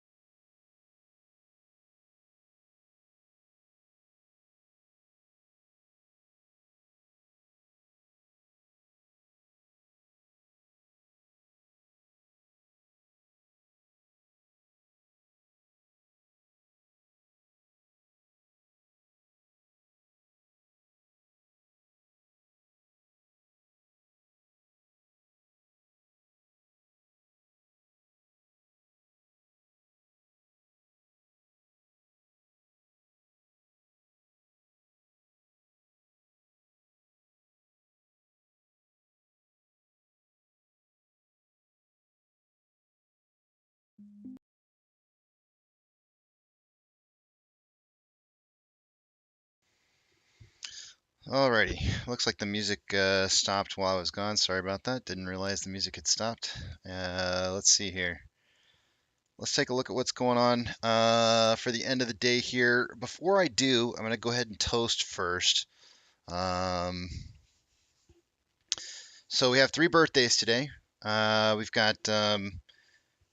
have Balarkey, who is Blake. Happy birthday to Blake. Barry Dewar has a birthday today, and Bo Marks, who is my 2-year-old nephew, has a birthday today. Happy birthday to all 3 of those. So cheers to you all and your birthdays. Pretty kind of crazy how they're all bee names that are having their birthday today. Something about bees on 12/15. Who knows what that's all about? I should play Fly to the Bumblebees for you guys or something. But cheers and happy birthday to you. No, thanks for all that you do. Appreciate you guys being a part of the community, and cheers. Then I'm going to shout out. Oh, look, there's Doug. Doug, somebody was asking about you and your wife with the baby earlier this morning. I think it was Nana. Nana was asking about you, and so I said I don't know. I usually he comes in and talks on Fridays in the stream, but I didn't know, and so I told her to reach out. Doug is saying tomorrow's quad witching. So I hope everything's going well with you and your daughter, Doug. But also, I believe it was Grandpa Barney wanted me to just kind of throw out some prayers for Natalie, who's suffering from lupus. So maybe best wishes for her, and hopefully she heals from that. To good health or better health in the future. Toast to Natalie. Cheers.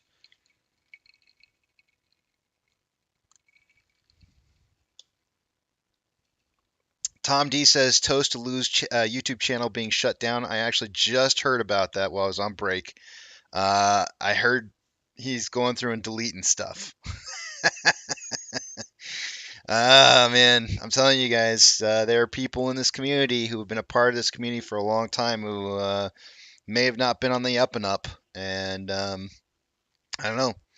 I think in the end, I think a lot of people are going to be surprised about some of the outcomes of some of the people who are not exactly on the up and up in this community.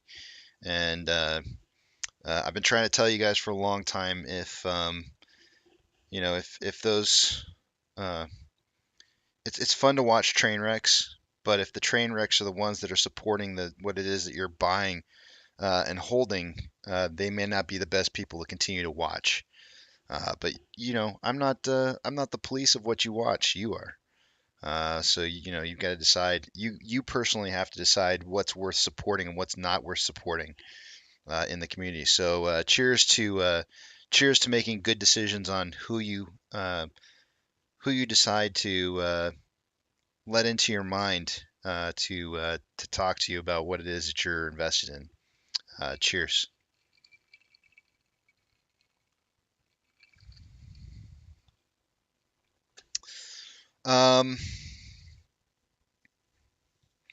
Doug's throwing out some information here. Nana, 34 weeks, had OBGYN appointment today. Everything is good. Everything on schedule. Due date, 2nd week of January, unless they decide to self-induce.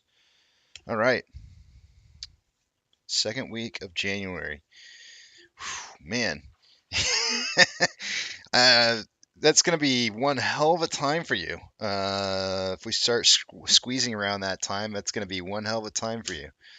I'll keep you in my thoughts, man. You're gonna be lacking sleep during that time, so you're gonna need ultra focus, ultra focus. All right, let's take a look at the numbers, guys. Last time for the day, I got to get them out of the way here in about 15 minutes, because in 15 minutes we do the last day, the tiebreaker day for well, actually, it's not a tiebreaker. We actually have a clear winner right now. But today's trivia is a little bit different than usual. Don't forget, it's going to be the funniest answer that makes me laugh, not the correct answer. It's reverse trivia day today. It's all about making Casey laugh. Can you make Casey laugh? You'll have 10 seconds to answer the question. That means everybody should have an opportunity. It won't be the first person. It will be the funniest person that gets the point for the day today. And remember, it doesn't matter about if it makes you laugh. It matters if you make me laugh. That's all that matters. All right. So let's do this. Joe's like, I got this. Joe's gonna win everything. All right, Joe. We'll see about it. Let's just see what happens. Let me log into my broker and see what's going on here. Come on, hurry up. Hurry up, you stupid broker. All right, here we go. Two-factor authentication, guys. If you don't have it, you may want to get it, as it could potentially keep somebody out of your account that shouldn't be in your account while you're at it. Make sure you set that up with a secondary device or that can receive the code so that you can get into your account in case something should happen to your primary device. Come on.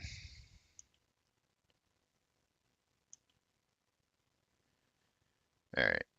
Give me a second here.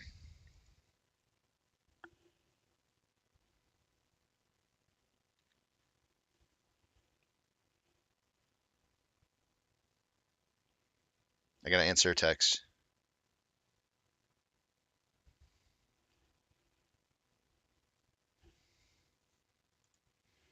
All right.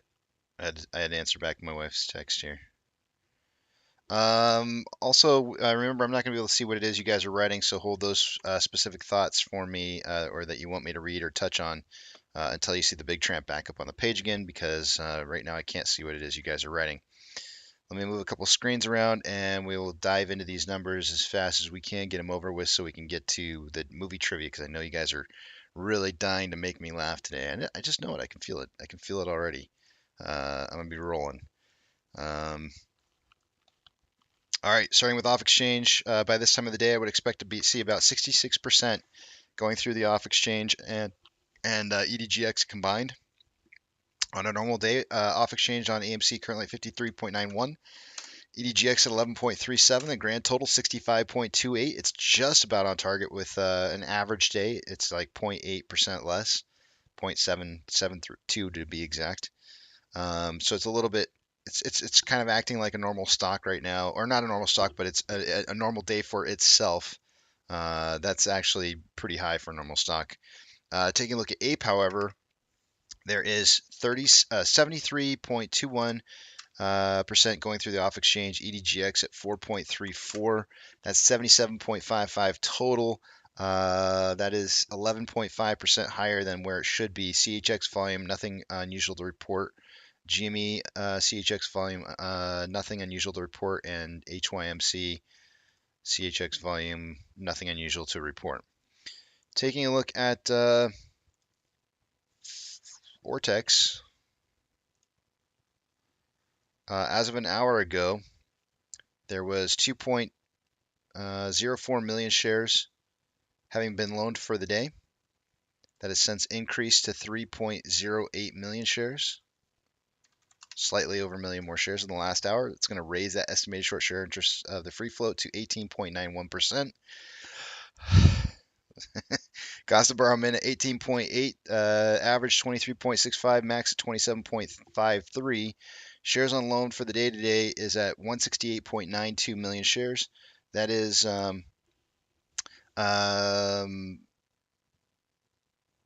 2 million shares more on loan today than yesterday, and estimated amount of short interest by Vortex is 670,000 shares. I keep getting texts here, guys. Hold on a second.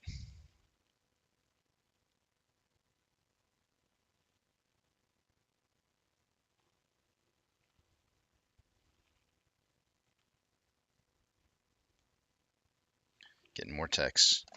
Let's see. What do we got? I can't. It's so hard for me to focus when I'm getting sidetracked. Where was I? I don't even know where I was. What am I doing here? Who are you people? Why am I sitting in front of this computer screen? No, I'm just teasing. All right, let's take a look at Ape. An hour ago on Ape, we had 132,000 shares having been Returned, it's now 131, so not really much of a change, leaving that short share interest of the free float at 6.6%. Cost per minute 6.56, average at 7.07, and max at 11.29%. Shares on loan for the day-to-day return on 300,000 shares returned back in short interest, and leaving our shares on loan at 24.11 million shares. Taking a look at options.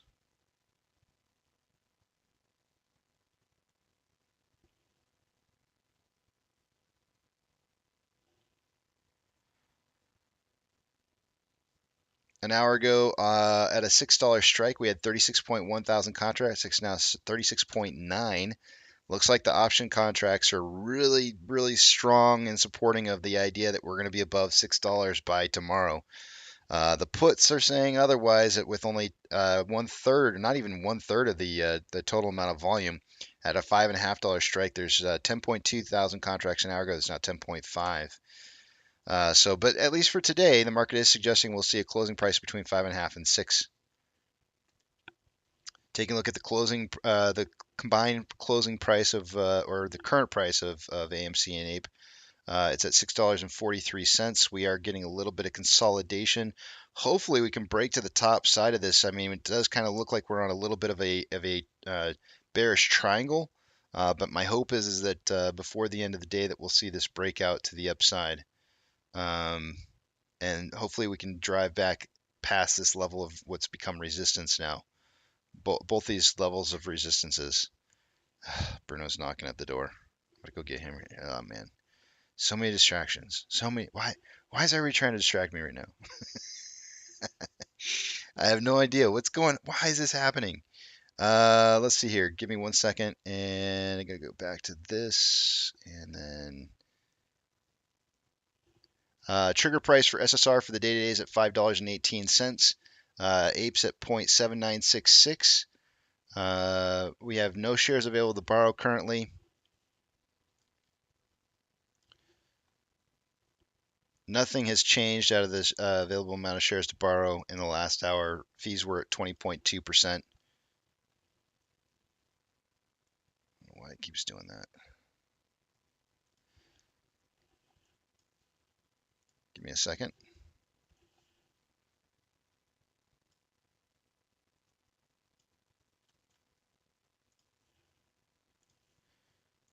Backtracking here a little bit. Based off of Fidelity's numbers, we've got AMC and Ape weren't on the on the top 30 most heavily traded stocks due to the fact that they had low volume. GME's got high enough volume to make it on the list, and a very decent 87% buy to 13% sell ratio. AMC and Ape never making. AMC was on the list earlier this morning, had a good buy sell ratio, and I'm sure Ape does too. They're just low volumes, not allowing them to make the top 30 list.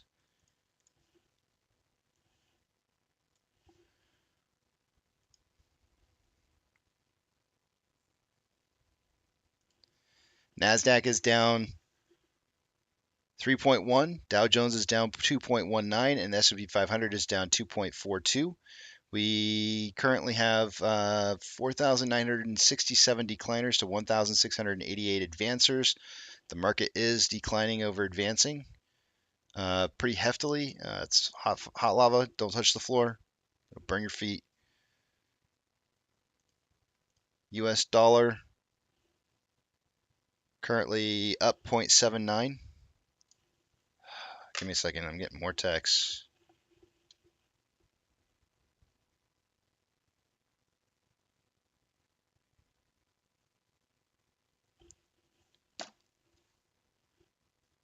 SPY is down 2.41. Let's see. We got the mortgage-backed securities are kind of one's saying down 0.03, one's up 0.14, and oil is down 0.42. Yeah.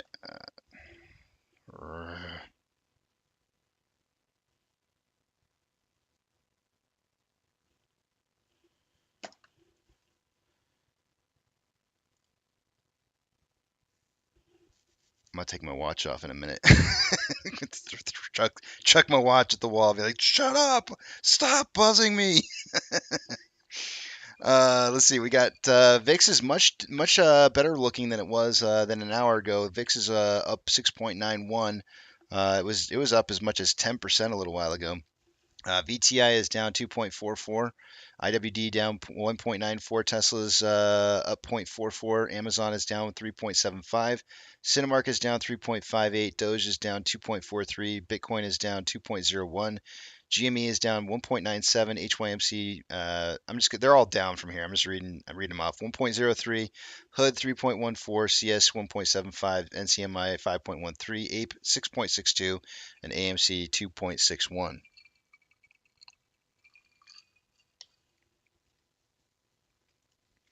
Let's see. AMC has approximately $1 million more inflow than outflow. And with just about 34 minutes of trading left to go. Let's see here.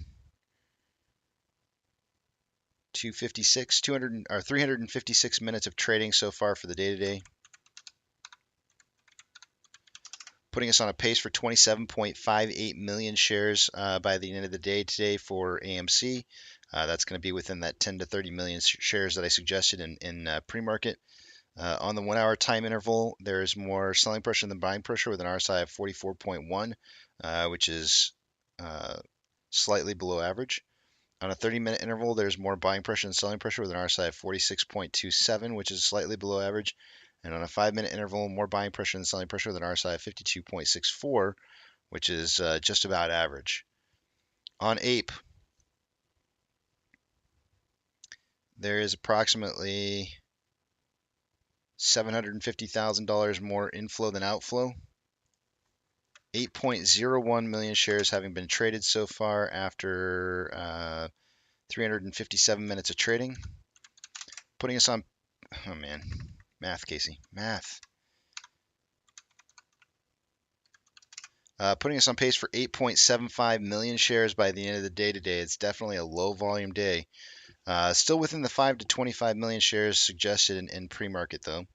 On a 1 hour time interval, we have more buying pressure than selling pressure with an RSI of 35.9, which is below average. On a 30-minute time interval,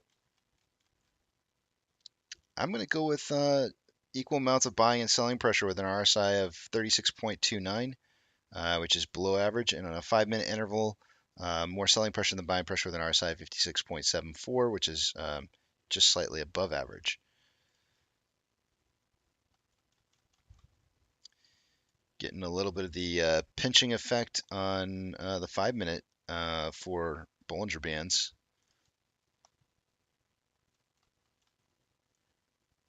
All right, I got 2 minutes left here. Go ahead and hit live and get ready to ready up here while I pull up these questions.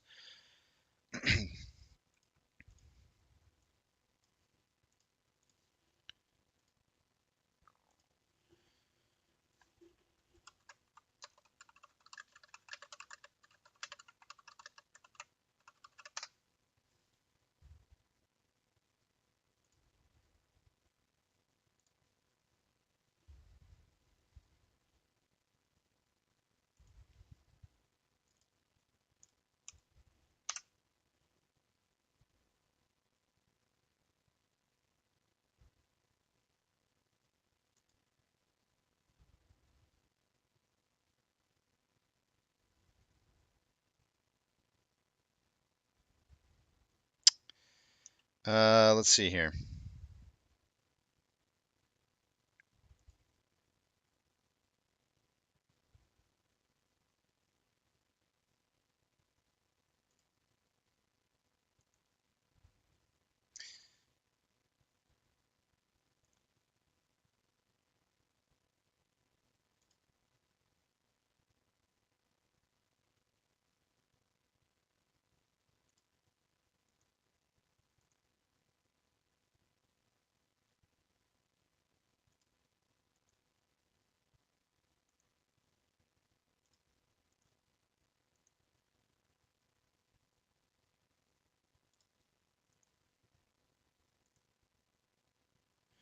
Give me just a second while I go through some of these questions here.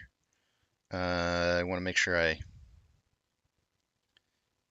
I get you guys some funny answers, or funny questions that could have funny answers.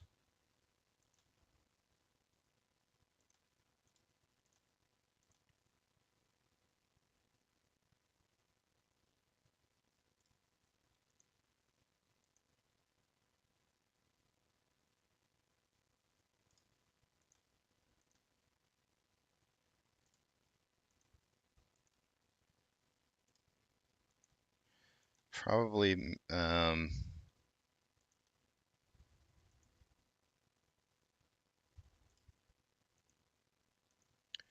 anything that has names, I'm probably going to leave out of it because it won't be funny if I give you like stuff with names.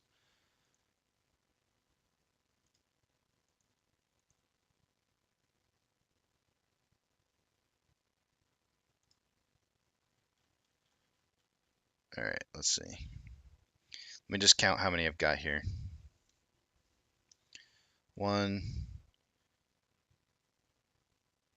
2, 3, 4, 5, 6, 7,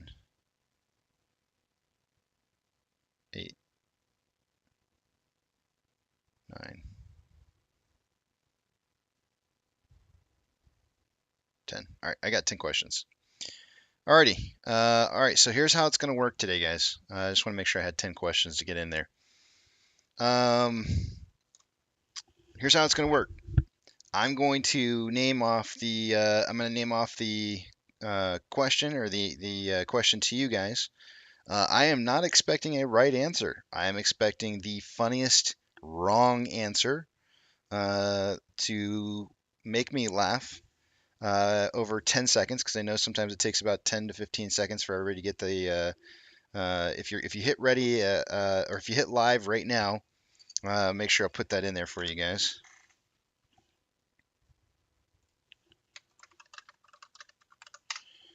I never use my toes, Maggie. It's always my fingers every single time. Never. Hit live now and ready up for movie trivia. So, like I said, it's going to be the answer. It's going to be the answer that makes me laugh the hardest. And so, since we're getting ready to go and start it up here, I'm going to tell you guys what the movie is. I kind of gave you a little bit of a hint yesterday and a little bit today as well. The movie for the day today will be Jingle All the Way, starring Arnold Schwarzenegger. I might even read every single one of. I might do a really poor job of reading every single one of your answers in an Arnold voice.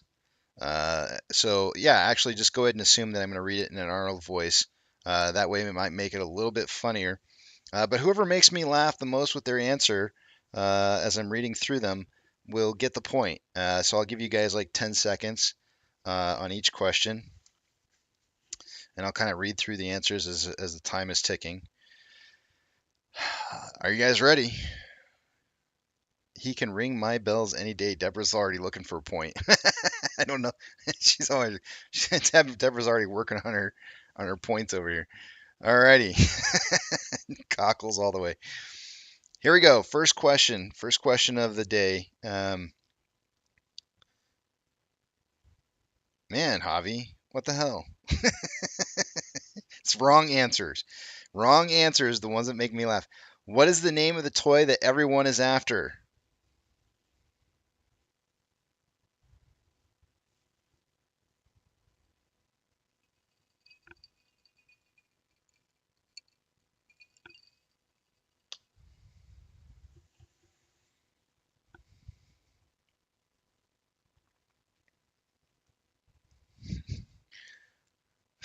I laughed a little bit at Turbo Dick or Woody.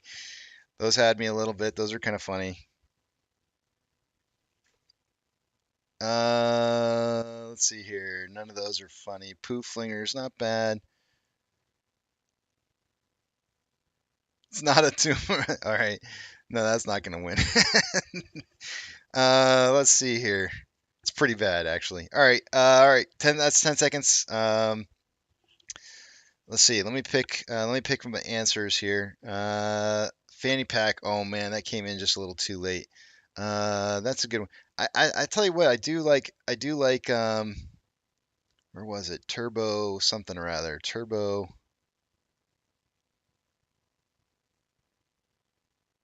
Jay, I think Jay's going to be getting the point here. It's between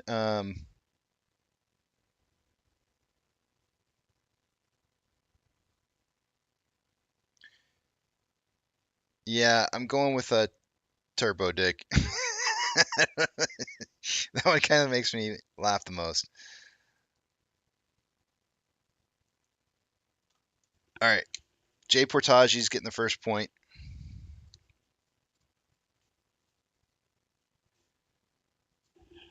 Next one.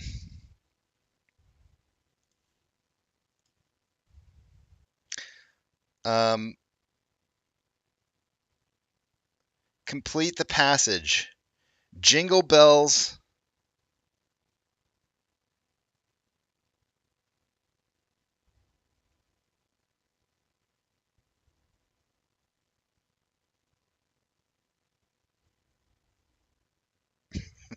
Food Dog said rigged first. Batman smells is the right answer, Jabib. It's wrong answers. Casey smells. That's not funny. Hey, I'm the judge here, Joe. You lose. Bunghole smells is pretty funny. I like that.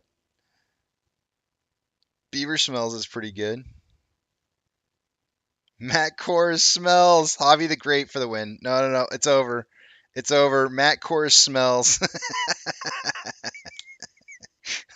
Javi the Great wins the point on this one. I got to give it to you.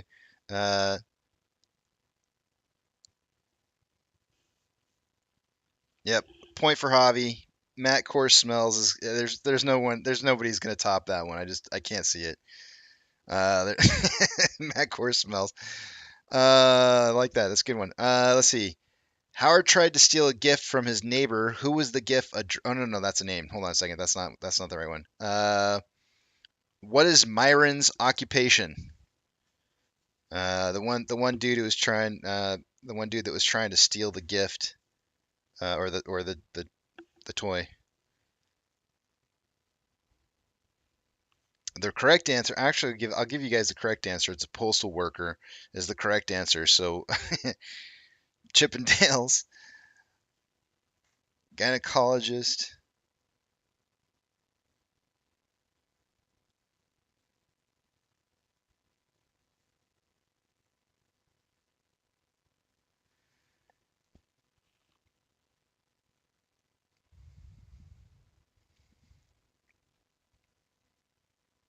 All right, none of those were funny. I'm gonna have a tough time deciding which one's gonna get this one. Let me go back up here and just check real quick here and see.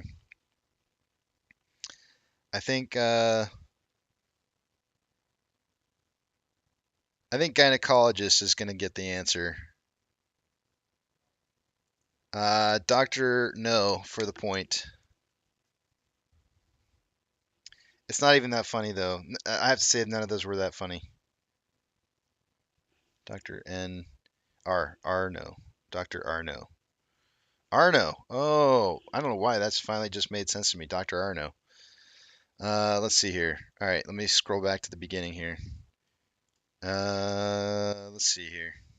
I've been saying Dr. No for so long. It's like I guess I never really like put the R in front of it, did I? Dr. Arno. All right, next question. What does Howard dress as to avoid arrest at the warehouse? An undercover officer is the correct answer.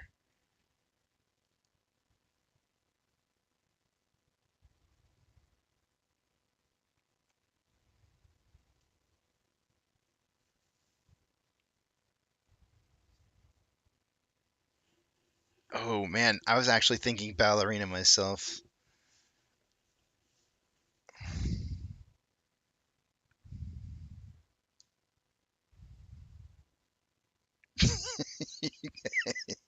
Oh, I like Bob Ross. That's a good one. Bob Ross is a good one. I like that one.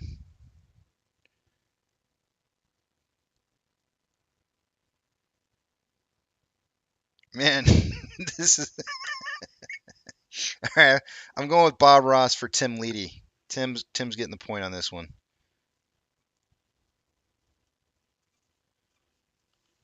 Man, it's like somebody just said, what's up with all the answers?" And it's like, man, Casey's just he just likes the potty humor.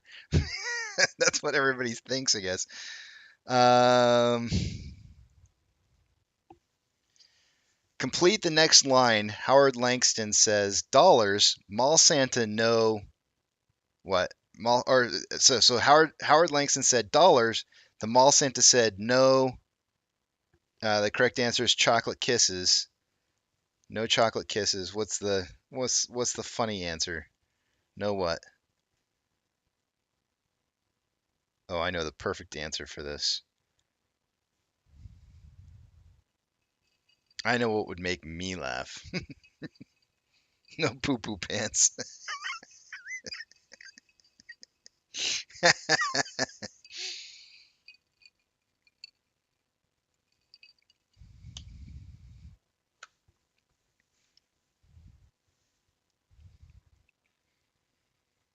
Oh man, you guys, come on, what do I say? Yes, finally. Keith Steffens for the win, no homo. Yes, finally. Keith Stevens. Keith Stevens wins with the answer, right? That's what I would have said. Keith Stevens gets the point. FOMO would have worked too, though. If somebody put in FOMO, that would have been just as funny to me. I would have accepted that as well. The poopy pants was funny though. I did like that. That was pretty funny. But the right answer, or the one that I think is a funny answer, came in. Let's see here. Somebody asked me a question, and I forgot what it was because I was reading stuff too fast here. What type of animal does Howard encounter in his neighbor's front yard? The correct answer here is reindeer. What type of animal does Howard encounter in his neighbor's front yard?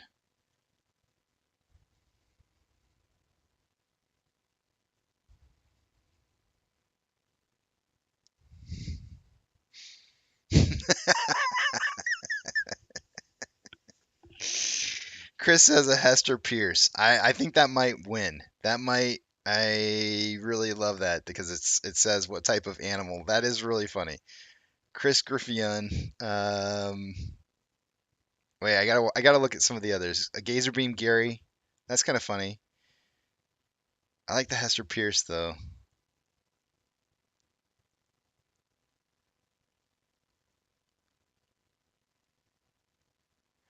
I'm gonna go with the Hester Pierce. I'm gonna stop. I'm gonna stop you guys. I'm gonna go with the Hester Pierce. That one kind of took it. Um, Chris, that was funny. She is an animal. Filthy animal. Griff. I gotta spell out your last name here because IOEN. It throws me off. 3, 4, 5, 6. I got 4 more questions to go. This is not turning out quite like I would have expected. I thought maybe some of our typical movie trivia winners were going to get some points, but I don't think they are. We'll see though. What is the name of Turbo Man? Oh no, wait, I said no names. No names. Hold on. What is one of the 5 phrases Turbo Man says? What's his main thing, his main go-to saying that he says? The correct answer on this is it's turbo. It's turbo time. Get my wife off. Get your hands off my wife boxes. I can't read that stuff, man. There's kids listening. I can't read that one. Censored content, dude. I think you might win that point. Get your hands off my wife's box.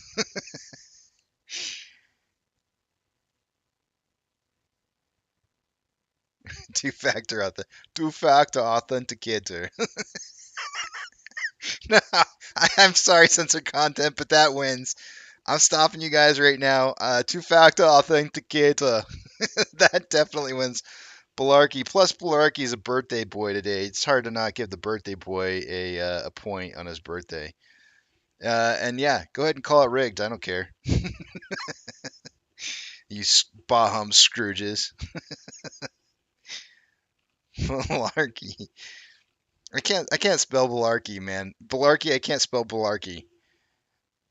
A-Y-E. All right. 3 more. Jared, I knew you were. I knew it. I knew you were bah humbug. Oh man. All right, next one.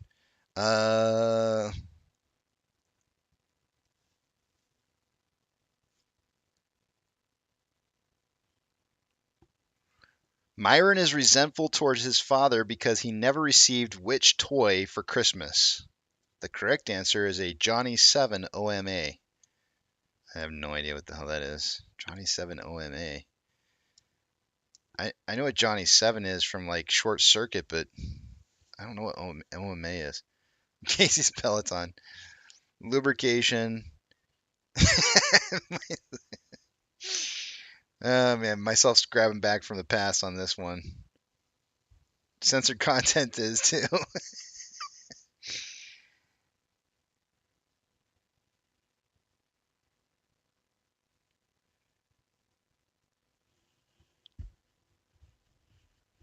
Oh man.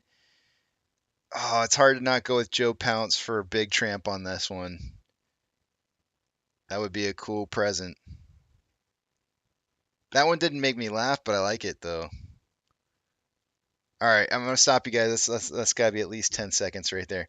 I'm having a hard time between Gorilla Glue and no, I gotta go with the Big Tramp.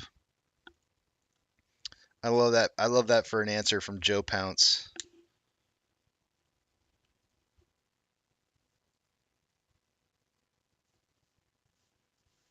All right, how many questions I got left here? Two more. Two more questions left. No, wait. Yeah, 2 more questions left. I had to use my fingers, Maggie. Don't get excited. Let's see what we got going on here. What's the two more questions?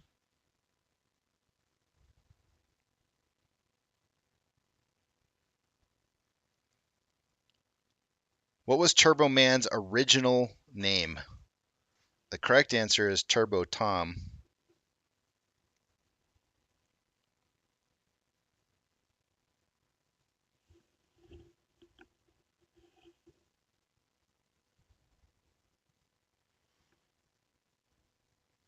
Original Turbo Woman.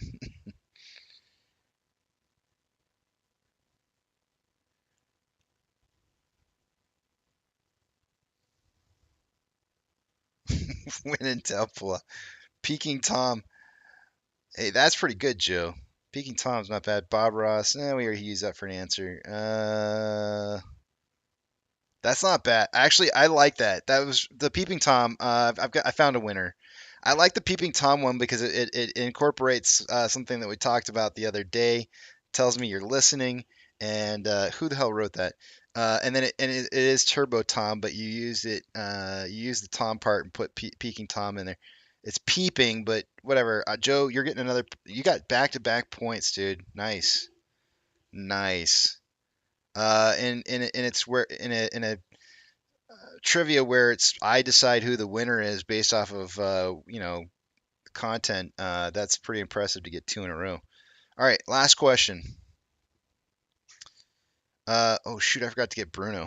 He just knocked on the door again. It's nice outside. He'll be all right. He'll live. Turbo Man's red suit is modeled after which action hero?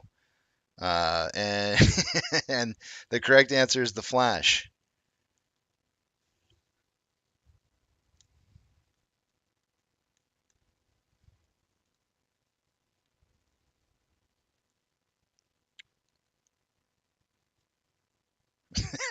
Dirk Diggler. Diver Down, that's actually pretty funny. I like that. Dirk Diggler. Only because I know who it is. I'm a star. I'm a big star. That was a favorite line in the movie. Let's see. I'm gonna go with the Dirk Diggler. That's kind of funny.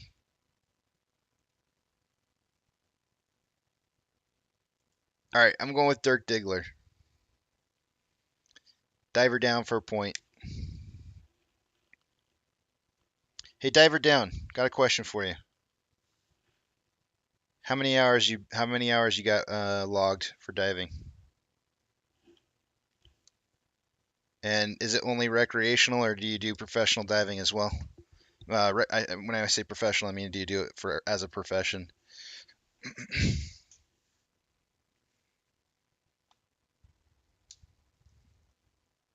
Muff diving. All right, we got our points. Let me tally up the points here. Find out who the winner for the week is.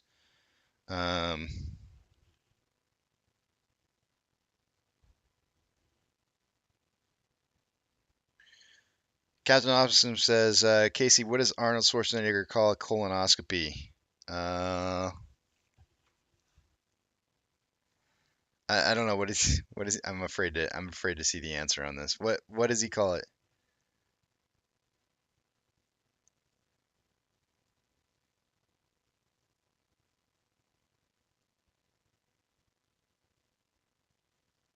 Cameron Diaz? Cameron Diaz. I don't get it. I'm afraid.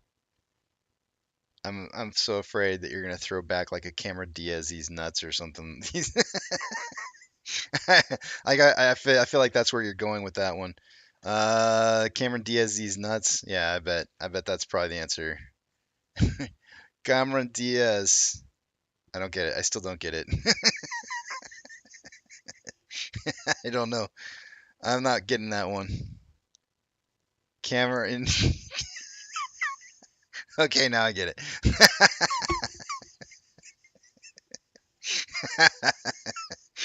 Oh man, that's pretty funny. That's pretty good. That's almost worth a point, Captain Awesome, but you're not even close to in the running for points, so or for winning. So I'm gonna leave it out of there. Let's see here. Let's see who won the week here. Jay Pertagi, did you have any points going into the week? You did not. Congratulations on your single point. Javi, you had no points starting the week here, so congratulations on your first point of the week. Dr. Arno, welcome to the first time on the board I think ever with a single point. Tim Leedy, I think Tim, didn't you have a point earlier this week? No, you did not. So congrats on your first point of the week. Keith Stevens, welcome. Congratulations on your first point for the week. Chris Griffion, congratulations on your first point of the week. Balarke, congratulations on your first point of the week. Joe Ponce, congratulations on adding to the points that you had for this week. You now have 4 points for the week. And Diver Down has 1 point, his first point for the week as well. So here are the standings. Drum roll. Here's what we got for the week here. Jared Hutto for the win. I probably should have done that backwards and read him off as third, second, and first. But I go straight to I just go straight for the nuts. Just punch him in the nuts. So congratulations, Jared, on the win for the week. Your name is going to go up on tomorrow's video as being the movie trivia winner for the week. Unseating some of our Canadian winners, contestants, censored content, and Pantheon. So congratulations, Jared Hutto. Congratulations to our second place winners, John Hannaford, It's Me, and Joe Pounce. You guys all had 4 points for the week. If any one of you had gotten one more point, you would have tied Jared for 5. And then our third place winners, there's quite a few ties here. We got Danny R. For 2 points. We've got Paul for 2 points, and Darren Bowen and Ken Gross all for third place. Congratulations. Casey likes nuts. Only in my mouth. On trees, they're worthless. Who cares?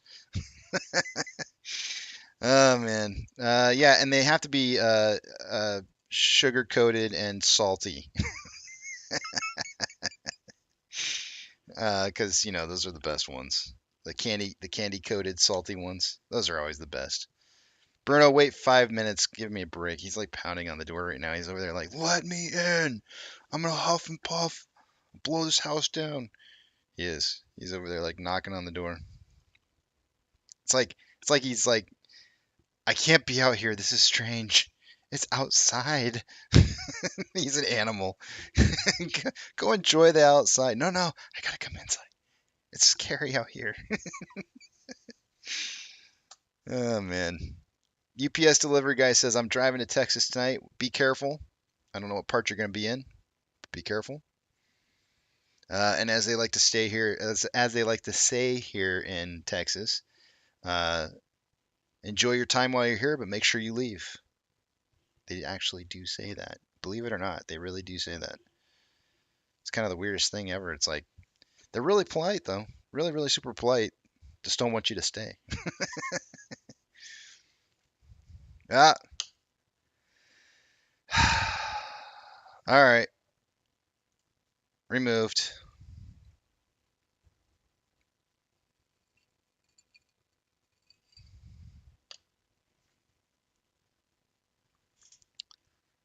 Sorry, Casey. Yeah, there's more than one Casey Shaw in here. Oh no, there's not. No, there's not. There's only one. I just didn't do the right removal. There we go. Got him.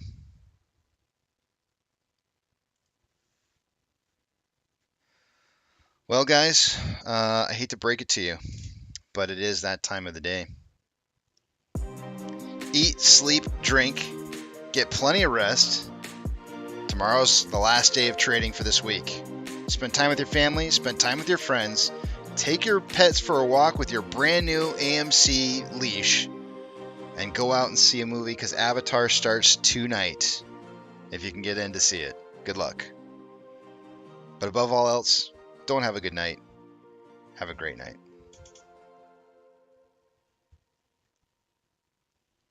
Oops, I wasn't ready for the ending here. Hold on. Wait.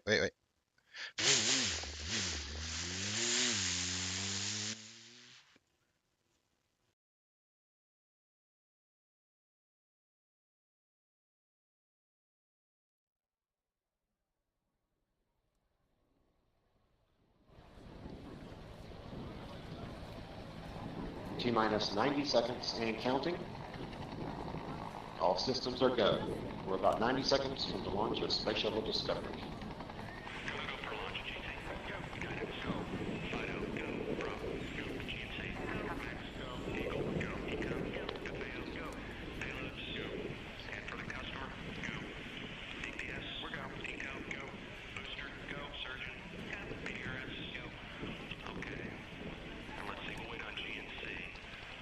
T-minus 60 seconds and counting. We are transferring to orbiter internal power at this time. Discovery is now running off its 3 onboard fuel cells. Coming up on a go for auto sequence start.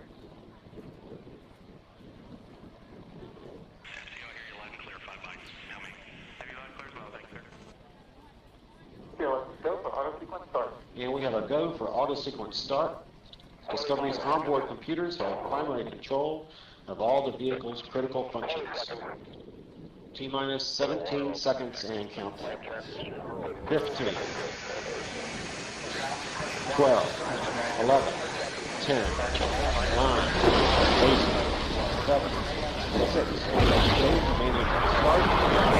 start, 2, 1, booster ignition, and liftoff of the Space Shuttle Discovery, returning to the space station, paving the way for future missions beyond.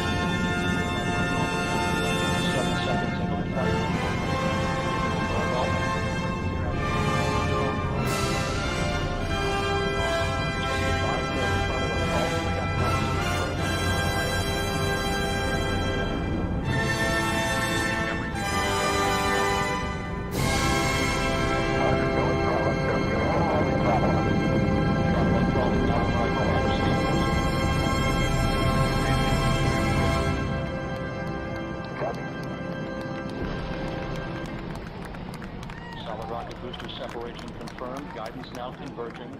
Discovery's onboard computers commanding the main engine nozzles to swivel, aiming the shuttle for its precise target in space for main engine cutoff. Okay, you sound good.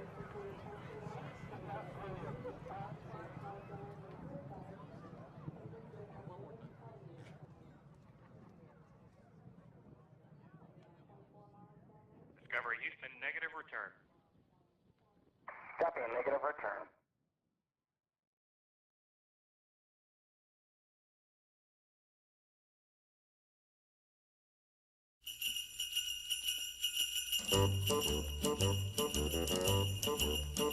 Hey, jingity jing, it's Dominic the donkey.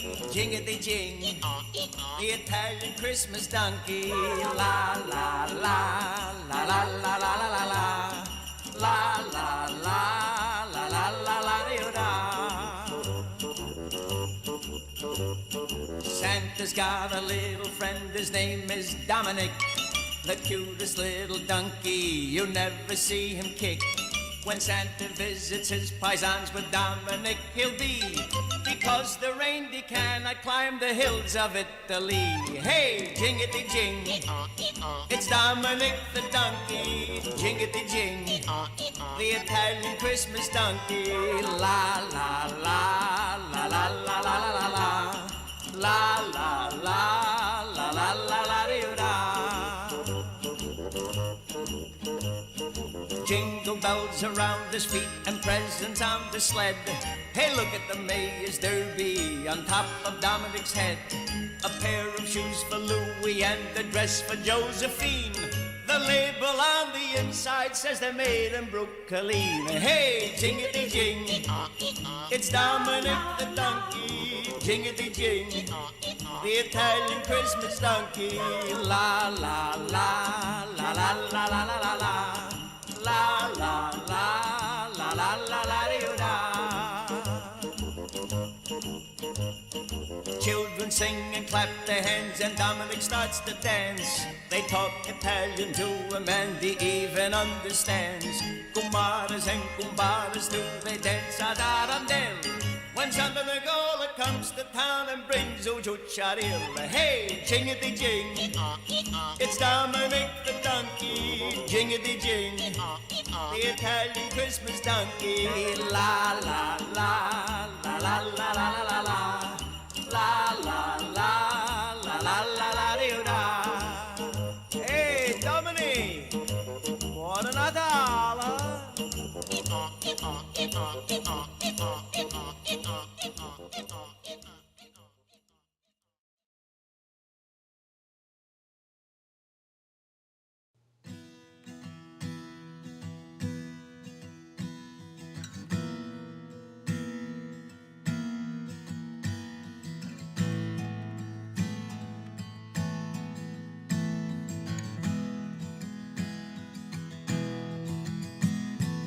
When the night's getting cold, you're needing a shoulder. Puff out your chest and be a little bolder. All we do is we buy and hold.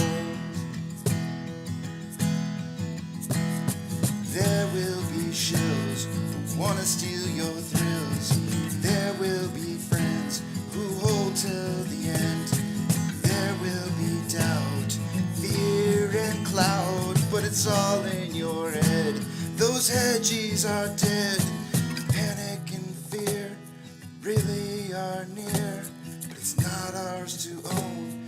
We have shown that all we do is buy and hold. Oh, there will be shills who want to steal your thrills, and there will be friends who hold till the end, and there will be doubt, fear and cloud, but it's all in your head. Those hedges are dead. So when the night's getting colder and you're needing that shoulder, these apes got your back. We got each other.